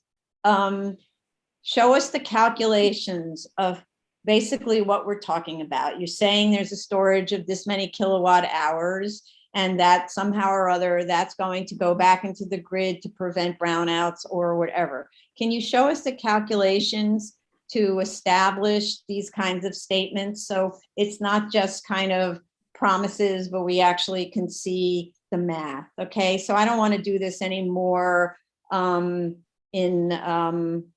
here, because we need to move on. And there's also one person from the public, and Mr. Silver, you've already spoken, so we're not engaging in a conversation like this. If you have something you want to add, please send it to us in writing. We will read it. I'm going to admit Mr. Quirk into this. We're talking about the Berry Street case. So Mr. Quirk, if you want to speak to that case, I'm allowing you to talk. Okay, hi, thanks. Christopher Quirk, resident of 315 Berry, 6th floor. I just wanted to address these numbers that came up because I included the calculations in my letter. Anyone is obviously free to correct me if I'm wrong, but Mr. Dumbleton mentioned a 12 megawatt battery array. 12 megawatt hours of power. Total, there's 151,000 residents in the Williamsburg Greenpoint area, average of 2.7 persons per household. This is about 55,000 households, each using approximately 20 to 30 kilowatts per day, depending on how you want to calculate it. That means in the possible outage, 600 households or 1% of the neighborhood would be powered for 24 hours, or the full 55,000 households could be powered for approximately 4 minutes in total. With regard to the solar energy that Commissioner Sheta had brought up before, my calculations per their prior drawings showed 20 panels with a total rating of 8.8 kilowatts, averaging 4.5 hours of sunlight per day, multiplied by an efficiency constant of 0.75. The panel array would produce 30 kilowatts of energy, kilowatt hours of energy per day, which means to fill the 12 megawatt hour battery grid would take over a year in time. So that's all in the letter I sent in prior to the earlier hearing, and that's all I have. Thank you very much for recognizing me. I appreciate it, and that's basically, so obviously, Mr. Quirk is not one of the applicant's engineers. So, but with the same level of detail, I'd like that either responded to or just provide your own version of that kind of analysis, so that we're not doing this based on a promise that it's a lot.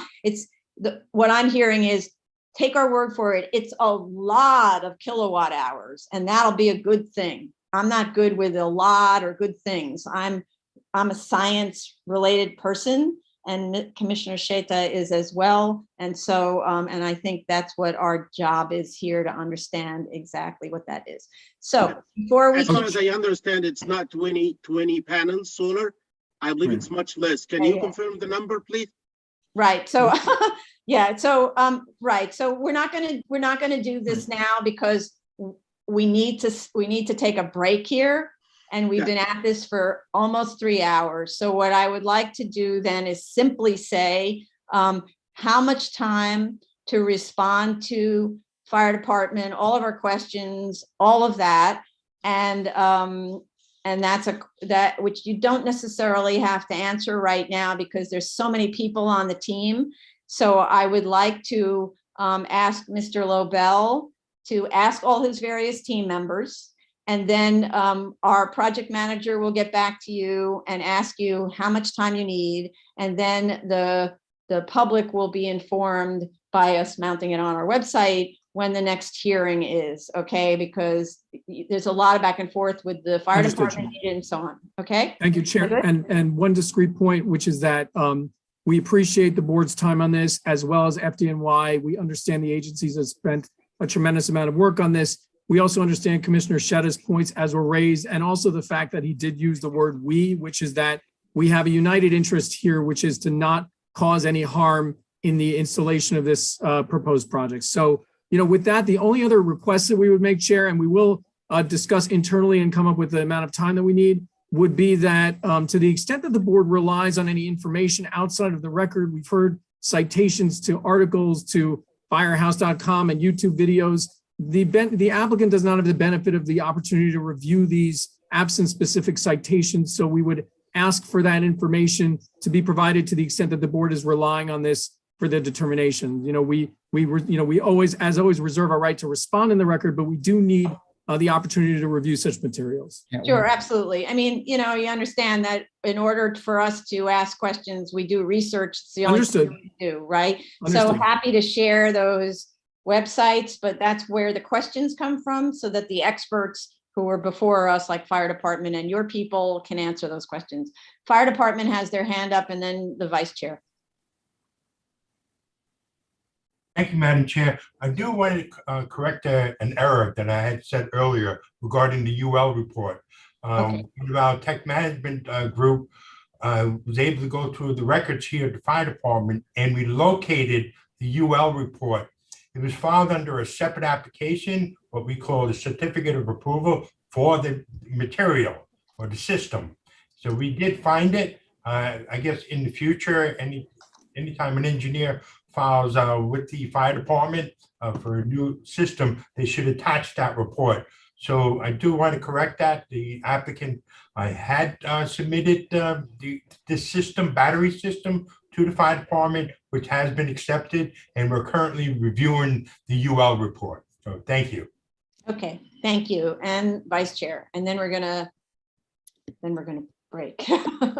I think, Mr. Lavelle, you know how this board behaves, and so I would strongly suggest take as much time as possible to iron out every issues that would be raised by DOB and FDNY and have them all resolved before you come back. So I can't speak for the other board members, but I, for one, I'm going to rely on the expertise that we have in our agencies, and that is FDNY and DOB. Once we and that would be very much a big way of getting a level of comfort. Thank you, Vice Chair. We will do so. And you're setting the ground for this, so please set it up very well for any possible such applications that come by. Thank you. Thank you. Okay, thank you, everybody, for your patience and endurance. And so for the members of the public, I think you heard us that we'll let you know when the next hearing is on this, and when Mr. Lobel and his team gets back to us. Okay, so now we are going to take a much needed 30-minute lunch break. So back at 3:30, and hopefully the rest of the hearing won't go so long. Thank you, everyone. I really appreciate it. Thank you, Chair, Commissioners. Thank you. Thank you.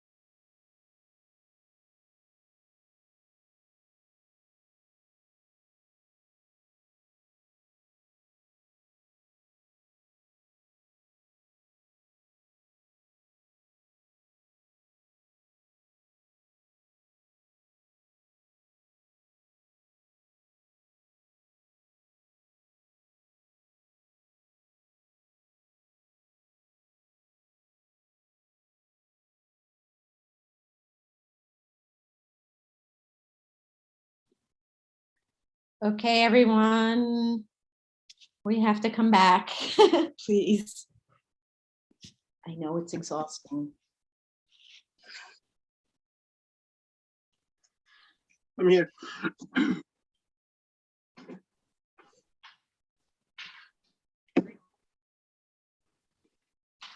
Good afternoon. Are we back on the record? Yeah, everybody's here? Wait, yeah. 1, 2, 3. Yeah, everybody. Okay. Good afternoon. We're back on the record. This is the Board of Standards and Appeals public hearing for February 7th, 2022. The next item up for discussion is item 15, 85353 BC 2402 18 Knapp Street, Brooklyn. Okay. Got Elise allowing Ms. Fuller there to speak.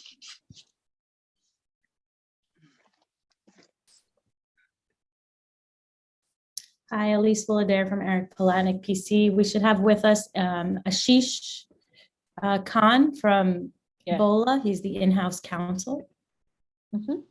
Just let him in. Anyone else? There he is. No, I do not believe so. Okay. Mr. Kahan, can you, Kana, can you raise your, unmute, sorry. Can you unmute? Thank you. Raise your right hand. Oh, nice to see you. Raise your right hand. Do you affirm to tell the truth, the whole truth, and nothing but the truth in your response to, sorry, in your testimony before the board and to respond honestly to board member questions? I do. Okay, I didn't hear you. I do. I don't know if he's. And Mr. Khanna? I can't hear you. I do. Thank you. Excellent. Fuller, proceed. Elise Fuller from Eric Polanic PC. I'm here with Mr. The in-house counsel for BOLA. We heard your comments and we completely understand. First, in the last hearing, we were asked to take a look at where the trash enclosure could potentially be. So we've been looking at different options and seeing if we could put a cover on it or if there's a better option. And so we've still been figuring that out. Apologies that it's taking so long. And then in addition to that, if we're going to put shields or change out the lighting, gas stations as a whole, with other gas stations you've worked on, they have problems because of the global shipping delays. So we have not gotten all the items we need to complete all the comments. We were intending on doing a full submission with all the items you asked for, as well as the asphalt. It's been snowing, and obviously if it's snowing and it's been too cold, we can't put on the asphalt, but we do intend on fixing that up in our next submission. But it wasn't snowing in September and October and November. I understand that part. We were intending on a full thing, and there's different variables. So all the variables together did not come together. So unfortunately, that is the only thing I can tell you is, unfortunately, I guess we weren't as on top of it maybe as we should have, but all the various variables didn't come together and we couldn't provide a full submission. So we are asking for a little bit more time. Okay, I understand. So I'm happy that we have counsel for BOLA. Your in-house counsel, Mr. Khanna? Yes, Ms. Chair. Okay, so just to put this in perspective, this application was submitted, what does that make it? 2 years ago.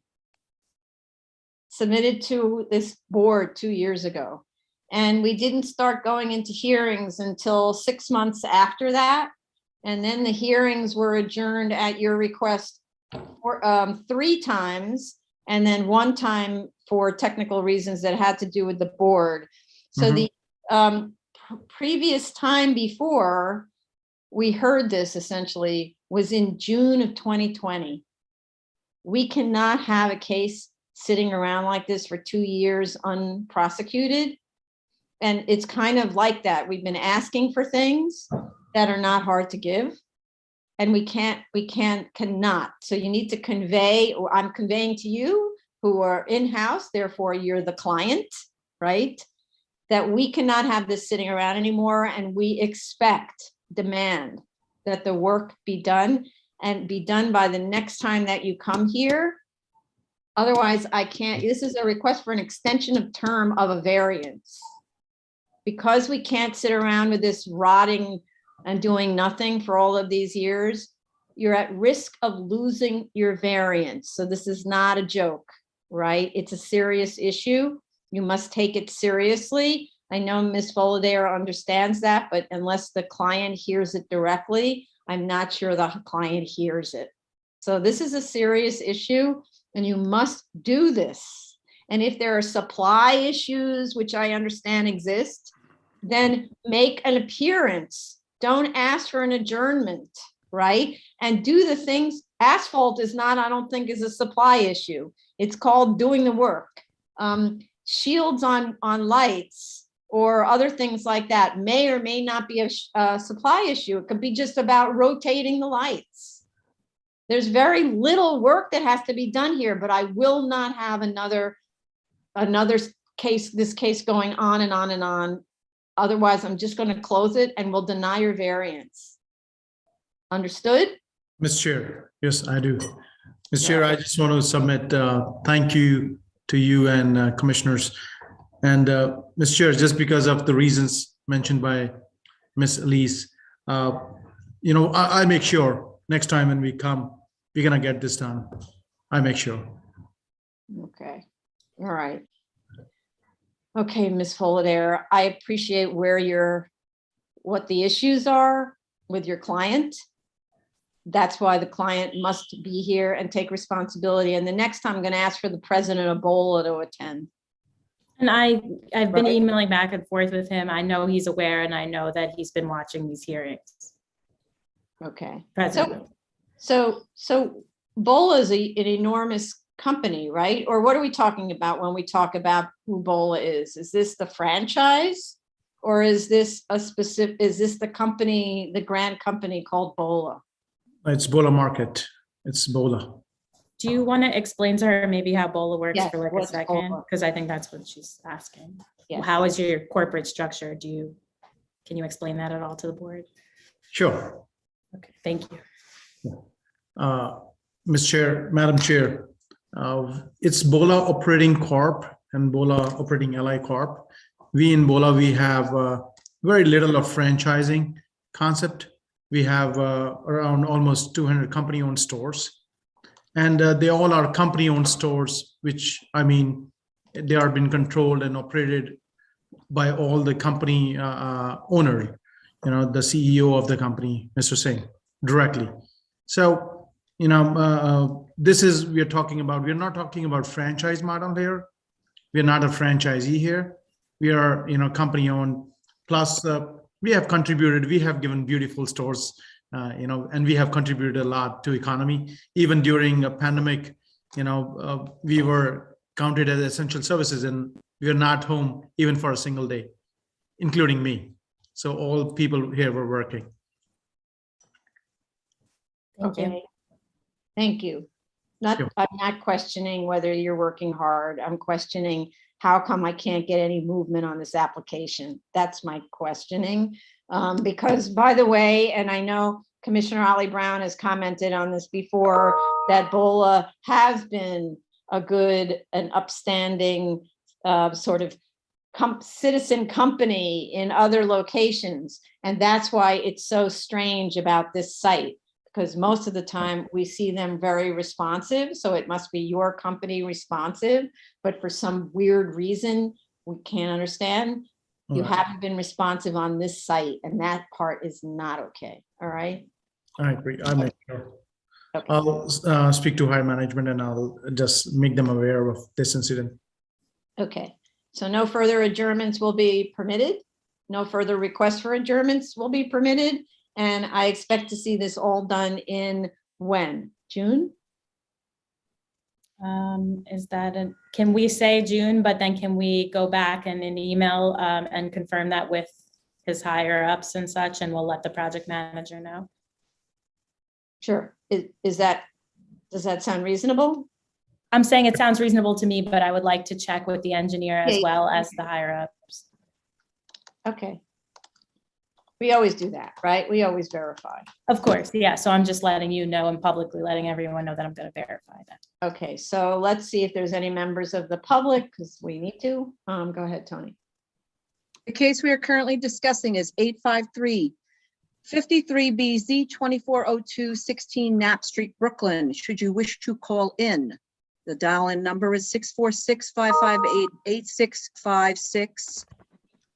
You'll be prompted to enter the webinar ID number, which is 939-8774-6147#. You also receive a prompt to enter the participant ID, just plus pound. Then you, once you're let in, you can press *9 to raise your hand, and we will let you in, and press *6 to unmute. If you're already in the Zoom room, please raise your Zoom hand. Okay, thank you. So I'm just looking at my notes again. I just would like, Ms. Fullader, since this is going on like interminably long, can you please listen to the let's see, it was the September 23rd hearing and also, and the review session, both, okay? And then also the very first hearing. June 30th of 2020. Or is it, yeah, June 30th, 2020. So it's basically a. And the June review session. and September, and the review session. Take careful notes from both, as you know, right? And make sure that you're in your response. There's a response to all of the issues raised, one way or the other, okay? So don't ignore any of the issues, respond to all of them. If there was something suggested that you're like, that's not possible because of X, at least answer it, okay? Understood. Because Yeah. I know that there was some discussion about the trash and landscaping and what the building is, the site is backing up to and things like that. Respond to it, don't ignore it. That's part of the frustration. If we don't even know if you're listening, then we don't know what's going on, but respond, right? And with the trash, I think we had talked about, right, if you cover it, is it floor area? I don't think so. If it's lower than a certain height, it can't be, I don't think it's floor area if it's lower than 5 feet or something like that covered, for example. So that was to shield the residents across from seeing into the trash. That's one thing. But you could look into whether, I don't think that's floor area, but I'm not going to make a Understood. about that. I don't know. Okay, so good. Thank you, everybody. I think Thank that's you. right. Any other questions, comments from commissioners? No? Okay. Next item is 13258BZ 17-45, 17-55 Francis Lewis Boulevard, Queens.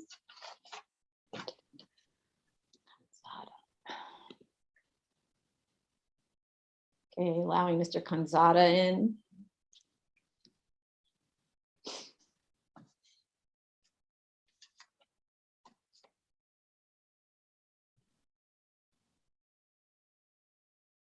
Mr. Kanzada's in, you can swear him in. Mr. Kanzada, can you unmute, please? Hello. There you are. Hi. Okay. Raise your right hand, both of you.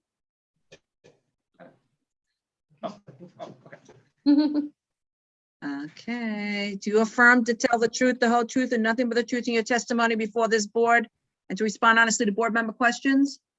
Yes. Yes. Okay. Yes. Okay. Okay. My name is Diwakar Gupta. I'm an employee for Nazir J. Kanzada, the applicant. So we listened to the board comments this morning. So we will revise the plans to clearly show where the property lines are and the different types of fencing and the location of the different types of fencing. So lot 41 has a existing 6-foot tall chain link fence with green opaquing slats. It goes around the entire perimeter of lot 41, except for where the,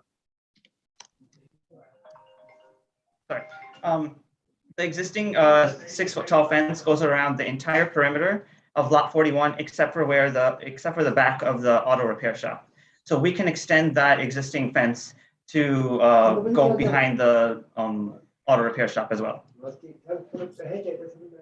Okay, so that wasn't shown on your drawing that there was an existing fence. There's no indication at all about what's going on on lot 41. So if it's an existing fence that goes all the way around with no access from lot 31, and leave it. But one of the things that I saw was that there is an open, I believe it's this one, right? There's an kind of an open area to the left of the service building. When you're standing in front of it to the left.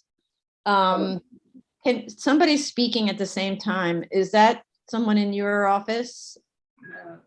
Sorry, it's quiet. Yeah, so, sorry. It's what's the problem with doing Zoom calls when you have a lot of people in the office. We know this problem. Okay, so the question is, to the left of the service building, you have the kind of the corner of lot 41. And I see that it's got a fence with a gate and it's open to lot 41. That has to be closed. And I think it should be closed with a wall because I don't want the temptation of using that as an extension of this use. Lot 41 must be closed and not used. That's one reason that I said it should be closed with a low wall and a fence so that you're not tempted, or let's say your client's not tempted to move into lot 41 again, which is completely forbidden, right? So just one question. We do want to provide an Excuse me, access- just state your name for the record. Nancy Lee Paul. Okay. Nancy we Lee do- Paul, sorry, Lee Paul. it's hard to hear. Lee Yes. Paul, is that right? Yes. Go ahead. We do want to provide an access gate from 160th Street, just so they can maintain, mow, keep weeds down, whatever. I mean, we're proposing landscaping trees, but it will be from the street. Yes. Yeah, for sure. The issue is that that it's been illegally, the use is illegally expanded horizontally directly from 31 to 41, as if there's no separation between those. It's one thing to maintain a piece of property, but it's quite another to be using it illegally for commercial use. Okay. So we can extend the existing red masonry wall to cover up the gate that's on the side, on the left side of the auto repair shop. And then the only way to access it will be by going all the way to 160th Street. Correct. Yeah. And yeah, so we'll make all the other changes that you asked for. So we'll add 2 notes to the plans, one saying that lot 41 will not be used in connection with lot 31, and a second note saying that there are no outdoor storage sheds or trailers allowed. We'll fix the masonry wall at the trash enclosure near the convenience store, and we'll replace the metal doors for the trash enclosures on both sides of the lot. Great. We'll keep the dumpsters inside the enclosure. And we'll specify on the plans that the relocated generator will be on a dampening pad. We'll install landscaping behind the convenience store. And we'll provide photos showing that the storage containers have been taken out of lot 41. Great, excellent, thank you. All right, so let's go to the public, and while we're doing that, let us know how much time you need to provide us with modified drawings and to begin actually to do the work, okay? Yeah, So we just have to provide them. Yeah, no, just a second, let Tony invite the public, so it gives them time to join in if there are public, okay? The case we're currently discussing is 13258 BZ 17-45, 17-55 Francis Lewis Boulevard, Queens. If you wish to call in about this case, it is 646-558-8656. You must enter the webinar ID number 939-8774-6147#. You will then be prompted to put in a participant ID number. To ignore that, just press pound. Then when you're entered in, press star 9 to raise your hand, star 6 to unmute. If you are already in the Zoom room, please raise your Zoom hand. Okay, so while we wait to see if any member of the public wants to join in, then let's just talk about what you need to do. So we need to see the drawings modified to show those changes and to really improve the quality of the drawing. The drawing really does need graphic clarification, and you have the originally approved drawing, so it make it as at least as detailed as that. Okay, and then between now and the next time you come, you could start doing some of those physical changes, understanding that, for instance, the planting can't be done until around April is when you start doing planting. Right, so we won't be able to start the planting immediately, but we can take out the storage sheds and provide those photos, and we can get the plans revised within a couple of weeks. Okay, so you want to just say a couple of weeks for that part, and then we'll continue with getting everything, and you'll get set up to make the installation of the wall and the planting and so on, understanding you can't do that when in the dead of winter kind of thing. Okay. Okay. The wall is the same thing as the masonry repair, the wall repair to the masonry wall, that's the extension. No, so you're there's two separate wall subjects. okay, so make sure. One is the continuation of the barrier on lot 41. Right. To be a wall, so that it's very clear that there's no connection between lot 41 and lot 31. That's why I want it to be a low wall with a fence on top all the way across that property line and turning the corner, so we're clear. That's not yours. And then the other is the masonry wall for one of the trash enclosure that's near the convenience store. That's like borderline collapsing. I don't know, it doesn't look good. So that might actually need to be rebuilt. I don't know, somewhat, the masonry guy will take a look at it and see what its condition is, okay? Okay, so I'm gonna write 2 weeks to submit on the drawings and to remove the things that are removable within 2 weeks. And then we'll come back to the longer, okay? Okay. Great, and I don't see anyone calling in from the public.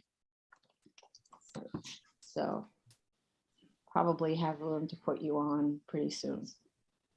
Okay, great. Thank you so much. Always appreciate your cooperation. Thank you. Thank you. The next item is item number 17, 75884 BZ, 1444 Clove Road, Staten Island. Mr. Busanelli. We have him? Yes, we do. Okay, letting in Mr. Busanelli.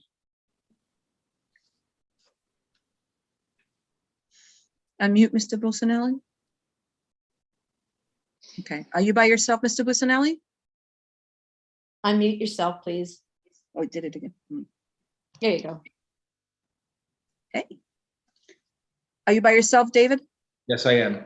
Okay, raise your right hand. Do you affirm to tell the truth, the whole truth, and nothing but the truth in this testimony before this board and to respond honestly to board member questions? Yes, I do. Please proceed. Okay, thank you. Good afternoon, Madam Chair, members of the board. I did hear your comments at the review session.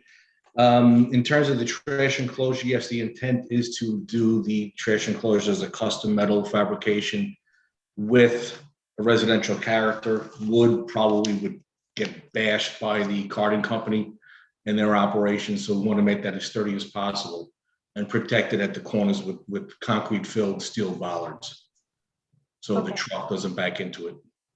Okay, so, but as long as it looks like something you might find in a residential district as opposed to what we're seeing at the, like the bowl of supermarkets or the. Right, no. Okay. No, we're gonna do it, so it's not gonna be solid. It'll either we'll find something that a company has stock, or we'll custom design it. Okay, so if we'll you get find you an something, that, even if you just find it on Pinterest and you're gonna copy it, Yeah. just include a photograph of kind of like where you're going with this. Because Yep. for instance, you might find something that's stock, but it's not available in your size, so you're gonna have to make it custom. Right. Just say it's gonna look kind of like this. That way we have an idea and we can put that into the record, okay? Okay, that sounds good. Okay, and then, Yeah, regarding the landscaping and the plants and shrubs, yeah, the plan did graphically have the note with the number of shrubs plus, you know, a smattering of them rather than drawing them all up and down, because that was original hand drawn. Yeah. That showed that. So we can certainly indicate graphically the exact number of HICUs or similar species, which will get in there at 3 foot on center as is normal. And I'll go in and I'll identify the existing plants using the app, right, which I have. We'll just get it on the plan. Okay, so it's basically, you're gonna show that the shrubs are Yeah. all along, uniformly long, with the exception of existing, right? And Yeah. back in the day, you used either tree stamps. I think you remember tree stamps. Yeah. Bang, bang, bang, bang, Yep, bang. yep. 30, That's 40 probably times. what was done, right? Yeah, or you did a blob and the blob indicated 34, Right. right? Right. So, okay, so we have that. All right, We'll so, get that done. Not a problem. We could probably talk to the owner. We're thinking April 30th, we'll have this done by. great, She'll pull the trigger on this as soon as they can get the plans. okay. So you did hear the comment that you have an inconsistency in your statement of facts versus your Yes. drawing? So Yeah, please so we'll correct get that, that. we'll get that corrected. Yep. And yeah, so, and on the compliance chart, since you're at it, just indicate superseded by a later grant when it's no longer relevant, okay? So those are minor things, but the record should be consistent. Sure. Great. So what we could do is, in anticipation of you showing us photographs sometime in maybe May, that the planting's in place and either your trash enclosure is installed or at least on order, because who knows? Right. We could close this, except that I have to go to the public first, and just be waiting for sort of proof of install. How about that? Okay. Okay. That So sounds let's- great. Okay, so let's go to the public. The case we are currently discussing is 758-84 BZ, 1444 Clove Road, Staten Island. If you wish to speak, you can dial in at 646-558-8656. You're prompted to enter the webinar ID number, which is 939-8774-6147#.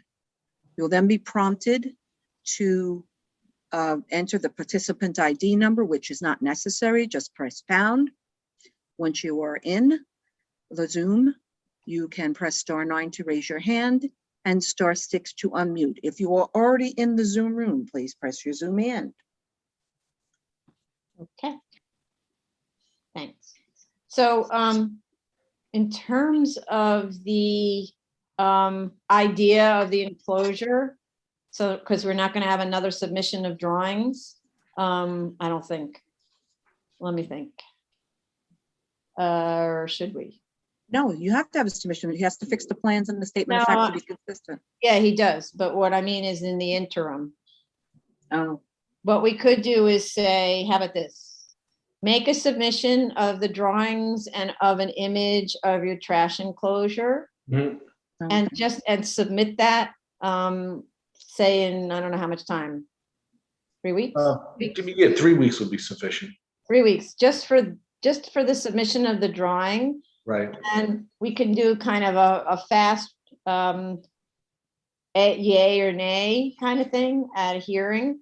But I'm going to focus on the mid-May submission appearance with photos of everything installed. So essentially we're reserving 2 times because I don't want you to have a drawing and then you end up doing the work and then that's not what we meant and then that's a drag. And, right. Okay, That's fine. so, Sure. so 3 weeks to submit the drawings, and then on your calendar, or let's more importantly on your client's calendar, to schedule with a landscaper the installation of the stuff. Okay. Right. All done. All good. Great. Great. All right. Thank you very much. Okay. Thank you motion to very much. close? Are you closing? Motion to close. Sorry. Chair wait, Perlmutter? no, wait. Sorry. We don't do that. Do we do that? Not yet. Have a motion to close, look at drawings, and defer decision. No, it's too complicated, so no Yeah, motion. never mind. Yeah, okay. All right. Okay. Okay, sorry. okay, that's great. All right, thank you. Okay, thank you. Thank you. Bye-bye. Item number 18-6-604BZ, 7118 to 7124 Third Avenue, Brooklyn.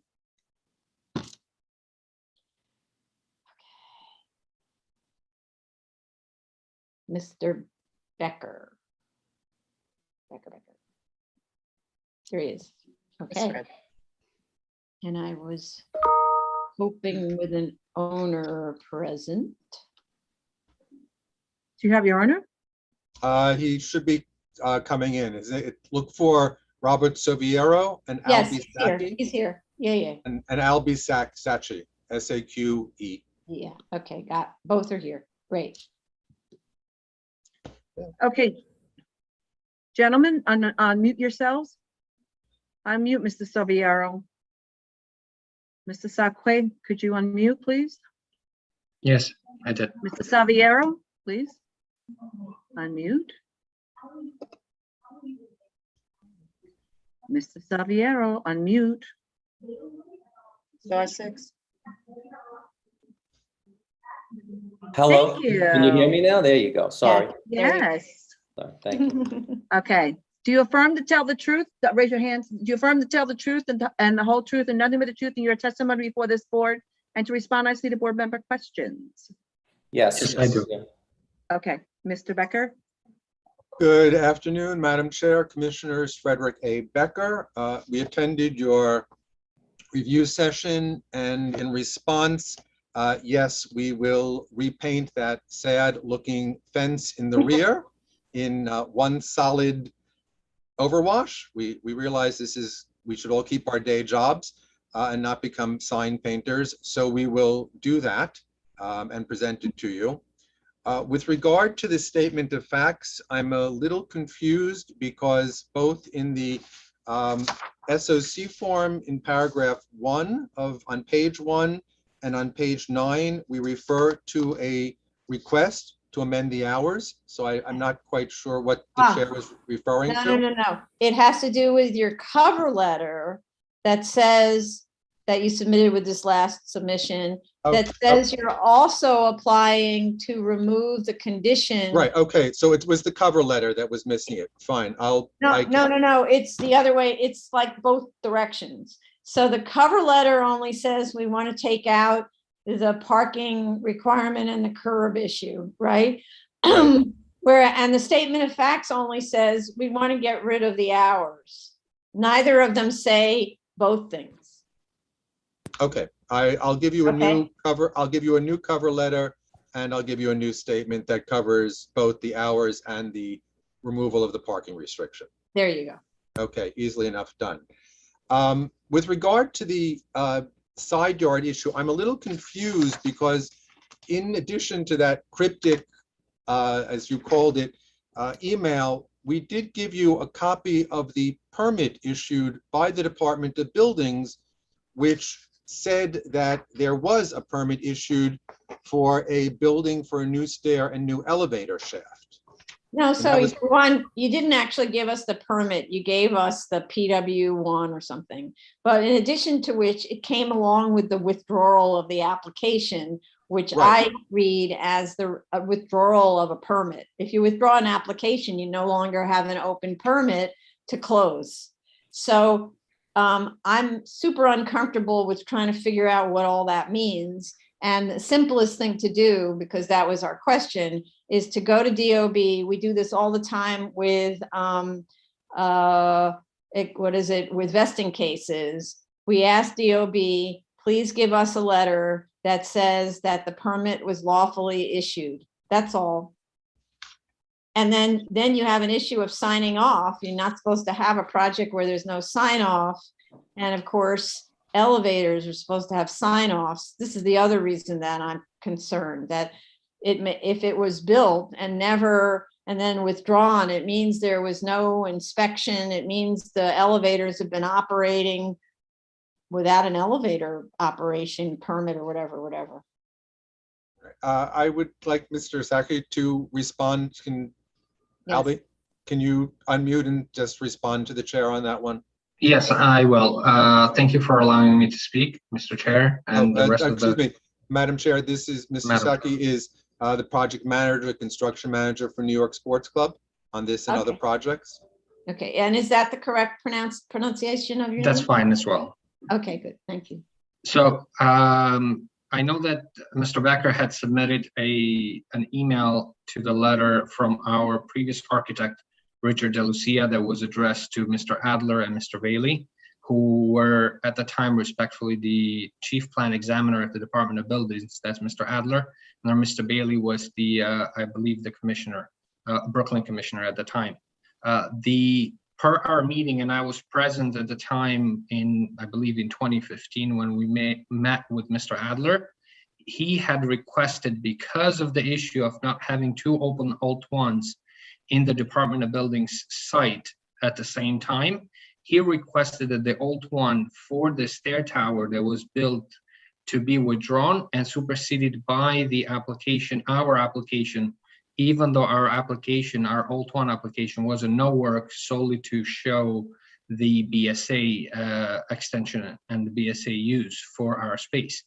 After many back and forth with Mr. Adler, he basically said that, you know, I'll allow it and I will withdraw it and say in the application, the previous application, that this has been superseded by the New York Sports Club's latest alt one application. And if you were to look at, I believe that Mr. Becker had submitted the job withdrawal for the stair tower at page 4. You will see that it says superseded by our application number. Okay, but It's so item on the comment section, which is item 24. okay, so it says superseded, but the job was never signed off. Is that correct? Correct, and we actually brought that up to the chief plan examiner, and we stated that how can a no work alt one take supersede an alt one that had work? So he recommended it, and that's part of that same document on the email. He recommended it that we reopen an alt two application to basically show the work that was done as an alt two versus an alt one. Again, this was a recommendation from Mr. Adler at the time. Okay, So, at the time, but now we are 7 years later, we have a functioning elevator, I hope. And the elevator, yes, the elevator has been functioning. It was inspected by the Department of Buildings, is inspected on yearly basis and every 5 years to comply with Cat 1 and Cat 5 regulations. so, but still the work, all of it was never signed off. Correct. The tower built part of it was not signed off because of, you know, since 2015, we've been trying to, I believe, Fred, correct me if I'm wrong, 2016 is when we submitted for a BSA renewal. Somewhere around there. Correct. And an unfortunate event is that Mr. DeLucia, who was our architect of record, has actually passed away. But you have a new architect, right? Correct. We do, yes. Edward Zavalos is the new architect. He's hired, he has completed the plans, and he's signed off on them. And I believe those are the plans that Mr. Becker has submitted to the BSA for the review. So wait a second. The actual submit date of this application was November 2017, not 2015, just to clarify. Yeah. Okay. There was a dismissal warning because there was no prosecution of the case for close to 3 years. So we sent out a dismissal warning in September of 2020, okay? So I don't know what's going on here, but what I'm seeing is not signed off. I'm concerned. And so I kind of reiterate, I need some assurance from DOB that the that structure, I don't understand how you get elevator inspections if the structure itself wasn't signed off. I don't understand, because you have electrical associated with it and all that stuff. It's like, huh? So I will tell you the elevator itself, the device, it was signed off in one of the most in 90, it's signed off with the Department of Buildings since 1999, I'm sorry. Approval was 7/06/1999. And I have I'm on their website, and I could potentially share the screen or. No, I don't want to do this because I'm not a DOB filing expert. If I were an expediter, Correct. This might be different. None of the people on our board, as far as I know, are filing experts. And this is so messy. So please do as I ask. Go to DOB. If you're so sure that everything is properly handled in all of this, then DOB should have no problem giving you either an additional information form or a letter or something that says permit was legally issued for the, or validly issued for this construction. And then whatever needs to be done, because I even don't understand what remains to be done. Like why haven't you signed off this job? So our current alt one that's was submitted to take over the additional, the previous alt one has not been approved by the plan examiner. The amendment to show the architectural information was not approved, and hence we couldn't sign it off. So we're actually Sorry. Why wasn't it approved? I don't get that. The amendment to the original application. The amendment to the original application for our alt one, which is I thought you withdrew that alt one. Our alt one, sorry, for the BSA alt one, for the PCE. It hadn't been signed off because the PCE. Yes, our application ending with 9484 has an open public PAA, post-approval amendment, that needs to be closed out. That was with the plan examination, and that has to be signed off, removed, approved, and then we can complete the inspections that are required. And what's the open objection? It was to add the new architect and also to go over all of the items that we discussed, that letter that's included by our architect. So why haven't those been gone through?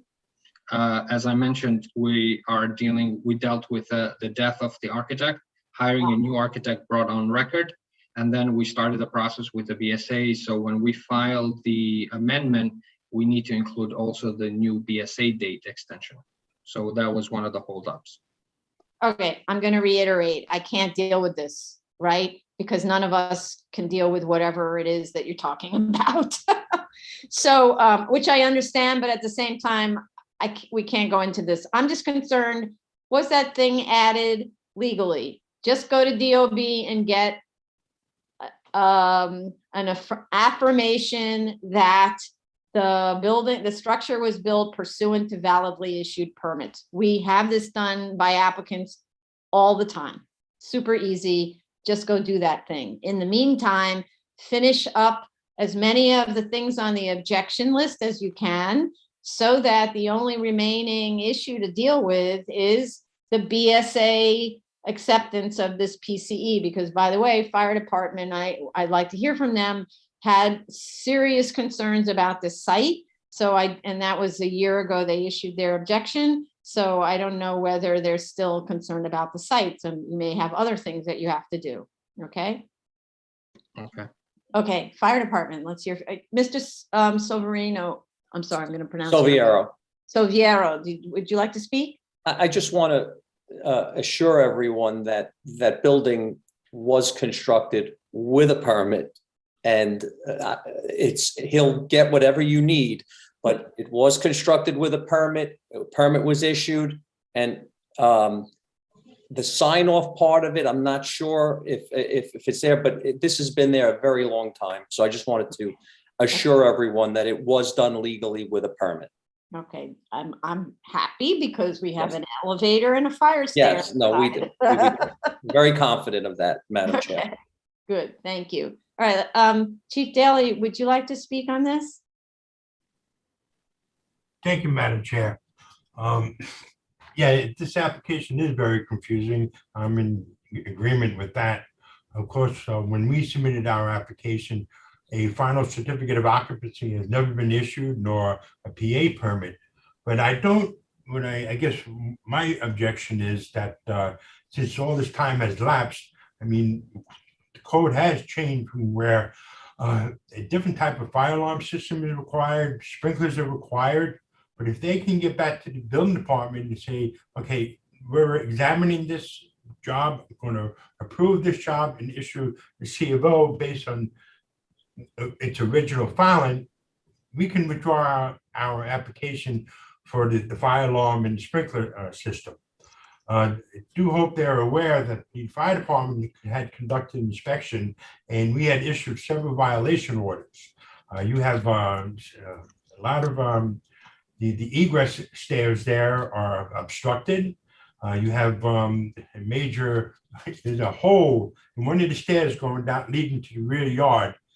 There's a hole in the stairwell wall, and you can look directly into the drugstore, CVS. So that's, a fire stopping issue. So when you do have your inspection, I mean, an inspector is going to point that out to you. Your fire stopping is, needs to be repaired. So those are three issues that we have. But again, if the building department accepts that fire alarm and sprinkler is not required, we can withdraw our objection to this application. Thank you. Thank you. Okay. So if I may say, we have corrected, I know the blockage has been corrected. We were hoping that Chief Daly was going to go back. We had spoken about it several times. It seems not to have occurred. I'll check about the opening in the wall. My understanding was the building is not sprinklered. It may have been at one point, is not. That the fire alarm alone, which we have agreed, the drugstore and the McDonald's are fire alarmed. We have agreed to fire alarm our entire premises, including that unused office space. And we were under the impression that the fire alarm alone would be adequate and would not require the need for sprinklers. Go ahead, Chief Daly, you want to clarify? And Mr. Becker, I do apologize that we did have several conversations, but due to some issues we had here and out in the field, I got pulled out of the office and I was unable to visit the site, but I do have to go there.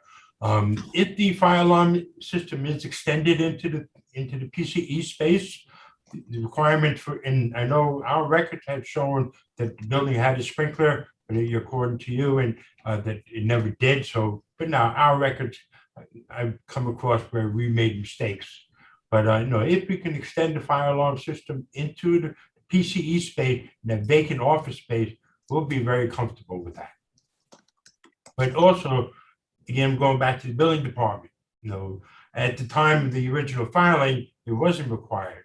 But since we never got a final C of O on the building, or for the PCE, they may require the fire alarm system or even a sprinkler. So again, I'll wait on the DOB's call on those two items. Okay, thank you. That's one reason why you should always get a job signed off when you're done with the job and not wait till never. Okay, all right. So, Mrs. Salviero, you have your hand up again. I do. I have one question for the fire chief. We seem to have a little bit of a disconnect there when hypothetically someone goes into the building to do an inspection. And let's just say, for argument's sake, they found the door area that was blocked. Okay, so it seems like what they do, and I'm just trying to figure out the best way to fix this problem. They may write out a violation. We, as the landlord, don't receive it. What happens is they'll walk into, let's just say, Rite Aid or McDonald's, hand it to someone behind the counter, or sometimes tape it to the door. It blows away in the wind. We don't actually get that violation notice till after no one has appeared. So, and therein creates a little bit of the havoc that now we're already late for correcting the violation or letting anyone know about it. So my question is there any way I could, on the premises, put some kind of a locked mailbox specifically for you guys? Are you comfortable with that? Where if you do go into the building and do an inspection when no one's there or we don't know about it, you could at least put it in a certain spot so we are not remiss on responding to these things, which that's not our intention. If there's a problem, we want to address it immediately. So is there any way in other buildings you've dealt with this? No, unfortunately, it's a city procedure. We're doing the process serve, we're posting on the violation. And when the landlord are not on the premises, we would post it. But in this case, regarding the egress stair, it's in the New York Sports Club space. Right. We had served the violation order to the manager at the time of the violation. What I can do is I can make copies of the violation, forward it to Mr. Becker, who can then forward it to you. That would be awesome. So, but I don't believe we issued any summonses. It's just violation order. Right. So I'll find out and send it to Mr. Becker to forward to you. Awesome. And Thank you. the board's project manager as well. Right, thank you. And by the way, Mr. Soviero, I think that's a great idea. You should like speak to your council member or something. The idea of, because if you think about how many retail tenants receive these things and it's addressed either to the wrong person and so they throw it out. They throw it out, or they're just not even familiar with it, or they have a temporary person working there and then it never even gets to their corporate office or headquarters. By the time we as the landlord get it in the mail, it's weeks and weeks later, and we've already defaulted on the time we were supposed to address it. Wouldn't a sign, I don't know, wouldn't a sign in each, because I know there's 3 levels. There's the PCE, there's the McDonald's and the Rite Aid. Wouldn't a sign in each one work as well too? To say any notices go to the owner? Yeah, I know that would be great, but again, hypothetically, the guy who's working behind the counter of McDonald's that night, not doing it. he's not doing it. I was kind of hoping maybe just to put a locked box specifically for maybe the fire department or the building department where they could just put it in there. We go there once a week, take a look, make sure we have everything. But I think it's really an excellent concept because, by the way, the post office has that to get into buildings that don't have concierge or whatever, right? They have a key. They go right into the mailboxes. Exactly. It already exists as a concept. And also, even real estate agents who are showing units, they have these funny little key boxes that hang off. Too. Yeah. It's the same idea. It's super easy to implement. Really interesting concept. Maybe I'll implement it and I'll just try to get the tenants to have their people put it in there. Oh, that's another way of doing it, but I like it as a public policy approach. We're being asked, actually, to this point, we're being asked as agencies to come up with ways to save businesses from unnecessary violations. That would be one, right? Yeah, it's a great idea. Super cheap to implement, and then you don't end up getting hit with default penalties. Yeah. As a result. You know, Councilman Brennan is your council member in Bay Ridge over there. Maybe you can, talk to him. What's his name? Branner? Justin Brannan, Brannan. Okay. Yeah, they like that. They introduce legislation. That's what they do for a living. You could actually. Yeah, well, I'd like to get in touch with them and maybe have a meeting with him. Robert, I'll put you in contact. He's a good friend of mine. Okay. Is he? Yes. So I had just one more thing to say to Chief Inspector Daly, just to let him know that all of the issues that were raised during the walkthrough or the inspection, Robert and I, as the landlord and tenant, we went through and we walked through all of those items, and they have been addressed. That opening gap was closed. We had opened it because of repairs that were needed to be made. So that has been closed. Egresses have been cleared. And I believe we have forwarded photos to Mr. Becker. I don't know if Fred, if you had a chance to forward those to Mr. Daly or not, but we have had all of those items resolved. Yeah, we went through and took care of all of the items on that violation list. Yeah, just wanted to let you guys know we're actually working diligently on getting this building and these issues resolved so that we can move forward. Okay, great. I'll get with my unit that were out there and just confirm everything. And if they're all dismissed, then I don't have to do anything. Thank you. There you go. Yeah. Perfect. Okay. Excellent. Thank you. It's really helpful ownership, attending. Anytime, really my pleasure. My Nothing pleasure. like getting questions answered, chop, chop. Okay, so how much time to get that letter of assurance from DOB so we don't feel nervous about the addition anymore and take care of these open issues with fire department? You know, the public too. Yeah, we'll go to the public, but think about that and we'll go to the public while you think about it, okay? Just Albie, that's yours department. I Yeah. mean, my concern and. Just one second. Sure. We're gonna go to the public, and while you Okay. think about the answer, we're gonna ask them if anybody wants to participate in this from the public, okay? Go ahead. Tony. So the case we are currently discussing is 6-04BZ 7118 to 7124, 3rd Avenue, Brooklyn. If you wish to call in, it is 646-558-8656. You'll be prompted to enter the webinar ID number, which is 939-8774-6147. You will then be prompted to enter the participant ID number, which you do not have to do. Just press pound. Once you are in our Zoom, press *9 to raise your hand and *6 to unmute. If you are already in the Zoom room, please raise your Zoom hand. Okay. All right, so now that we've invited the public to participate, Mr. Sake, you were in the middle of a sentence. Yes, so I was actually considering, being that the job might require reinstatement due to the lapse of time, as well as bringing the new architect to submit, if it's possible. I was anticipating at least 3 months, being with all the new changes that the Department of Buildings is going through with DOB now.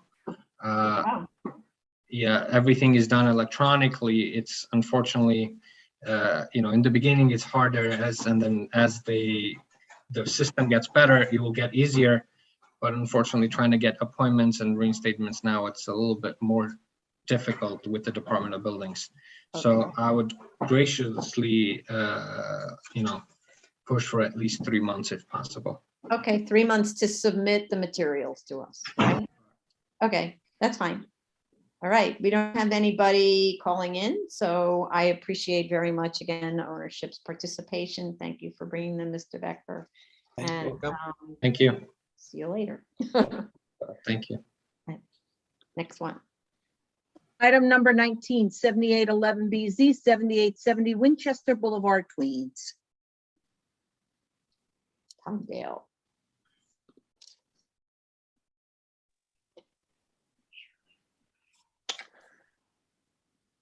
Good afternoon, Todd Dale for the applicant. Oh, where's my video? Hang on. Are you alone? I am alone. I'm on a different computer. I'm trying to figure out how to start the video. Okay. The sound is very good on this computer, better than usual. This is my home computer, so. Figures, right? Was it a panelist or something? Yeah. There he is. There we Oh, go. nice I'm backdrop. a panelist now. You Ooh, like nice that? backdrop. I like that. This is the remote office. So. Yeah. Raise your right hand. Do you affirm to tell the truth, the whole truth, and nothing but the truth in your testimony before this board, and to respond honestly to board member questions? Good afternoon. I do so affirm. We did listen to the review session, and would just say I reached out. Our office wasn't involved with the initial application, so I can't speak to like details of that application, but I spoke to the property owner, and they confirmed that they do not anticipate any issues within a 4-year time frame obtaining any other associated agency approvals. But do you know if there are any other approvals? My understanding, so the E designation is a requirement of the variance, and I know that that won't take the time. That's something that an environmental consultant can handle. With respect to the city planning, I was taking a look through the available records I have. To be honest with you, I don't believe there are any city planning approvals required. This is not a district that normally requires, like in Staten Island, like a subdivision or a lot of the natural area districts. I don't know.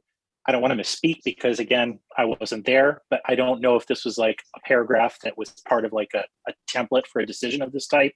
But I didn't see any discussion of any required city planning approvals in my review of this. I don't see any city planning approvals that would be required for this site, you know, like a topography or subdivision or a lot of the typical ones. You know. And this is that- not like a large scale community facility or anything like that. No, yeah, it's not like a large scale development that would require a city planning authorization, but This was, upon Todd, information this belief, was, Wait, I'm wait, sorry, let Todd, him this finish. was, Don't- this, oh, sorry, go ahead. Let him Go ahead. finish his Sorry, sorry. Go ahead. I'm Go ahead, quiet. Todd, sorry. No, please continue. No, but this is the whole hospital, right, or something? Yes. That was This is the- separated, we had separated into Creedmoor. different building groups? This Yes, is the but- Creedmoor site. It was a Creedmoor. state site, and there was a transfer of development rights from the state to the current property owners that permitted the senior housing that's proposed. Right. So, But but it's that, not a city plan. Sorry. sorry, I'm sorry. Go ahead. Now we gotta. As I said, I don't believe there's any city planning actions that would be required, you know, in a vacuum. And if there's no conditions with respect to the state other than there was a certain type of uses that were required, and the use of the variance was for the housing that was proposed, and no amendment or changes are proposed with respect to this. We're just seeking an extension of time. So we're very comfortable proceeding with the conditions of the current variance and proceeding again with those conditions. As noted, the city planning conditions, which I think are the GCLs, again, I personally don't know of any city planning approvals that are required, but I also— Were they in to a be special honest, district at that time? No, it was just the C8 district or something like that. So again, it could be a situation where perhaps when the resolution was drafted, this was standard language at the time they were issued, and Maybe. that clause was inserted. That's a possibility.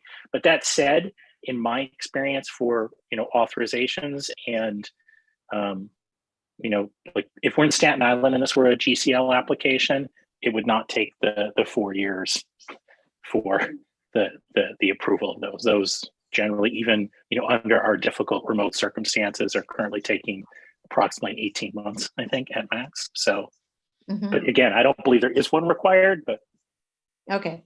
we're No, willing to you're right, because most of the time when we do these GCLs, there is a city planning element, so maybe that was thrown in there because as a just in case. The reason I was asking about DASNY is I don't know what kind of contractual arrangement there might have been, or the Attorney General, whether there's a further sign off that would slow this really down. But in any event, we can only give you 4 years. So if you have to come back, you have to come back. So Vice noted. Rhonda has her hand up. Go. Sorry. Yeah, I mean, interestingly enough, it's only tied to GCL and not to the other resolution. So I don't know if it had to do with the mapping of the E designation. I don't know if that's why it was referred in the GCL.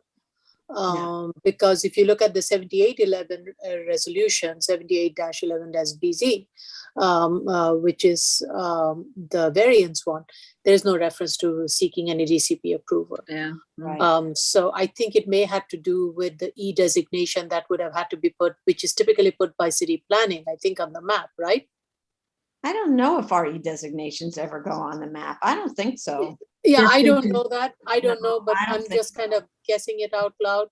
And Yeah. I was thinking, I don't even know if that special permit was still in place. I remember there was a special permit which required if you were going to provide some additional sleeping accommodation or whatever, You skipped right, yeah, weird. that you had to get in certain commuter districts, you had to get an approval. But this is not a sleeping accommodation. This is not a hospital sleeping accommodation of sorts. So Yeah. I'm not sure that would have triggered it either. So I'm just thinking out loud. So I was a little confused as to why it was there with the GCL, but not with the variance resolution. Okay. Again, Maybe just, yeah. My best guess, again, we didn't prosecute the original application. My best guess is that because, Chair, as you noted, the majority of the GCL applications tend to be in Staten Island. There's often these authorizations that are required, and it very well could have been a standard language that was included in the application. That said, we'd agree to maintaining it we'll inform the property owner, to double check this with the development team. And as you noted, 4 years is the maximum that allowed, but I wouldn't anticipate any surprise authorization that's required would take longer than 4 years and should be able to run concurrently with any Department of Buildings and associated approvals. Okay. All right. Jella, you have your hand up. Hi, I did want to say We cannot Yeah, hear yeah, Jella. anything you say. okay, hi, can you hear Yes. me better now? Yes.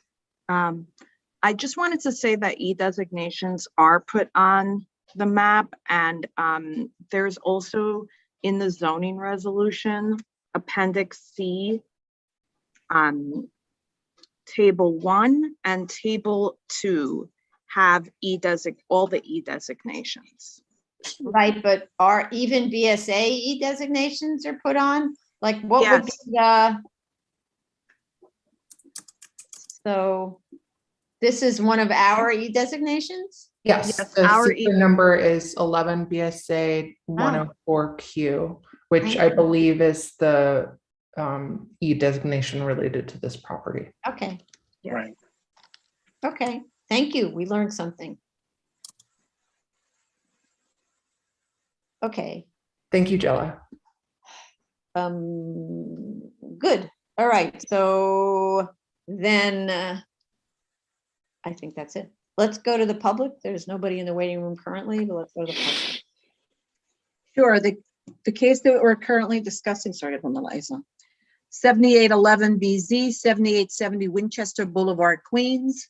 The dial number is 646-558-8656. The webinar ID number is 939-8774-6147. Press pound. You will also be prompted to enter the participant's ID number, which you just press pound. Once you are in our Zoom, you can press *9 to raise your hand and *6 to unmute.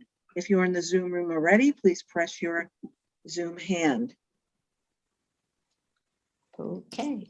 So I'm trying to kill time because we're going to close. So, so listen to me type. Okay, so therefore, I don't think we have any submissions due. And when I say for the record, why we're killing time is because there's something like a 1-minute delay for the public to know what we just said and then dial in. So that's why we always try to spend a little time talking. And now I just did. So I would like to make a motion to close and thank Mr. Dale for his useful testimony. Thank you. Chair Perlmutter? Aye. Vice Chair Chanda? Aye. Commissioner Otley Brown? Aye. Commissioner Sheta? Aye. Commissioner Shabeta? Aye. This application is closed. So there's no submission on this, by the way. Right. Okay. Thank you. Thank you. So, okay, so Madam Chair, the decision case Yeah. earlier, 2017-243 BZ, 2916 Francis Lewis Boulevard, Queens, received an email. They want to move to another date. Did you Okay, see so that? we'll defer that. Okay, so you just announced, I didn't see it, but if they want to defer. Oh, came from Jolene. Okay. No, that's okay. I just don't read emails while I'm doing this. Oh, I'm sorry. So, yes. so if they want a deferral, that's fine. So you announced the case, you want to give, and you announced also the address, right? Right, Jolene? That's right. 2916 Francis Lewis Boulevard, 2017-243 BZ. So they're asking if they come back next hearing, February 28th, if it's possible with corrected consolidated plans. Okay, so we'll do it the best that we can. I'll make a note that it's deferred until the next available date. Okay. Okay. All righty. So this concludes the public hearing for February 7th, 2022. Thank you, everyone. This was a marathon. Thanks. I appreciate your continued. Boy, so educational though. Yeah, it was. We learned so much. Wow, fascinating. Okay. All right. Bye, Thank you. everyone.